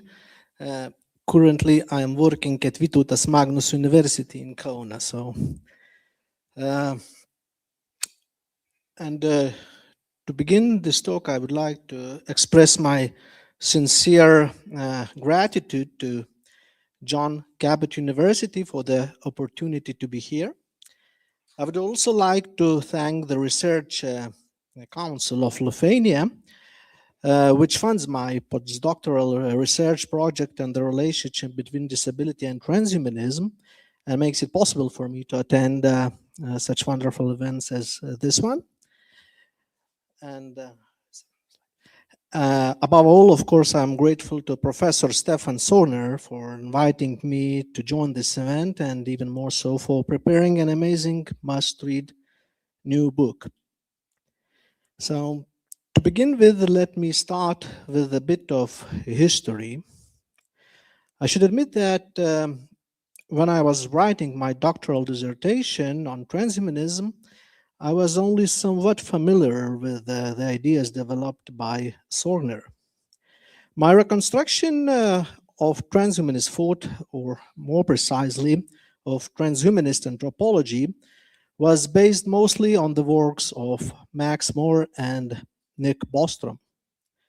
Accordingly, my dissertation was oriented toward a critique of transhumanism. Why did I criticize transhumanism? In the works of More and Bostrom, and more generally in the paradigm of classical transhumanist thought, traceable back to Julian Huxley, I saw a conceptual contradiction. On the one hand, there is the recognition that scientific, technological, and human development or progress is perpetual and boundless. On the other, the conviction that it is possible to attain an ideal transhuman or posthuman condition in which humans or transhumans will enjoy a blissful and unlimited existence. But is it not the case that our existence, as well as our understanding of our capacities, please read the slide, so our capacities and limitations depends on historical changing knowledge, including technological change. This was clearly indicated by the theoretical and methodological approach of historical ontology, which was initiated by Michel Foucault and developed by Ian Hacking, and which I used to criticize transhumanism. Already while preparing my dissertation, I became convinced that radically changing knowledge is characteristic of some transhumanists themselves as well. And here is the illustration on the slide, and I hope that you have read it carefully and noticed something interesting about changing knowledge. Okay, let us leave all that to history and turn to a more recent time, to my acquaintance with Sorner and his works. Stefan and I first met in Belgrade at a conference held there in 2022, and by that time I had studied his We Have Always Been Cyborgs, a book that I recommend as the most comprehensive introduction to the philosophy of transhumanism. On the slide you can see proof of that. Do I agree with all the ideas presented in it? Well, even today I think that the very concept of transhumanism is complicated or at least challenging. It is true that we have always, if it is true that we have always been cyborgs, then what is so special about the current fascination with technologies? Does it promise some kind of leap into a different humanity or transhumanity? Undoubtedly, I agree with Sorner that humans have always transformed themselves through technology, including their own biological structure, acquiring new qualities or abilities in the process. So what is special and new now, and do we really need the term transhumanism? This is something I wonder about every day in my academic practice. However, there is indeed something groundbreaking and original about Sorner's books, including this new one, that helps us to understand and justify the idea of transhumanism. I believe that the source of such originality lies in his profound understanding of Friedrich Nietzsche. In my view, this understanding is the foundation of Sorner's transhumanist anthropology, and simultaneously the foundation of all authentic transhumanist anthropology. It seems to me that already in the well-known controversy between Sorner and Bostrom over Nietzsche's philosophy and its relation to transhumanism, Sorner opened up a new direction in transhumanism, which we now discuss as the EuroTranshumanism, and enabled all of us to see transhumanism in a radically different way, as well as to contribute to the development of this direction. Slides. These books published by Truant Publishing, shown on the slide, confirm that. But how does Sorner enable us to see transhumanism more specifically? In the broadest sense, I would say, not as a philosophical goal, but as a philosophical principle. By understanding Nietzsche's Übermensch not as some ideal human existence or outcome, but as an unending human effort, Sorner also made it possible to see transhumanism not as an ideology, but as a philosophy. This is not a philosophy that urges us to arrive at some defined existential state, acquire some specific abilities, or accept a universal good suitable for everyone. No. On the contrary, it is a philosophy that admits that scientific and technological means can improve the human existential condition, while also admitting that such an improvement may take many forms, because the good itself may be understood in many different ways. To speak in Nietzschean terms, the will to power, expressing itself through the scientific and technological developments, is not fuel for arriving at a particular station. It is fuel for traveling unceasingly along the path of exploration, for sharing discoveries with others, and for making unlimited use of them. It is ontology and at the same time anthropology of becoming, which Sorner elaborates from his earlier works to this newest one. In other words, the philosophy developed by Sorner is anti-utopian. It is grounded in a specific attitude to our human existence as a whole. I would say it is an attitude of inexhaustible wonder, very Greek. This attitude makes it possible to value the human process of searching and becoming as the highest ideal itself, one that constitutes the very core of humanness without falling into any essential frame, never to adopt any supposed idol, never to confine oneself with externally imposed horizons of ideality, but to live fully in the present and remain open to what lies ahead.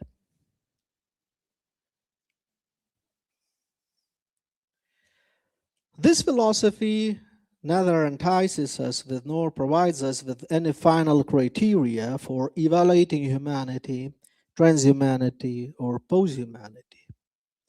Instead, it points to the radical diversity of concepts of the good and indicates that the good can unfold in a great variety of existential forms.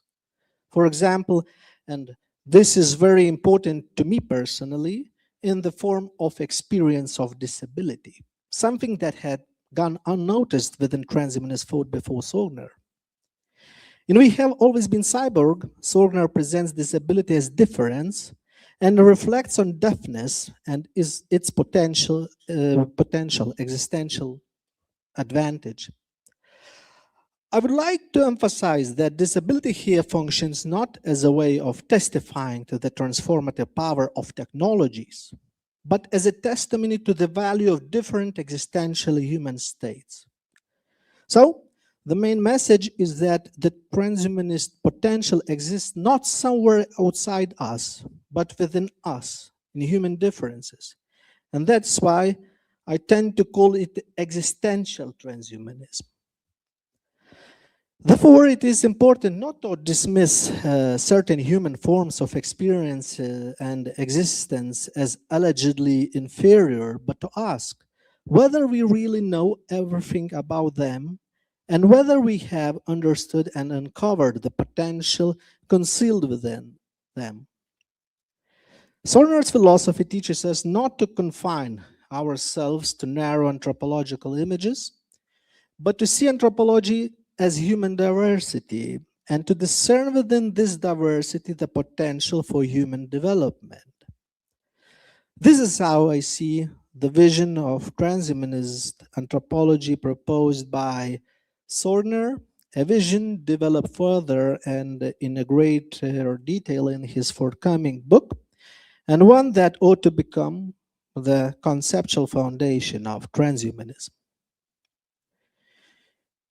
In concluding my talk, I just want to say that Sorner's philosophy, while not abandoning the term transhumanism, nevertheless resolves or at least significantly mitigates a fundamental tension within the philosophy of transhumanism. The very tension that I identified in my doctoral dissertation. By rejecting the idea of an ideal stage of human development or perfect stage of human development, Sorner changed the history of transhumanism, putting the train of transhumanism on the right track.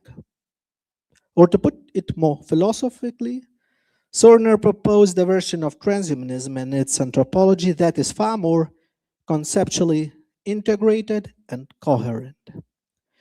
So, thank you, dear Stefan, for your efforts, and congratulations for this wonderful book. Many thanks for that wonderful talk. So classic transhumanism, no, it's in the end it's sort of that functionalist anthropology, which is so dominant in the classic transhumanist understanding, and the other and the challenge which you also highlighted, sort of in a way, it's always humans have a tendency, they have their own understanding of what the good is, and they take it for granted that should apply to everyone, basically, no? It's always a tendency, it's so difficult to step into someone else's shoes and think, no, this is actually can be an authentic way, can fully apply to the other person because one applies one's own understanding. And that's probably, I guess, the fundamental roots of many conflicts and differences. No. Do you agree, Stefan, with my idea that it's existential transhumanism? It is definitely an existential way because it directly stresses sort of the engagement in everyday life. It's got to do with transhumanism as a way of life and how to encounter, how to engage with. It's sort of in between thinking and acting. It's both, and it's sort of the reflection and trying to integrate on the one hand the theoretical way, but on the other hand making it always applicable to what are the consequences to everyday interaction, to engaging with the world, and trying to relate it to challenges which we all can encounter or which are relevant for the life. Well, that's what early on there was in the presentation from the two opera directors. No. There was such a huge discussion. Opera is there for like it's out of the world. We are living in the opera bubble. We're talking about something no one's really interested in. There was recently also the comment by the actor. No, who's interested in opera anyway? And no, it is a way to know we're doing that. In the end, it has to do the same with thinking about reflecting upon these philosophical issues. In the end, it has to do with how we engage with life. Otherwise, there would be no point for me doing philosophy. Otherwise, I would rather, if it wouldn't have a meaning for my own life, then you could found a business and get rich or do anything. Then it's not got something which is meaning giving. And that's why I think sort of existential transhumanism is a wonderful concept to capture the spirit of it. Yeah. So. We do have, time for questions, further reflections. I don't want to take up all. Yes, please. Perfect. In your research, thanks for the talk. Thanks for the talk. And in your research, did you actually cover or try to find connections with actual existentialists like I don't know, Sartre or Camus and other authors, or is it just a suggestion? Not yet, Roberto, but when I have this confirmation, I think it is for to elaborate further. So. I mean, sort of from Nietzsche, the connection to Camus, Heidegger, that there's a strong connection anyway, no? So yes, thanks a lot for that immensely stimulating presentation.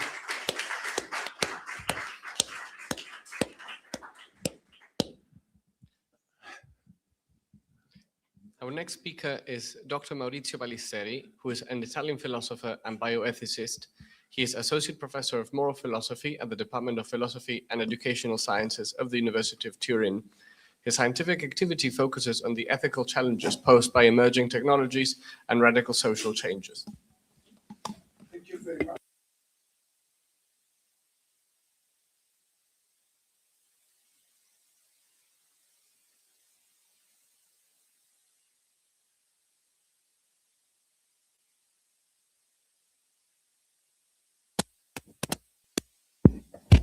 Thank you very much.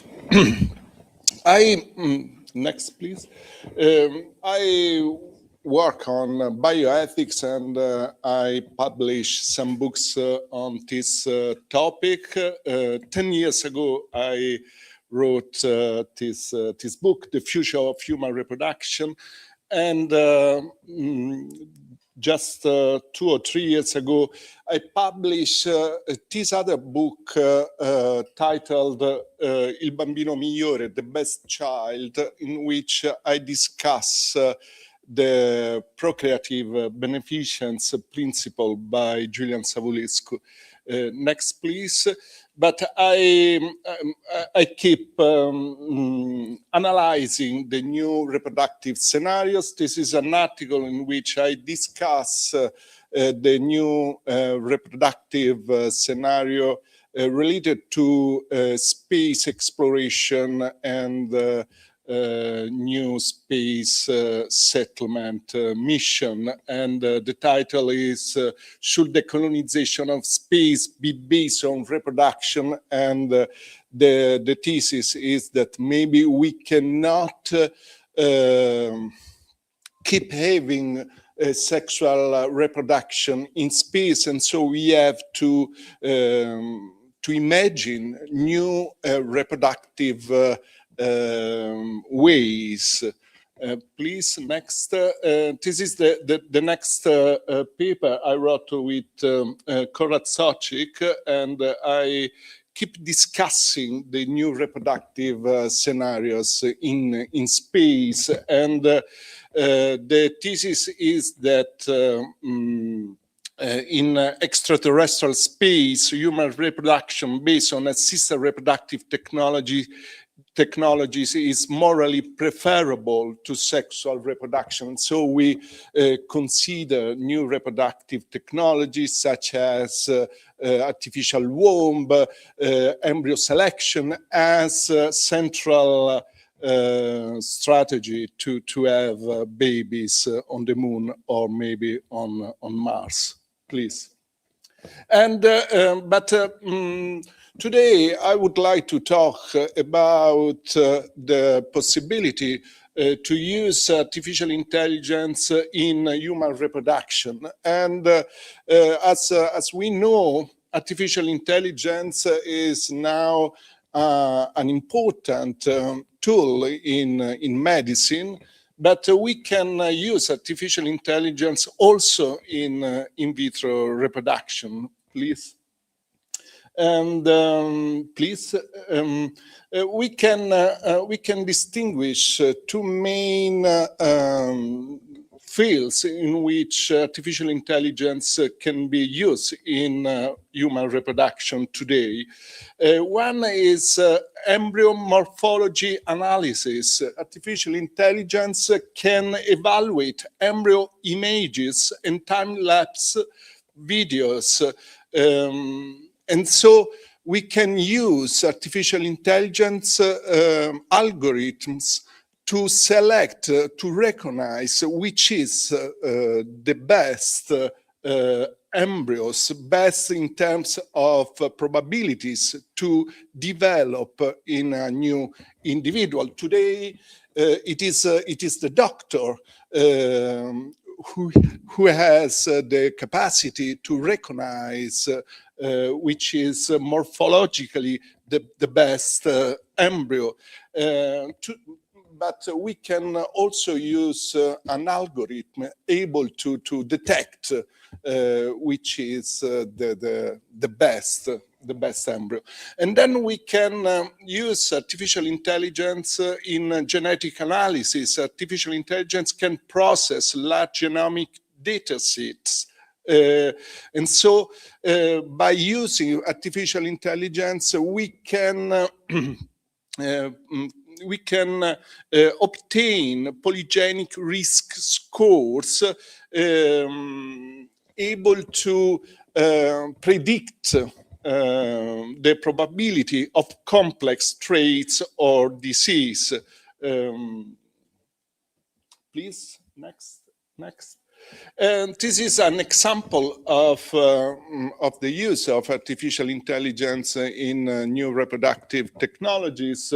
This website promote describe the use of artificial intelligence in their reproductive work. And they say enhancing in vitro fertilization success with time-lapse technology and artificial intelligence in the embryology lab. Please. This is another website describing the use of artificial intelligence in assisted reproduction. Please. And this is an article by the New York Times. They talk about the use of polygenic score analysis, and this next, and this is another article, please.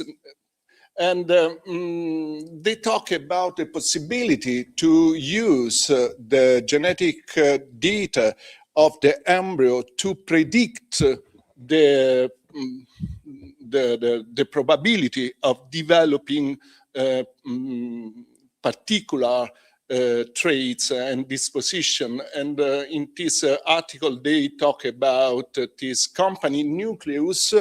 Nucleus intend to offer to the parents the possibility to have prediction about extra traits, including height, body mass index, intelligence quotient, and so a lot of new traits that parents could want to select in their children. Please, next.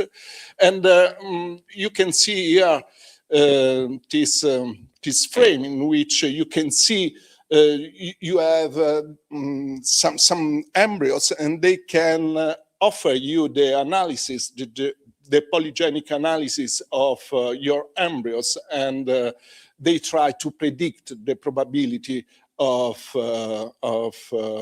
these embryos to develop some particular traits, including intelligence and hypertension, but also Alzheimer. Please, next. And there is a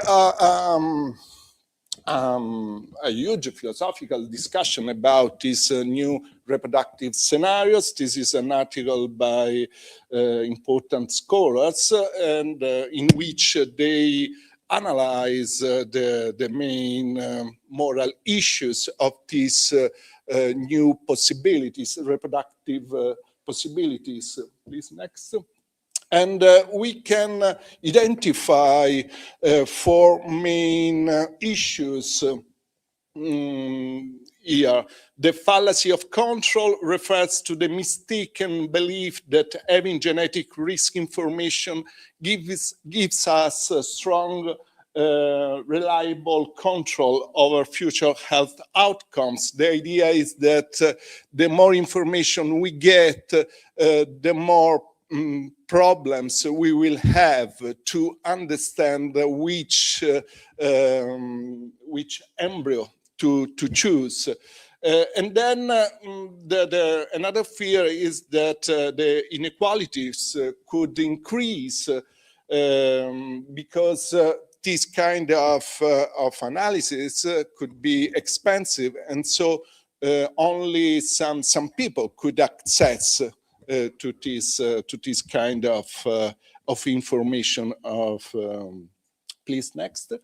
And then we can talk about potential pressure on women, because women may face social pressure to reproduce only through in vitro fertilization. If the polygenic score analysis allow us to have information on the embryos we produce, someone could say it is better to have a child only by using in vitro fertilization. And so we can have potential pressure on women.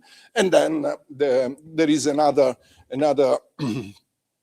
classical fear, eugenics. Eugenics becomes an issue when genetic risk prediction is used to select, rank, or exclude people based on genetic disability.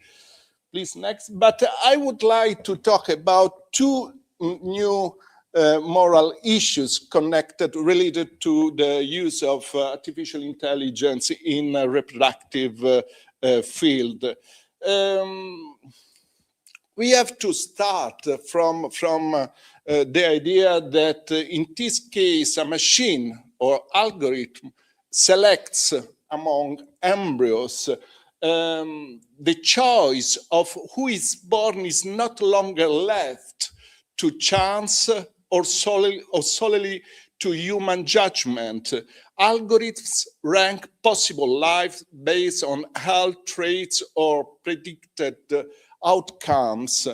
And so this means a machine determines indirectly which person comes into existence. If we have artificial intelligence programs able to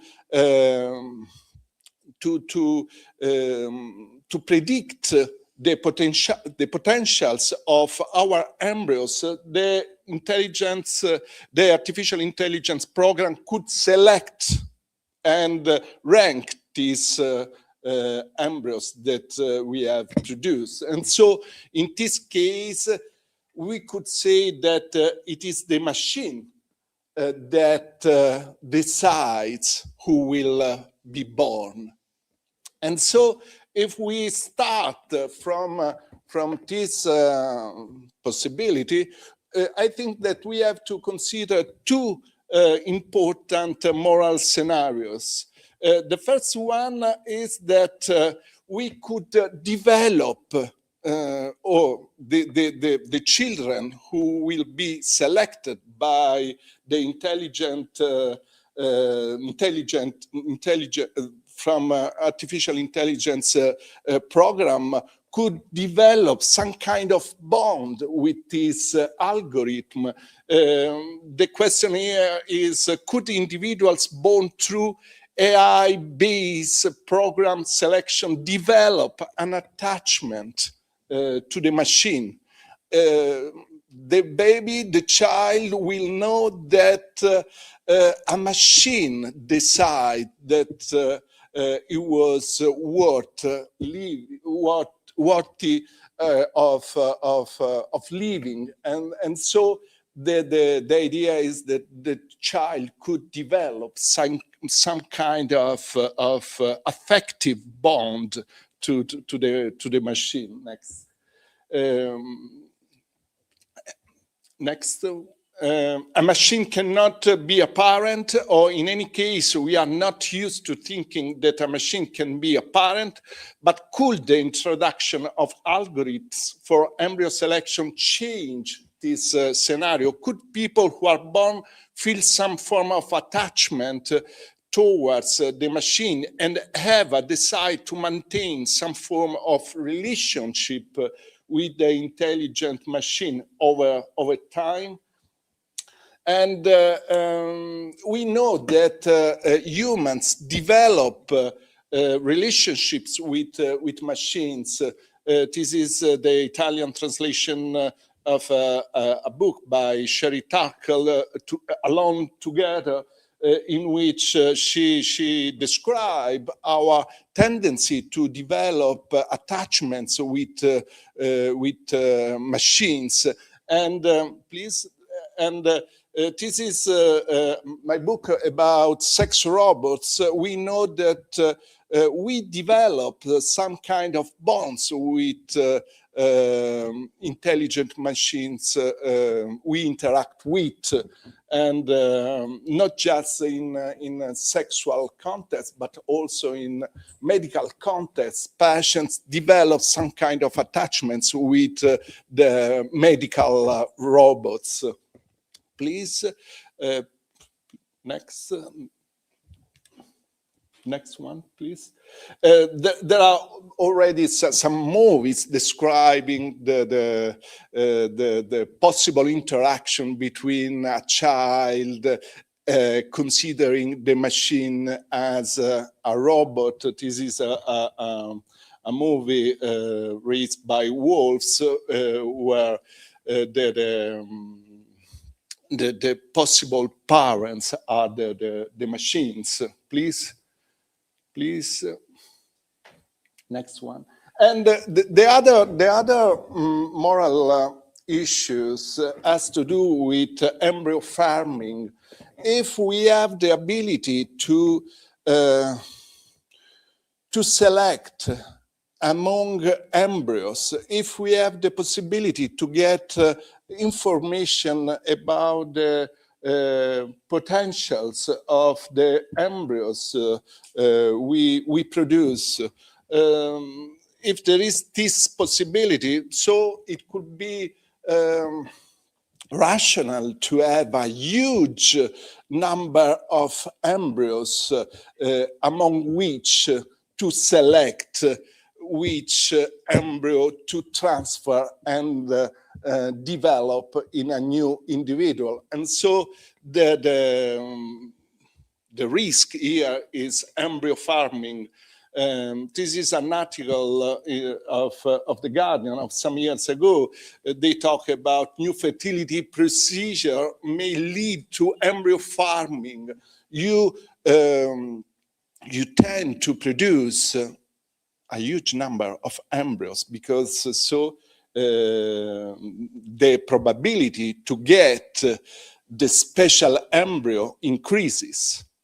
Without genetic modification, without intervening on the genes, you have a huge number of ballots, and so you can get the special, the precious embryo. Please. At the moment when we reason about the possibility of employing algorithms for embryo selection in assisted reproduction intervention, we generally consider the ordinary scenario in which at the end of the procedure, doctor produces a maximum of 6-10 embryos with the available gametes.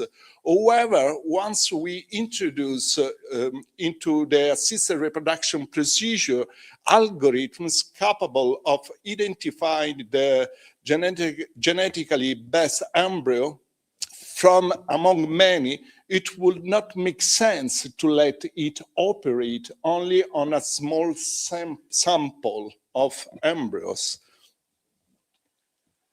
Please. We could say, okay, but you need eggs in order to produce a huge sample of embryos, but tomorrow we could have in vitro gametes. We could develop eggs directly from our somatic cells, and so we could transform our cells, and we could use our somatic cells in order to have gametes to use in assisted reproduction and in embryo farming. Please, just the last.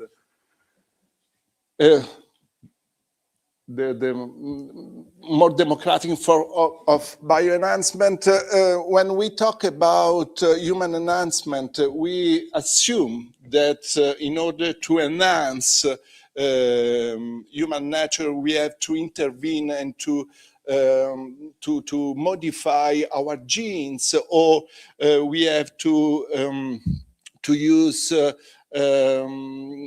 technology and incorporate them in our body. But we could enhance the human nature only by using embryo selection, because by producing a huge sample of embryos, we could obtain an enhancement without modifying, without intervening. And so my question is, could embryo selection, a more democratic form of bioenhancement? In the light of this scenario, it could also be argued that we have a moral responsibility to develop genome editing intervention on the germline. The contrary, I mean, the genome editing intervention could be a more democratic kind of enhancement because it could be less expensive than the production of a huge number of embryos. And so in conclusion, my conclusion is that and I agree with Ray. I mean, we cannot prevent humans from enhancing themselves, because the technologies that we produce, that we introduce in our society, tend inherently to transform us and to enhance us. And so I think that we should deal with these new scenarios without prejudice and trying to understand how we can create more egalitarian society. Thank you very much.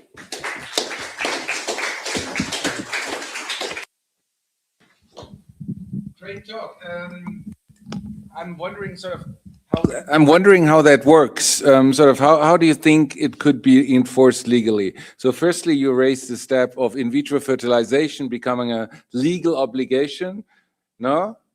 Because you know that is sort of, does it become a legal obligation? Why should a government impose or introduce rules in order to make it obligatory? That's one of the questions. Though they would have to benefit in some way if they wanted to do so. Would they do so? Would they highlight sanctions? So because what would have to be the goal of the selection procedure of like an AI making a selection? What would have to be the goal of making someone else healthy as possible? To the costs for the public health insurance system would have to be as low as possible? Would the goal have to be trying to make the citizens as happy as possible on the basis of some individual, you know, like you analyze people concerning their own understanding, how fulfilled I am, and then you analyze sort of the genetic prerequisites, and then sort of the system would have to look for that. And what would have to be the motivation? Because otherwise, normally it's like freedom is a wonderful achievement. No, negative freedom is one, and reproductive freedom is like one of the central achievements. And so I'm wondering how this could be undermined, and what could be the motivation of the government to basically render IVF legally obligatory. I don't talk about government intervention. Okay. I assume that if you use embryo selection and you get better children. But better what? Just okay. But if your children are healthier,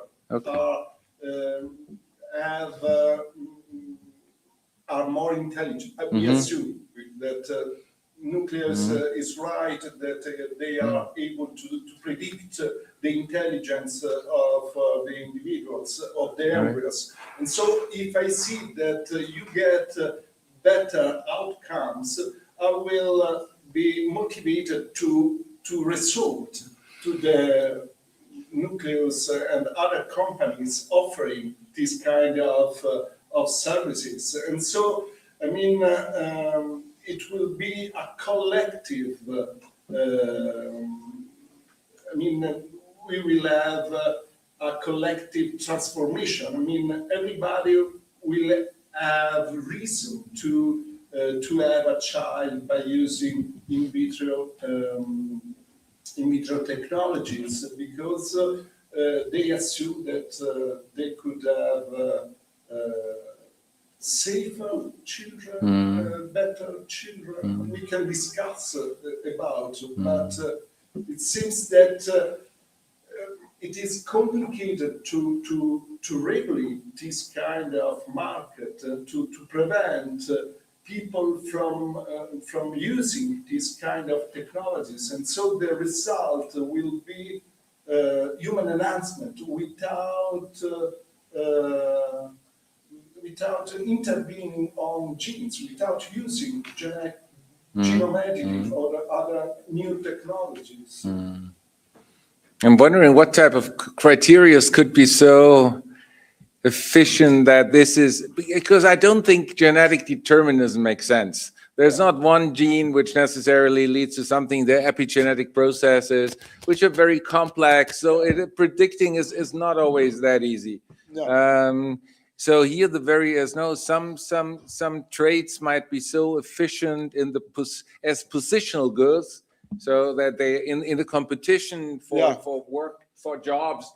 But then again, the workplace changes every decade as well, and even here the criteria, it's not that clear that the same criteria which are in your business or in your economic interest now would have to be the same as in 10 years time.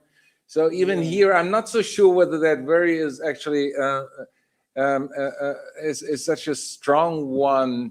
Otherwise, you would have to assume now there's strong correlations between specific traits and genes, and the same traits are actually are generally in your interest this year, next year, in 10 years time, 15 years time. Maybe with respect to specific diseases, like cancer is just terrible. And this is like cancer is it's really difficult to tackle cancer as a disease, and we can find some certain correlations. Maybe that might be more of a procedure when if the price is here, that one sort of selects fertilized eggs with a lower likelihood of specific cancers in general, maybe. But then other traits might have. I mean, this might be something actually which, in particular, if with a AI screening where you can make better, more reliable predictions concerning the likelihood of getting specific types of cancers. So it could apply maybe in these cases. And maybe there is a correlation between health traits and quality of life. I mean, I don't know. It's complicated. It's tricky. But with other questions, no. And there are a lot of bias. With other questions here, so please. Yeah. Thank you for this interesting talk. So I actually would like to follow up a bit on Stefan's comments. So it seems to me that really measuring what makes one embryo, in quotes, better than the other one, is not so clear how you would measure that. And with AI systems, at least nowadays, you showed that these processes already exist. They're usually just trained on optimizing some measures that some experts have defined.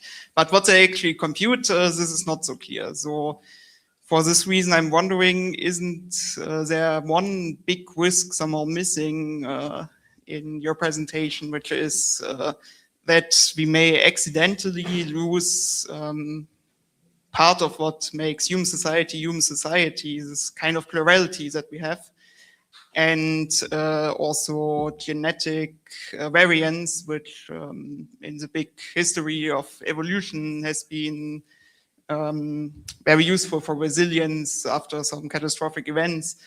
Isn't that something that can get lost on the line if this technology were to be employed too early before one really understands what these measurements are that are important? Yeah, good question. Good point. I tried.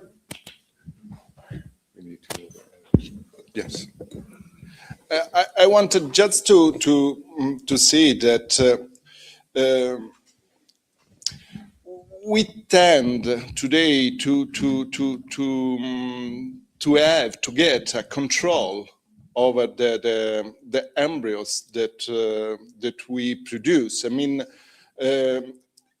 human reproduction is now a human choice, and tend to be a human choice, and so we want to have a control over this process, because we think that it is important, because we want to prevent situations that we think could be dramatic for our children, and so we try to be responsible, but and so we have to accept that human reproduction is changed, that today we are able and want to choose, to select, to have a control over this reproductive process. And it means that we have to deal with these new scenarios in which we have the possibility to get more information over the embryo we get. But it is a good question. Thank you very much. It's a big topic. And we're running late on time, I just realized. So we will skip the break, by the way. So if you want something to eat, to drink, do it in between the presentations, please. We'll be introducing Dr. Fabrizio Conti for the No, next... no, he's directly to Andre. Our next speaker is Dr. Andrei Nutas. He's a Romanian academic and researcher at the University of West Timisoara, specializing in the ethics of emerging technologies and transhumanism. He mainly deals with EuroTranshumanism, AI ethics, sustainability, and the philosophy of technology.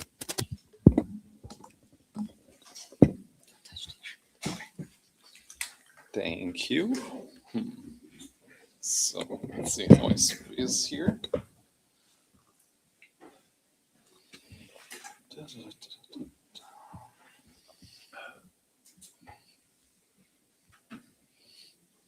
Okay, thank you for having me here.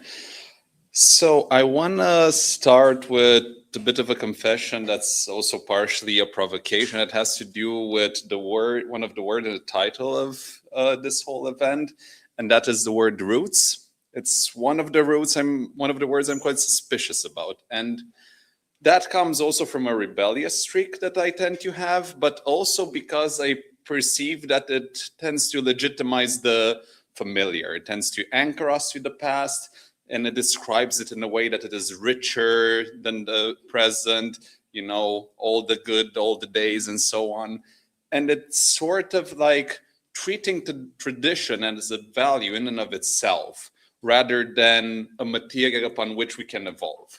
So I have spent a good portion of my academic life critiquing this sort of approach. Like, if I think about what I've written about Nietzsche's aristocratic nostalgia, or my more recent writings on Silicon Valley's mythologized garage inventor, you know, that is currently also becoming like a sort of a cult leader more and more.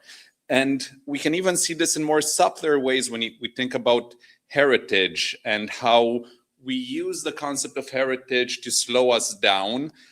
And often we're using it to slow us down for what is genuinely new and generative. So the provocation that I will try to bring within the next few minutes is I want us to think about cultural roots a bit differently. Like, I do see them as enormously relevant, but I would say that it is not for the reasons that are usually given, which are the ones that I mentioned above in most discourses.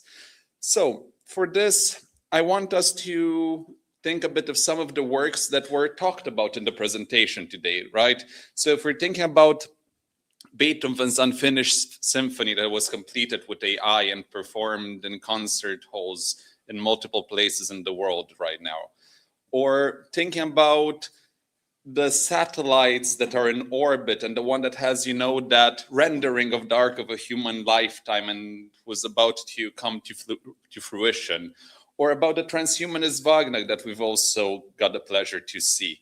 What strikes me when we're thinking about these works of art is not the technology that is used within them. Like, the technology is the least important thing out of what's going on there. What is really striking is that they are intelligible.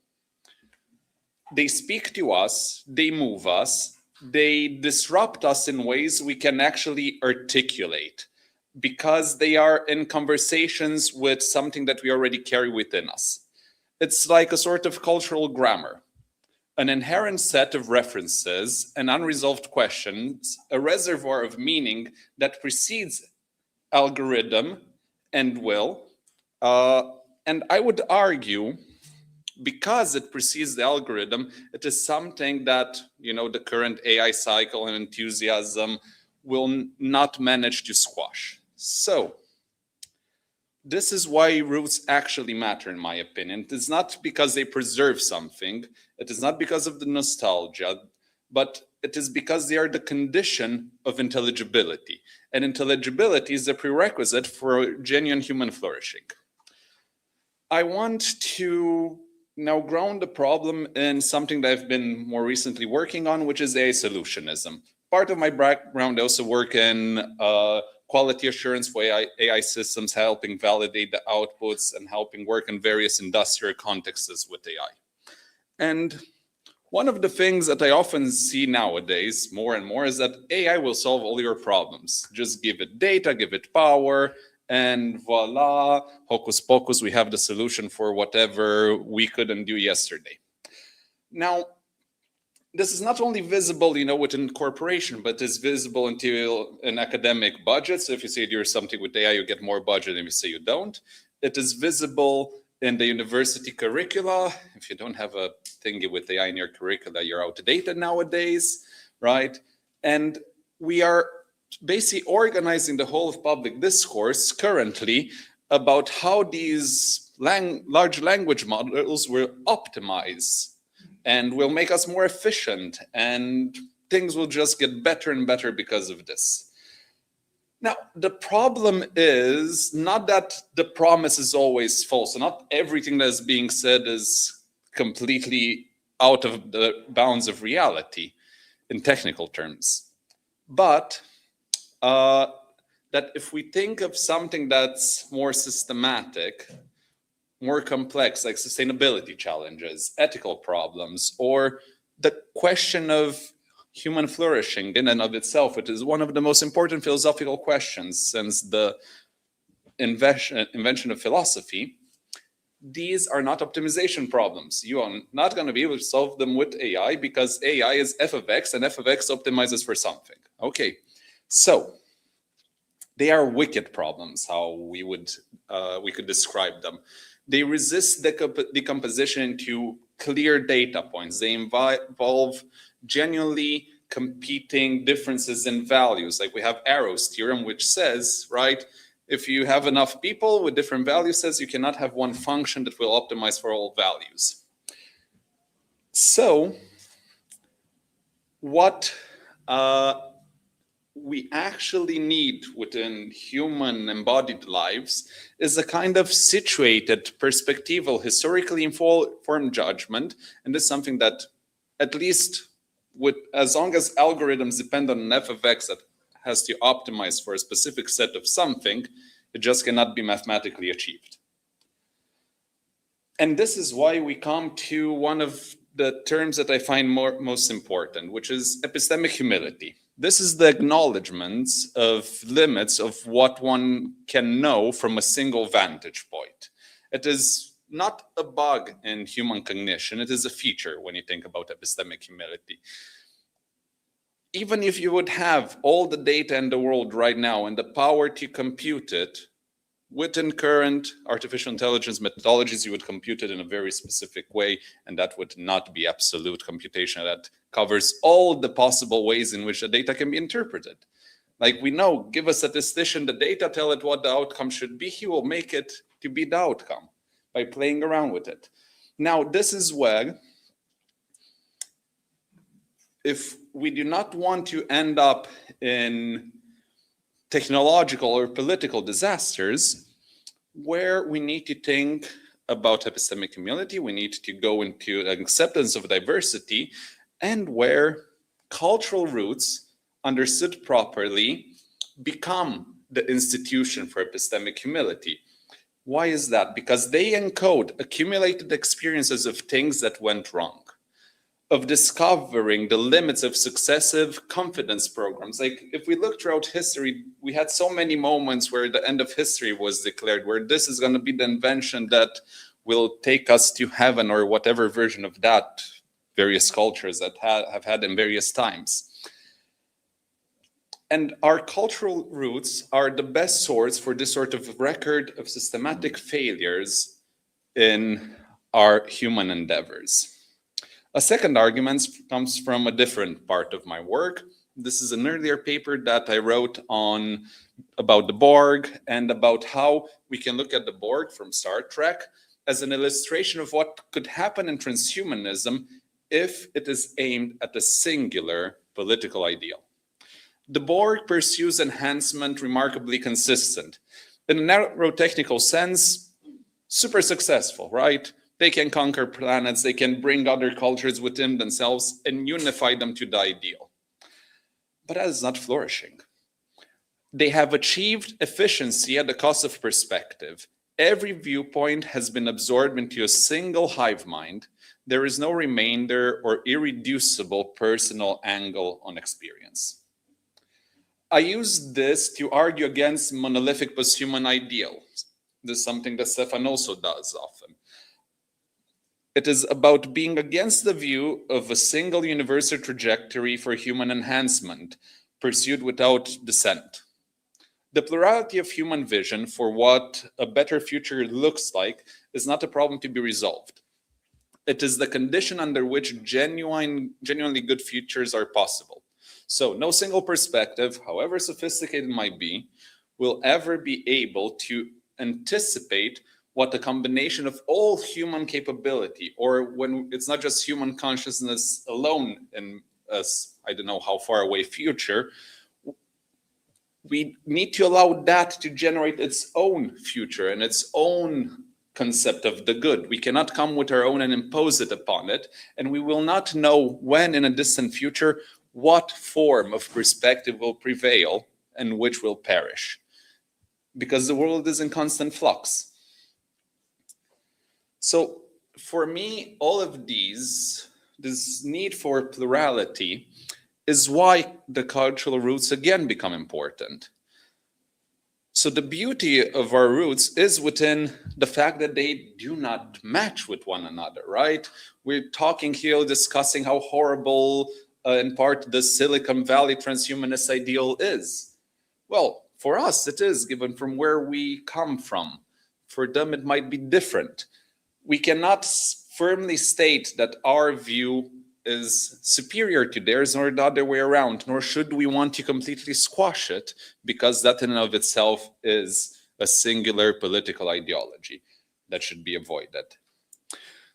And now I would want to get to the sharpest contemporary version of this question, at least that I am perceiving right now. And that has to do with the question of production. So we're in an era in which human flourishing is mathematically described through gross domestic product, right? So the number, that number describes how good humanity is doing at a national level. Of course, there's been a lot of talk about how absurd this is, but it's still one of the standards that are being used. So we look at our capacity to flourish through our capacity to produce things. And there is, of course, some correlation between that. But the moment production becomes abundant, curation is what becomes scarce. Currently, because of AI, the marginal cost of generating good writing, nice images, and as Matthias was also pointing out, possibly great music as well in the future, is approaching zero.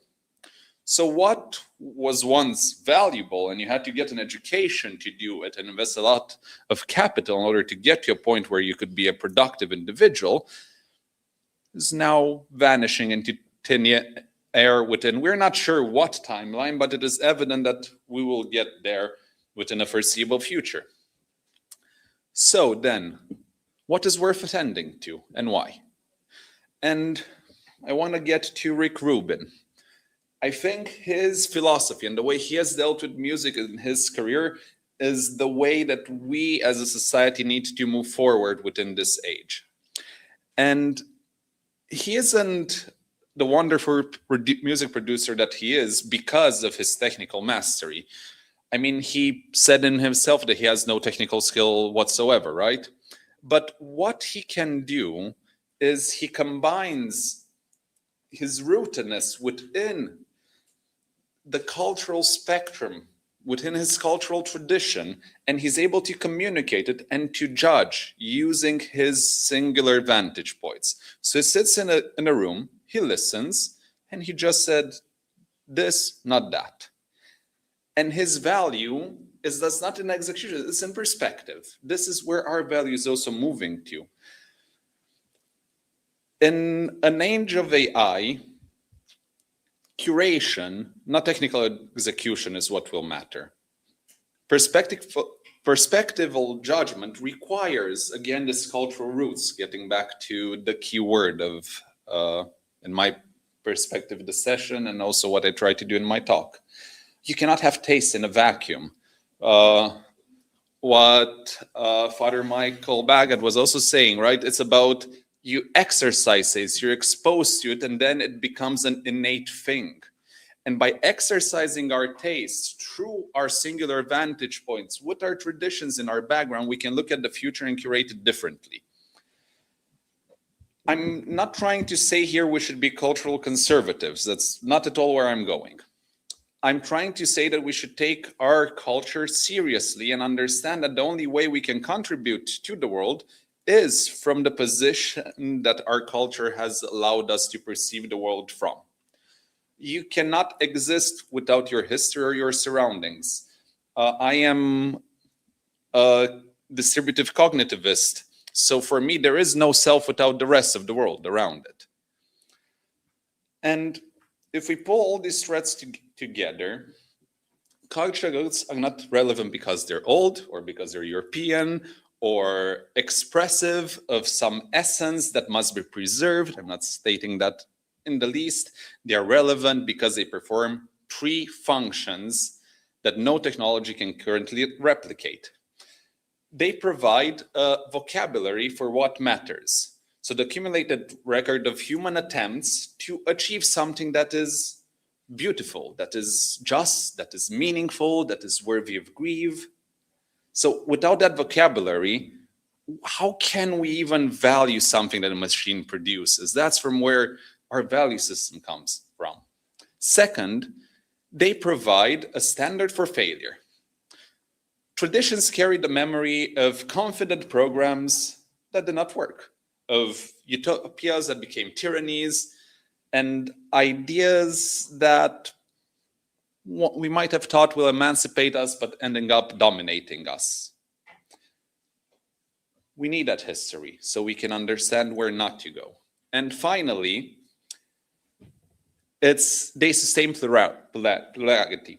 By coming from different spaces, from different situationness into the world, we cannot be homogenized in a universal algorithm, and thus we preserve the diversity of human meaning making through the stories of those that came before us and upon which we built. I think in what Stefan is trying to do with human transhumanism, he has created a great framework for transhumanism to realize exactly these three things that I was talking about. This is what I think also distinguishes from the Silicon Valley transhumanism, because it holds these three commitments seriously. It takes continental tradition seriously. It resists grand utopian narrative. It refuses to reduce ethics to a utility function and insists irreducibly on on the plurality of human values. As Stefan just said today, you don't need to, I'm not saying that my idea is true. I just believe in it and I'm trying to sell it to you. Exactly. So, and this is grounded by what Stefan calls a weak ontology of continuous emergence. Reality is always in process, always exceeding the categorizations that we bring to it. What might have been yesterday true does not need to hold tomorrow. Maybe not even today. And I think that the fact that we're in Rome, which is one of the densest intersections of cultural sediment of the planet, a city where as you walk through it, you can see the layers of literal meaning in architecture. And when you just look around, you can realize that, you know, maybe that building there was created by a civilization that asks questions that you've never even thought about asking. For sure, I have been there. And I think EuroTranshumanism at its best holds this position. It says yes to the use of tools. It says yes to enhancing ourselves, to collaborating with algorithms, to biotechnology and whatever comes next. But it also says that we need to be capable of taste, of judgment, of solidarity, and of grief. Thank you.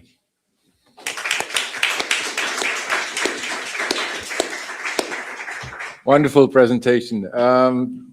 There's so much we would still have to reflect upon. I've been looking at the time, and we need to, in particular, sort of on the roots issues. There's still so much, but I couldn't agree more with what you've said. Yeah, great talk. Thanks a lot.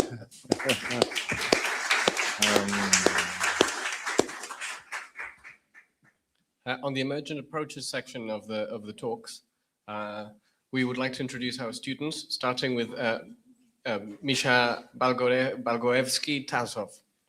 Sorry.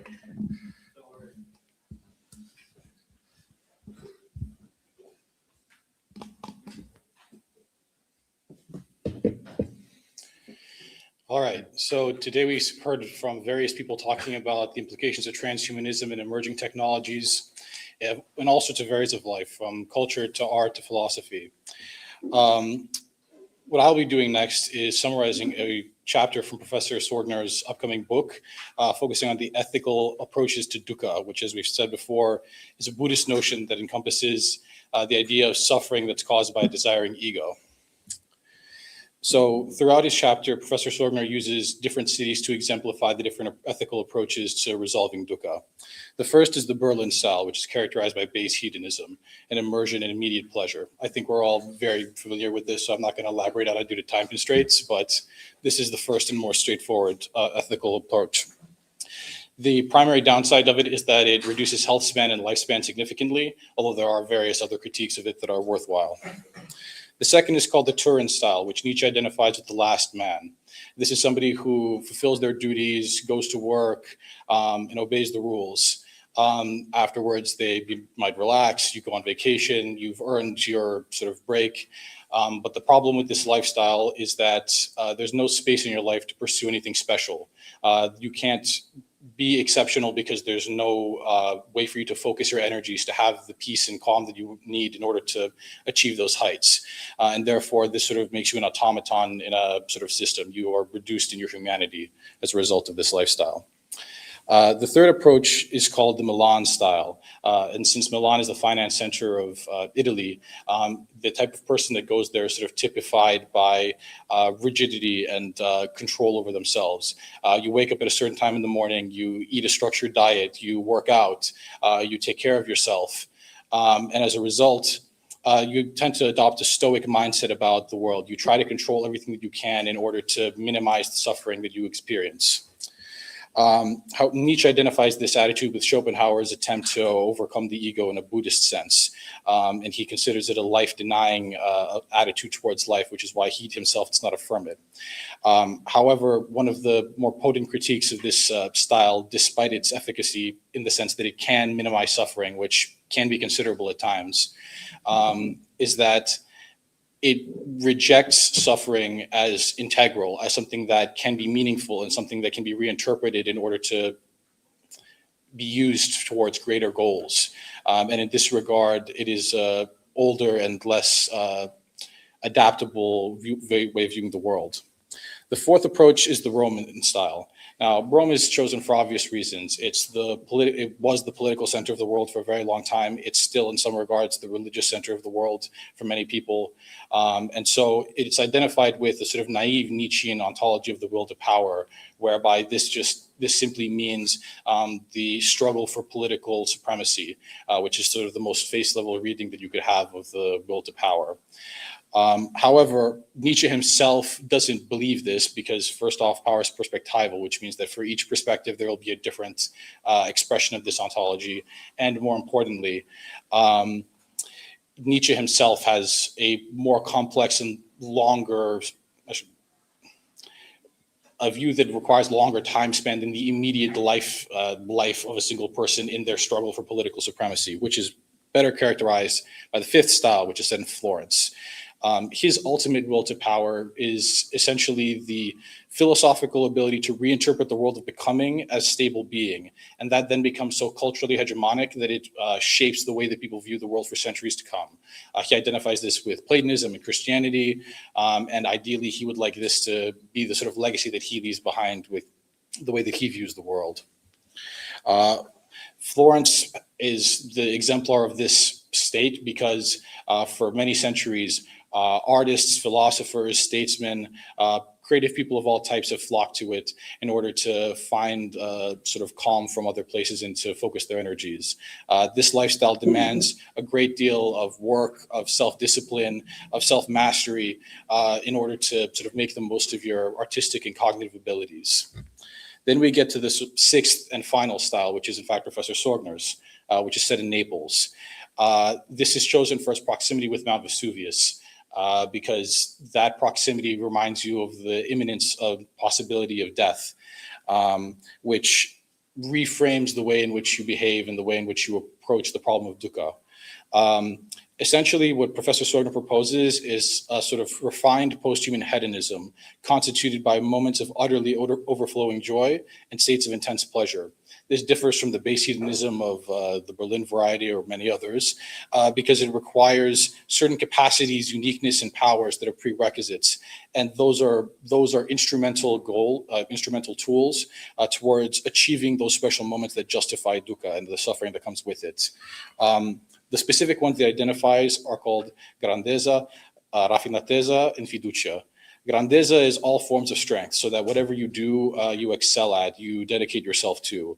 And then those pursuits are related to raffinatezza, which is when you become aware and you structure your interests in accordance with your sort of base drives, therefore aligning your internal self with sort of your intellectual pursuits.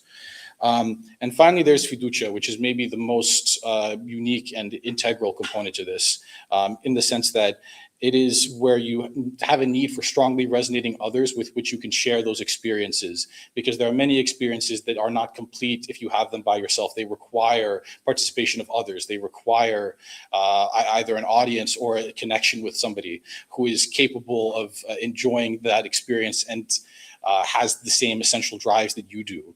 And therefore, these attributes collectively form the basis for Sorgner's post-human ethic that promotes the utmost ecstatic states of living in accordance with your idiosyncratic special needs. Overall, this provides a novel, non-utilitarian, non-Buddhist, and non-Nietzschean response to the problem of dukkha. And I would invite everybody here to consider which of these approaches best reflects their own and what the implications for them might be should they be adopted on a wider scale than people in this room. Thank you. Excellent presentation. Thanks a lot. Next up, we have Hayden van der Linde Dune. Hello, I am a current student at John Cabot, writing a thesis on the bioartistic phenomenon in the art world, and I would like to position my thesis in dialogue with a chapter from Professor Sorgner's upcoming book, to arrive at a conception of post-human art as the translation of biological values. To begin, I'd like to recognize the astute observation in Ballestretti's review of the attention to post-human art and bioart being often limited to non-human materiality and intellectual paralysis that can be attributed to the issues of morality and ethics that run throughout this chapter's review. In context of human material bioart, discussions of morality are always estimations of value, whether that is the ontological value of the body, the value of scientific research, or the emerging aesthetic value of bioartistic mediums. As stated in the review, is it possible to defend the moral acceptability of research on human embryos for research purposes, and at the same time, consider their use for artistic purposes morally unacceptable? I argue that it is not possible to defend one without defending the other. I present case studies in this presentation to arrive at a conception of post-human art as a parallel practice to scientific research rather than a practice that exists in opposition to the morality of science. Next slide. Next slide. First, I'd like to look at the Critical Art Ensemble's performance art piece, Flesh Machine, performed 5 times between 1997 and 1998. The Flesh Machine is a performance that positions members of the Critical Art Ensemble as representatives of a fictionalized genetic testing company, acting as representatives for reproductive technology. They present the fictionalized testing company and then select audience members to provide blood samples in their in situ lab. This allows the donor to assess the potential value of their bodies as commodities and hence their place in the new genetic market economy. A large screen image of the donated frozen embryo is then displayed to the audience with a clock noting the time left until the embryo is evicted from its cryo tank. Audience members are encouraged to donate to pay the proverbial hostage's rent. Although the art piece does not use living embryos as a medium, it does underline questions about the morality of scientific research and leverages the specter of the embryo to create controversial discussions about the morality at the basis of using manipulable biotechnology. I also would relate this back to Balistreri's talk on the optimization of reproductive technology through AI prediction. Even though at the time of this performance, these technologies were not available and were not being implemented in commercial contexts, this artistic performance proves that bioartistic practice is a moral imperative that acts in parallel to scientific research rather than acting against scientific research. Next slide. Lastly, I would like to briefly look at the tissue culture and art project's Victimless Leather.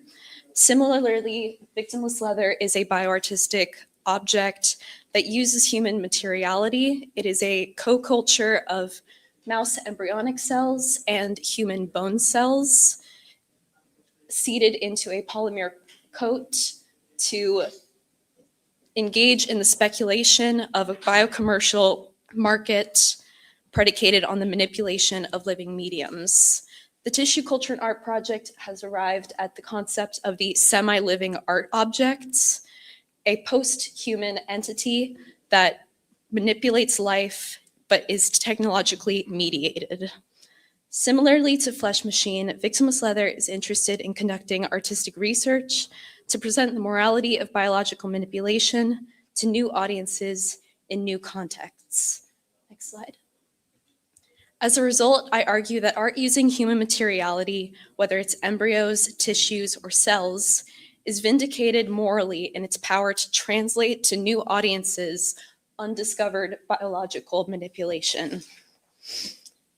If, as it seems, the body is in the midst of being radically reconfigured by science, then the social, political, and emotional implications of these advances need to be mapped, made visible by parallel artistic research, since art itself is in the far from innocent business of making meaning visible and palpable and even valuable.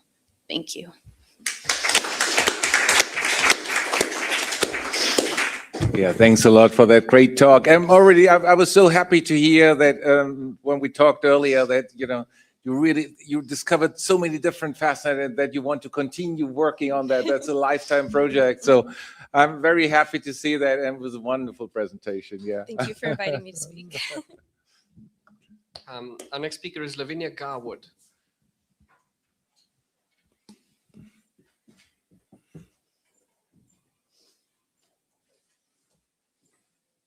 Hi, everybody. So I was actually Professor Sorgner assistant researcher a couple of semesters ago for this book, so I'm very excited for being here. So I read the book multiple times, and there were a lot of chapters interesting me, but the one that I will be talking about today is the one on education. So in the little parentheses, I wanted also to link to a little bit with learning difficulties and disability, which I have myself, and I truly believe that this chapter does in some ways expand on that, and I will explain a bit why. So first of all, in the chapter, Professor Sorgner talks about meta-humanities, which are multiple courses which take in consideration the humanities, but also post-human studies, or courses which are more linked with technology. And actually the word meta-humanities is very important because it means that it lays between humanities. It's not something that goes beyond the course of humanity itself. Then in the chapter, Professor Sorgner goes more into depth between the kind of two major, the two big differences of students. So the students which dealt with, the humanities students basically, and STEM students. And he says that we should have a very specific requirement or proficiency. So for example, the humanities students should have digital literacy as one of their, requirement, which of course, is very, very important to understand how technology works. And then in the STEM section, they should have some kind of post-human courses, which, because of course, the STEM students do actually delve with, the digital and the technology already, but sometimes they need some courses which are more linked with human studies to truly understand how to analyze in a better and more functional way the data that they do receive from the new technology. Now, from all of this, how it is connected to learning difficulties and disabilities, I think in nowadays, or I can see nowadays, there's a lot of paranoia when it comes to, for example, AI into the education system. For example, there's a lot of universities who are trying to ban it, which is crazy because AI is embedded in everything. So a student will eventually using it without even realizing it. And so the idea of actually studying technology, even in humanities courses, means that we can actually use technology into the education system also. And those technology are very, very important with people who might have learning difficulties. An example that I give to a lot of people is, for example, when we think about audiobooks in the past, they were considered as a second stuff, something which was not supposed to be considered as the same of reading a book. And this, of course, discriminated a lot of people who use them. Now, of course, the idea on audiobook kind of changed, but the kind of anger that we have toward that specific, audiobook, for example, actually, I think, transfer in something else, for example, AI, which in reality can be quite useful for people who might need some kind of, help, let's say, or, tools that might help with, studying and things like that. So. Thanks a lot. Great presentation, yes. We'll talk about that further, definitely. There's so much in it. So now we're coming, I would like to, for our last section of the talk, introduce Sven Helbig, a German composer, director, and music producer, known for his genre-crossing works, which blend classical music with electronic and contemporary elements.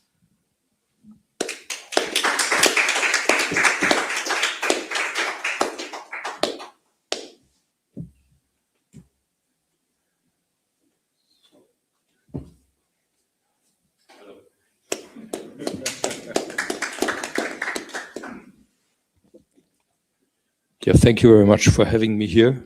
I'm very excited to be part of you distinguished speakers. And I didn't prepare a speech. I know. So I think Stefan wants to get into conversation because I had the big, incredible pleasure to put one of my artworks on the cover of Stefan's new book. And I did this for one of my music creations or art creations, and it went through different exhibitions around the world together with Gerhard Richter and Tony Craig and William Kentridge. I don't know if you are familiar with those names. I'm very proud of this, but I'm especially proud that this is now the cover of this wonderful book by Stefan Sorgner, and I'm happy to say something about what this is and what it means, why it is on there, and maybe Stefan says also why he likes it and why he puts it on his book. Yeah, so the pleasure is all mine, obviously. No, it's a great honor that you sort of agreed to have it as my granted that I'll have it as a cover of my book. It's a really absolutely amazing word. It actually it is, I mean, you can explain some more of the, amazing from details from the COVID vaccine to skateboards, Suspok, Zarathustra, all the different resonances, the iPhone, all the different resonances which you might not initially realize, but all the resonances which is also being highlighted in the EuroTranshumanism approach. So going back in the European cultural tradition, but taking it on to the present times, and the main sort of one of the main. It also highlights more of the insight why I'm particularly looking forward now to discuss what I'm particularly looking forward to discussing with you, and that's the issue of beauty, actually. And because in contemporary art, and whenever I give talks, in particular to German-speaking aesthetic circles, but not only, and I highlight sort of the relevance of the works. Eduardo Kach, we've had Eduardo Kach with us before, Philip Glass, the works you've been creating. It is one of the responses I'm getting very often, and that also applies. What probably applies to this photo of yours. It is too beautiful to have aesthetic values in our society. That's sort of in German philosophical circles. That's one of the responses which I often get. And one of the chapters, a couple of the chapters, but in particular one in the book, sort of highlights, no, that is completely absurd. And I present some of the reasons for doing so. But you in our conversations, which we've had before, you've stated so many further, also more specific examples with respect to sort of the financing, the classification of the music, which are some of the practical challenges, which I would want you to sort of explain and highlight and talk about a little bit today. Yeah, this is a big topic for the end of this day.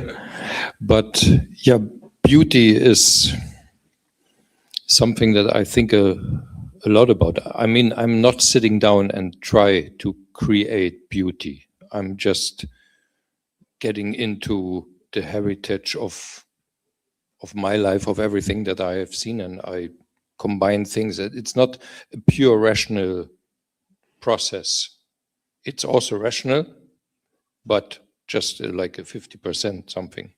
For me, finding beauty, you mentioned Rick Rubin before, how he sits there and just judges with his closed eyes somewhere in Malibu and says this is good or this is not, without touching a fader or without even knowing this type of music, like he produced from an AC/DC album, yeah, to hip hop albums and to Johnny Cash albums and many more. And for me, I came to this conclusion, it's a kind of what the Bitcoiners call a proof of work, or it's mining actually. It's a whole life collecting things and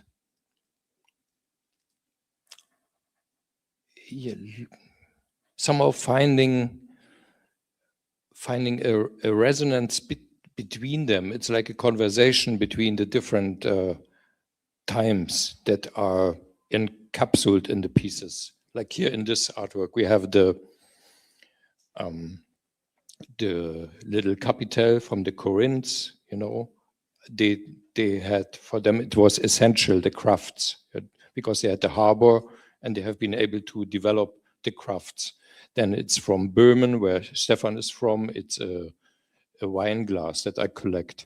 Then we have the Also sprach Zarathustra is the center of the whole thing. It's a piece that Richard Strauss composed on the basis of Nietzsche's work.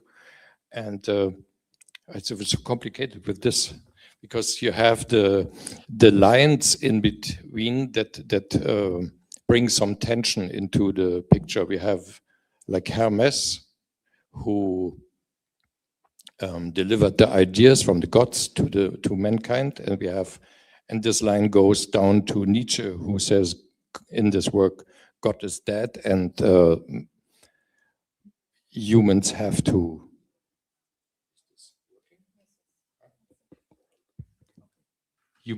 create the ideas out of themselves, right? And then we have this other line that goes from the old TCM work by the Chinese medicine.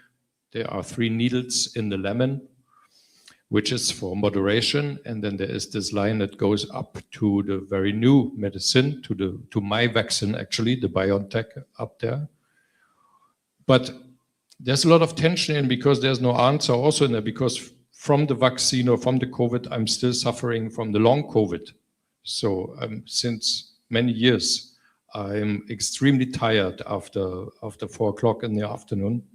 So it's not that the new things are always good, and it's not that the old things are always good. We have also, I'm referring to your speech before that I liked a lot, it's the intelligence that is delivered from the past that we use. But there's also something beyond the intelligence that we carry with us, that we can't explain, or I at least cannot explain. I don't know why I fell in love with this little porcelain down here, but I'm collecting old porcelain and I love this. This is the swan neck right here. So there are so many things that I cannot explain, and I put this all together, and on top the rose that is for becoming, and this is all the past that we have behind us. This is from my very first computer, some cables here.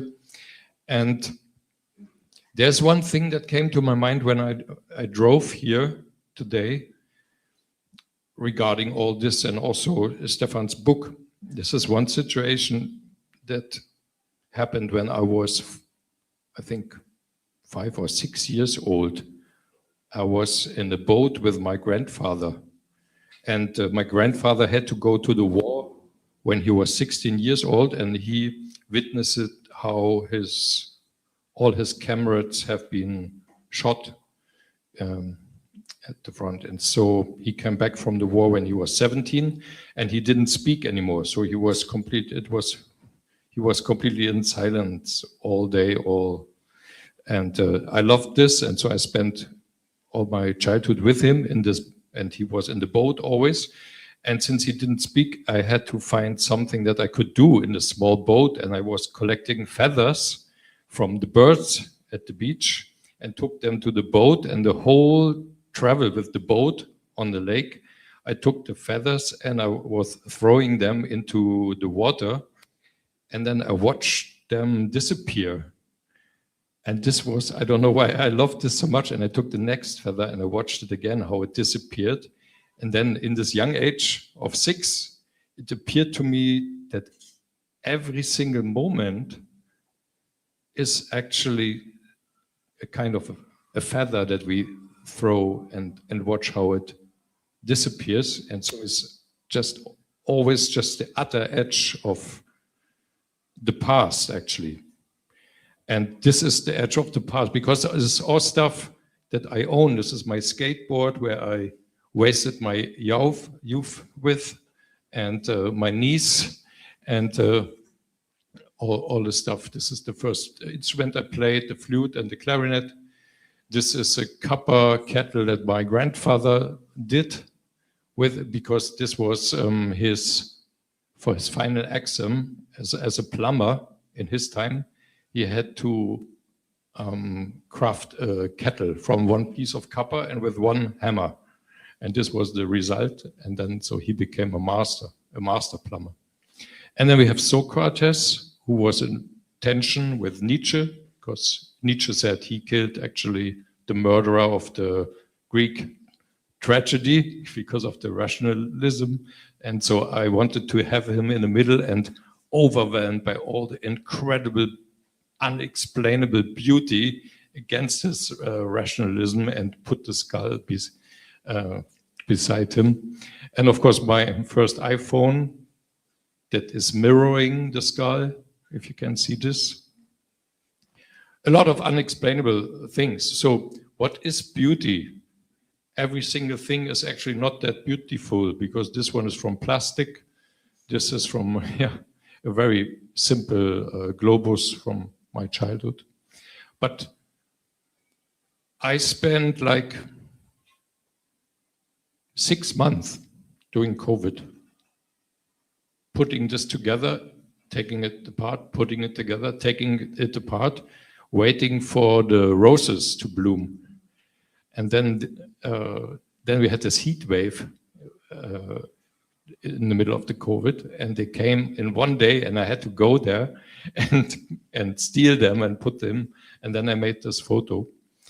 And yeah, I don't know, this is a lemon from my mom's balcony. And as I explained before, this is in the old Vanitas paintings. It's for moderation. And the Chinese, if you are weak at a certain part in the body, they put the needles in. So I put the needles in the moderation because I think this, is something that gets lost. And then it was in this exhibition with Gerd Richter, and then the Kunstkritics came.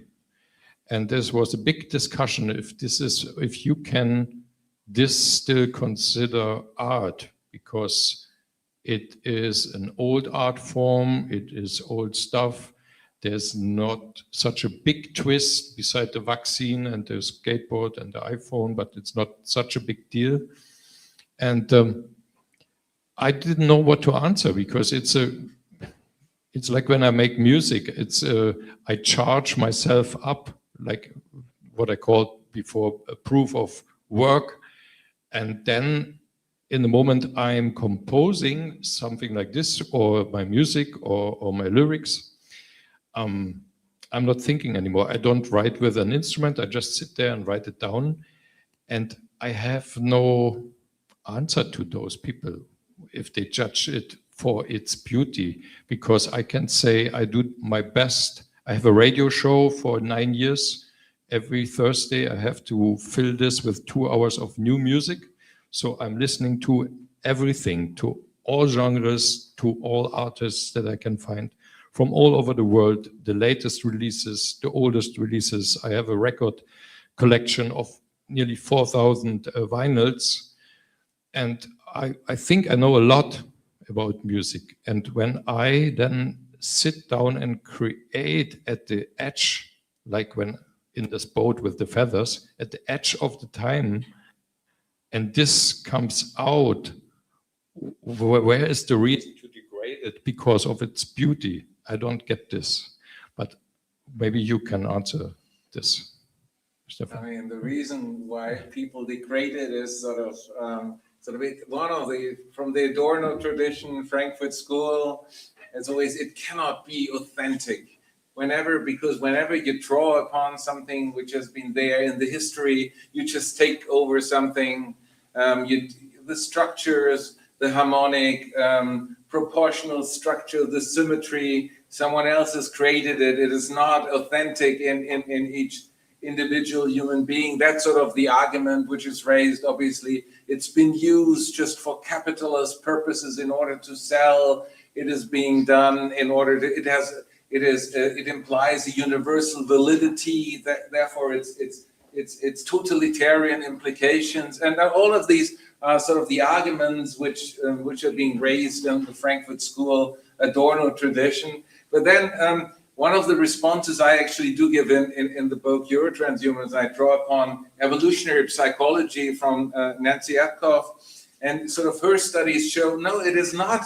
It is not inauthentic. It doesn't have to be inauthentic. Like she's drawn upon, she's summarized psychological studies where basically young children, newborns, a bit older as well, they've been confronted with musical sounds, with tonal sounds, harmonious sounds, and basically everyone was responding in a similar fashion. They all loved it. They all had the possibility to rely to tonal, they had a strong resonance to tonal music. But once they played something like Stockhausen and Riemann, then people started screaming, the young kids started screaming and crying. There was no way. That doesn't mean that it has no value at all, Stockhausen and Riemann. However, it's more, it is solely a cultural taste. But it other shows, no, there is something evolutionary within us, which is grown, which is being developed, which is part of our structures. It doesn't mean it's universally valid, however, but it's something which is widely being developed in human beings, which makes us drawn to such symmetrical, proportional, to sort of more traditional understandings of beauty. And as a if that's the case, then of course, no, it is authentic that people have a strong resonance to these types of structures, to that what we refer to as beauty. And the argument that it's inauthentic simply doesn't apply. It's simply a wrong understanding of, an implausible understanding of authenticity or authenticity. Yeah, I like this so much in your book that you, what is it? Yeah, that you open transhumanism to those roots of beauty, and I mean, for me, I was thinking about this when I created this album and this artwork, why beauty is maybe not the right word, but I think every human being knows this discrepancy, this tension between the own ending existence and what is the connection with the eternal being. Where is this? And every search for whatever answers in a philosophical way or in an artistic way or in the everyday life, even the plumber who wants to create something that is just right and beautiful, yeah, like my grandfather, he always deconstructed stuff that I plumbed myself when I was a student. This is blindly trying to touch this connection. How can this be? And what is the coexistence? How am I important in the eternal flow of things with my ending life? And beauty seems to be something that we take as a word for something eternal, something that is existing or valuable still. I'm not talking about the Fibonacci, and the golden cut. There's also beauty in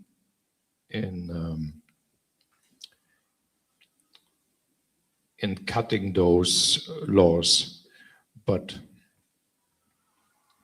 yeah, as I said, it's somehow I always have the feeling when I try to find the right notes, and when I read about Bach, how he composed, he was like blindly touching God. And what is this eternal instance? And we call it sometimes beauty, searching for beauty, but actually it's something else. It's the invisible connection between the eternal and our vulnerable existence. Exactly, and this is sort of what I also found early on, and Eduardo Kach mentioned in his final artwork, which he highlighted in his presentation. So he talked about sort of the structures which take place in all human lives, sort of in the youth, in the middle age life, in the older lifestyle. There's certain, even though he deals with space art, bio art, the latest emerging technologies, but he still tried to deal with and resonate and highlight human structures which are common, which are evolutionary ground, which are widely shared, so that people can relate to them. In the same way as you highlight, no, it is you want to create, you work a lullaby, something which can be sung to the children at night, something maybe which can be performed during a wedding, during a funeral, where it's not something which you only need to go to a concert hall just to listen to. You need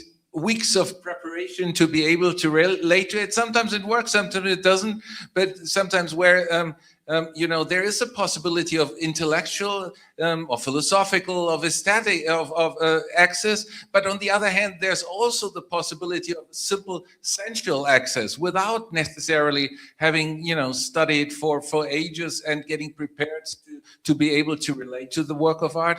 But you can do so without that preparation as well. So it works on various levels, no? By intellectual, aesthetic, philosophical, but also purely sensual, and that's something which I find particularly, striking. Moving. This was an idea by Adorno. Adorno brought this up because of capitalism, right?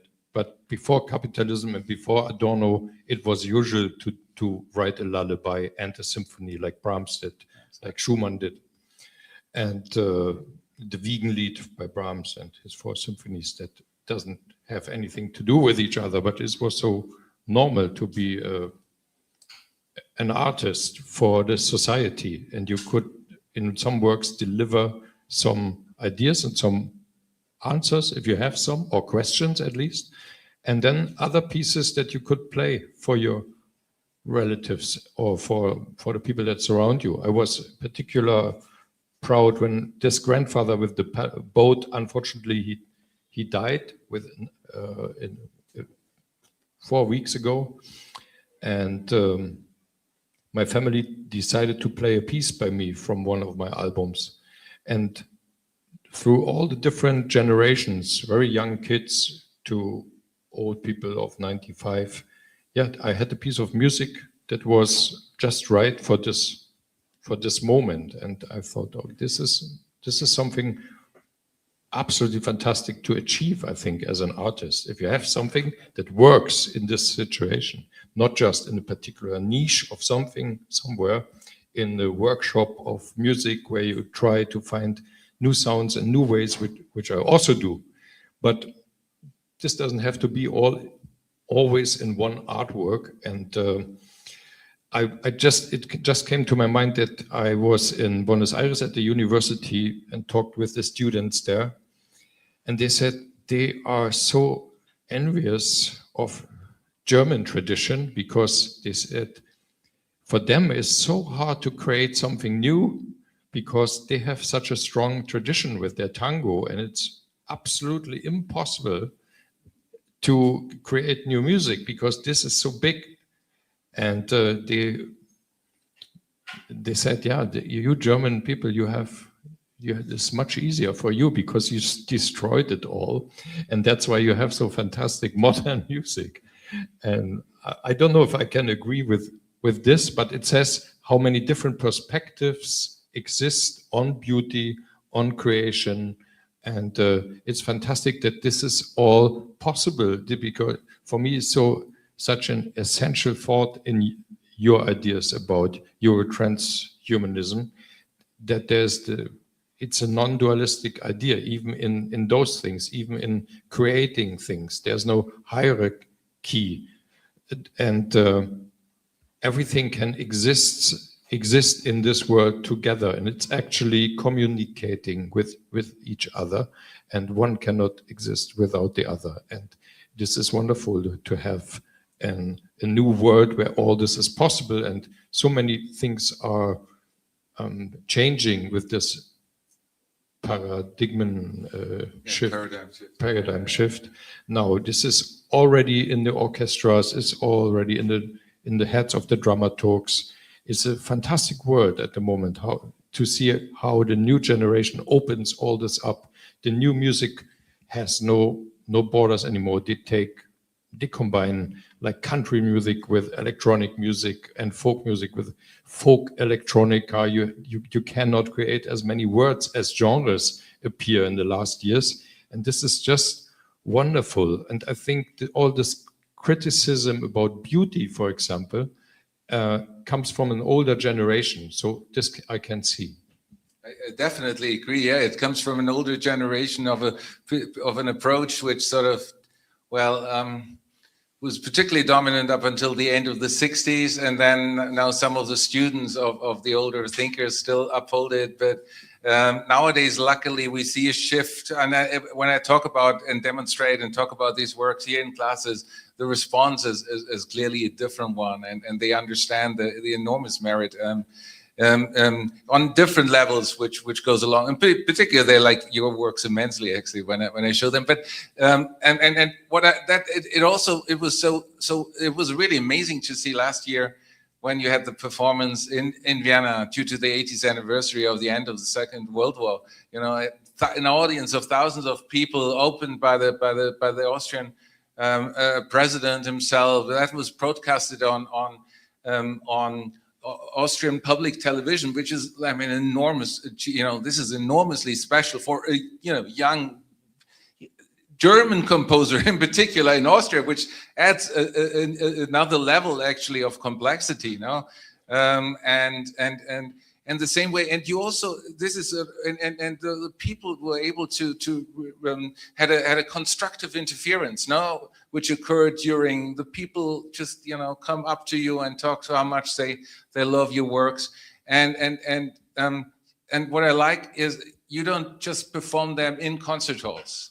No, you actually go. I mean, you don't go just to classic concert hall, but you actually choose different venues as well, sort of in order to open up, because there is such a barrier for younger people in particular, maybe, but not only sort of to go to these more classic concert halls, but to have an alternative venue where you can actually move around, take the aesthetic dimension of the performance of the choir into consideration, which I love the off venues a lot, because it's also how I grew up. When I listened to classical music for the very first time, it was in my hometown Eisenhüttenstadt through a self-built radio, and I haven't seen an orchestra before. So I grew up with just that sound without knowing what the clarinet actually is, and fell in love with the sound. And later I discovered, yeah, classical music, it has a connotation. You have, the first question is not what's on the program tonight. If I ask my mom if she comes with me, she doesn't ask for the composer, but she asks what to wear. And but this is all going away. It's not dominating anymore. That's why I'm saying it's a fantastic time for new ideas, for your ideas, and it's wonderful to create in those times. And this criticism, yeah, it's coming from an old world, and so many perspectives exist. Like in Rome, you have a fantastic artist, Abul Mogad, who is a drone artist. He came to the concert at the Villa Farnesina with his family. He's just playing one note for the whole concert. So, and it's wonderful. It's beautiful, actually. So, and it's a different type of complex and radical thinking, and there are so many perspectives, and they talk to each other, and they are very important, and especially possible under the head of the philosophical idea of EuroTranshumanism. That's why I love Stefan's work so much. Many, many thanks. It's been just wonderful having you here. Listen to his pocket symphonies, listen to his Requiem, and to all of his other works. They are just absolutely groundbreaking, amazing, beautiful, moving. It is really sort of, this is a bleeding edge of really the most special musical moments which you can experience. And so, yeah. It's been wonderful having you here. Many, many thanks for your presence and all these exchanges. I'm really looking forward to the next edition of the Post-Human Studies workshop. So have a beautiful evening now on Saturday evening. The weather is amazing, 25 degrees Celsius. Just now we can enjoy sort of our cultural roots, our heritage, which is so diverse here in Rome as well. I'm looking forward to being together with you tonight. Thanks a lot for being here.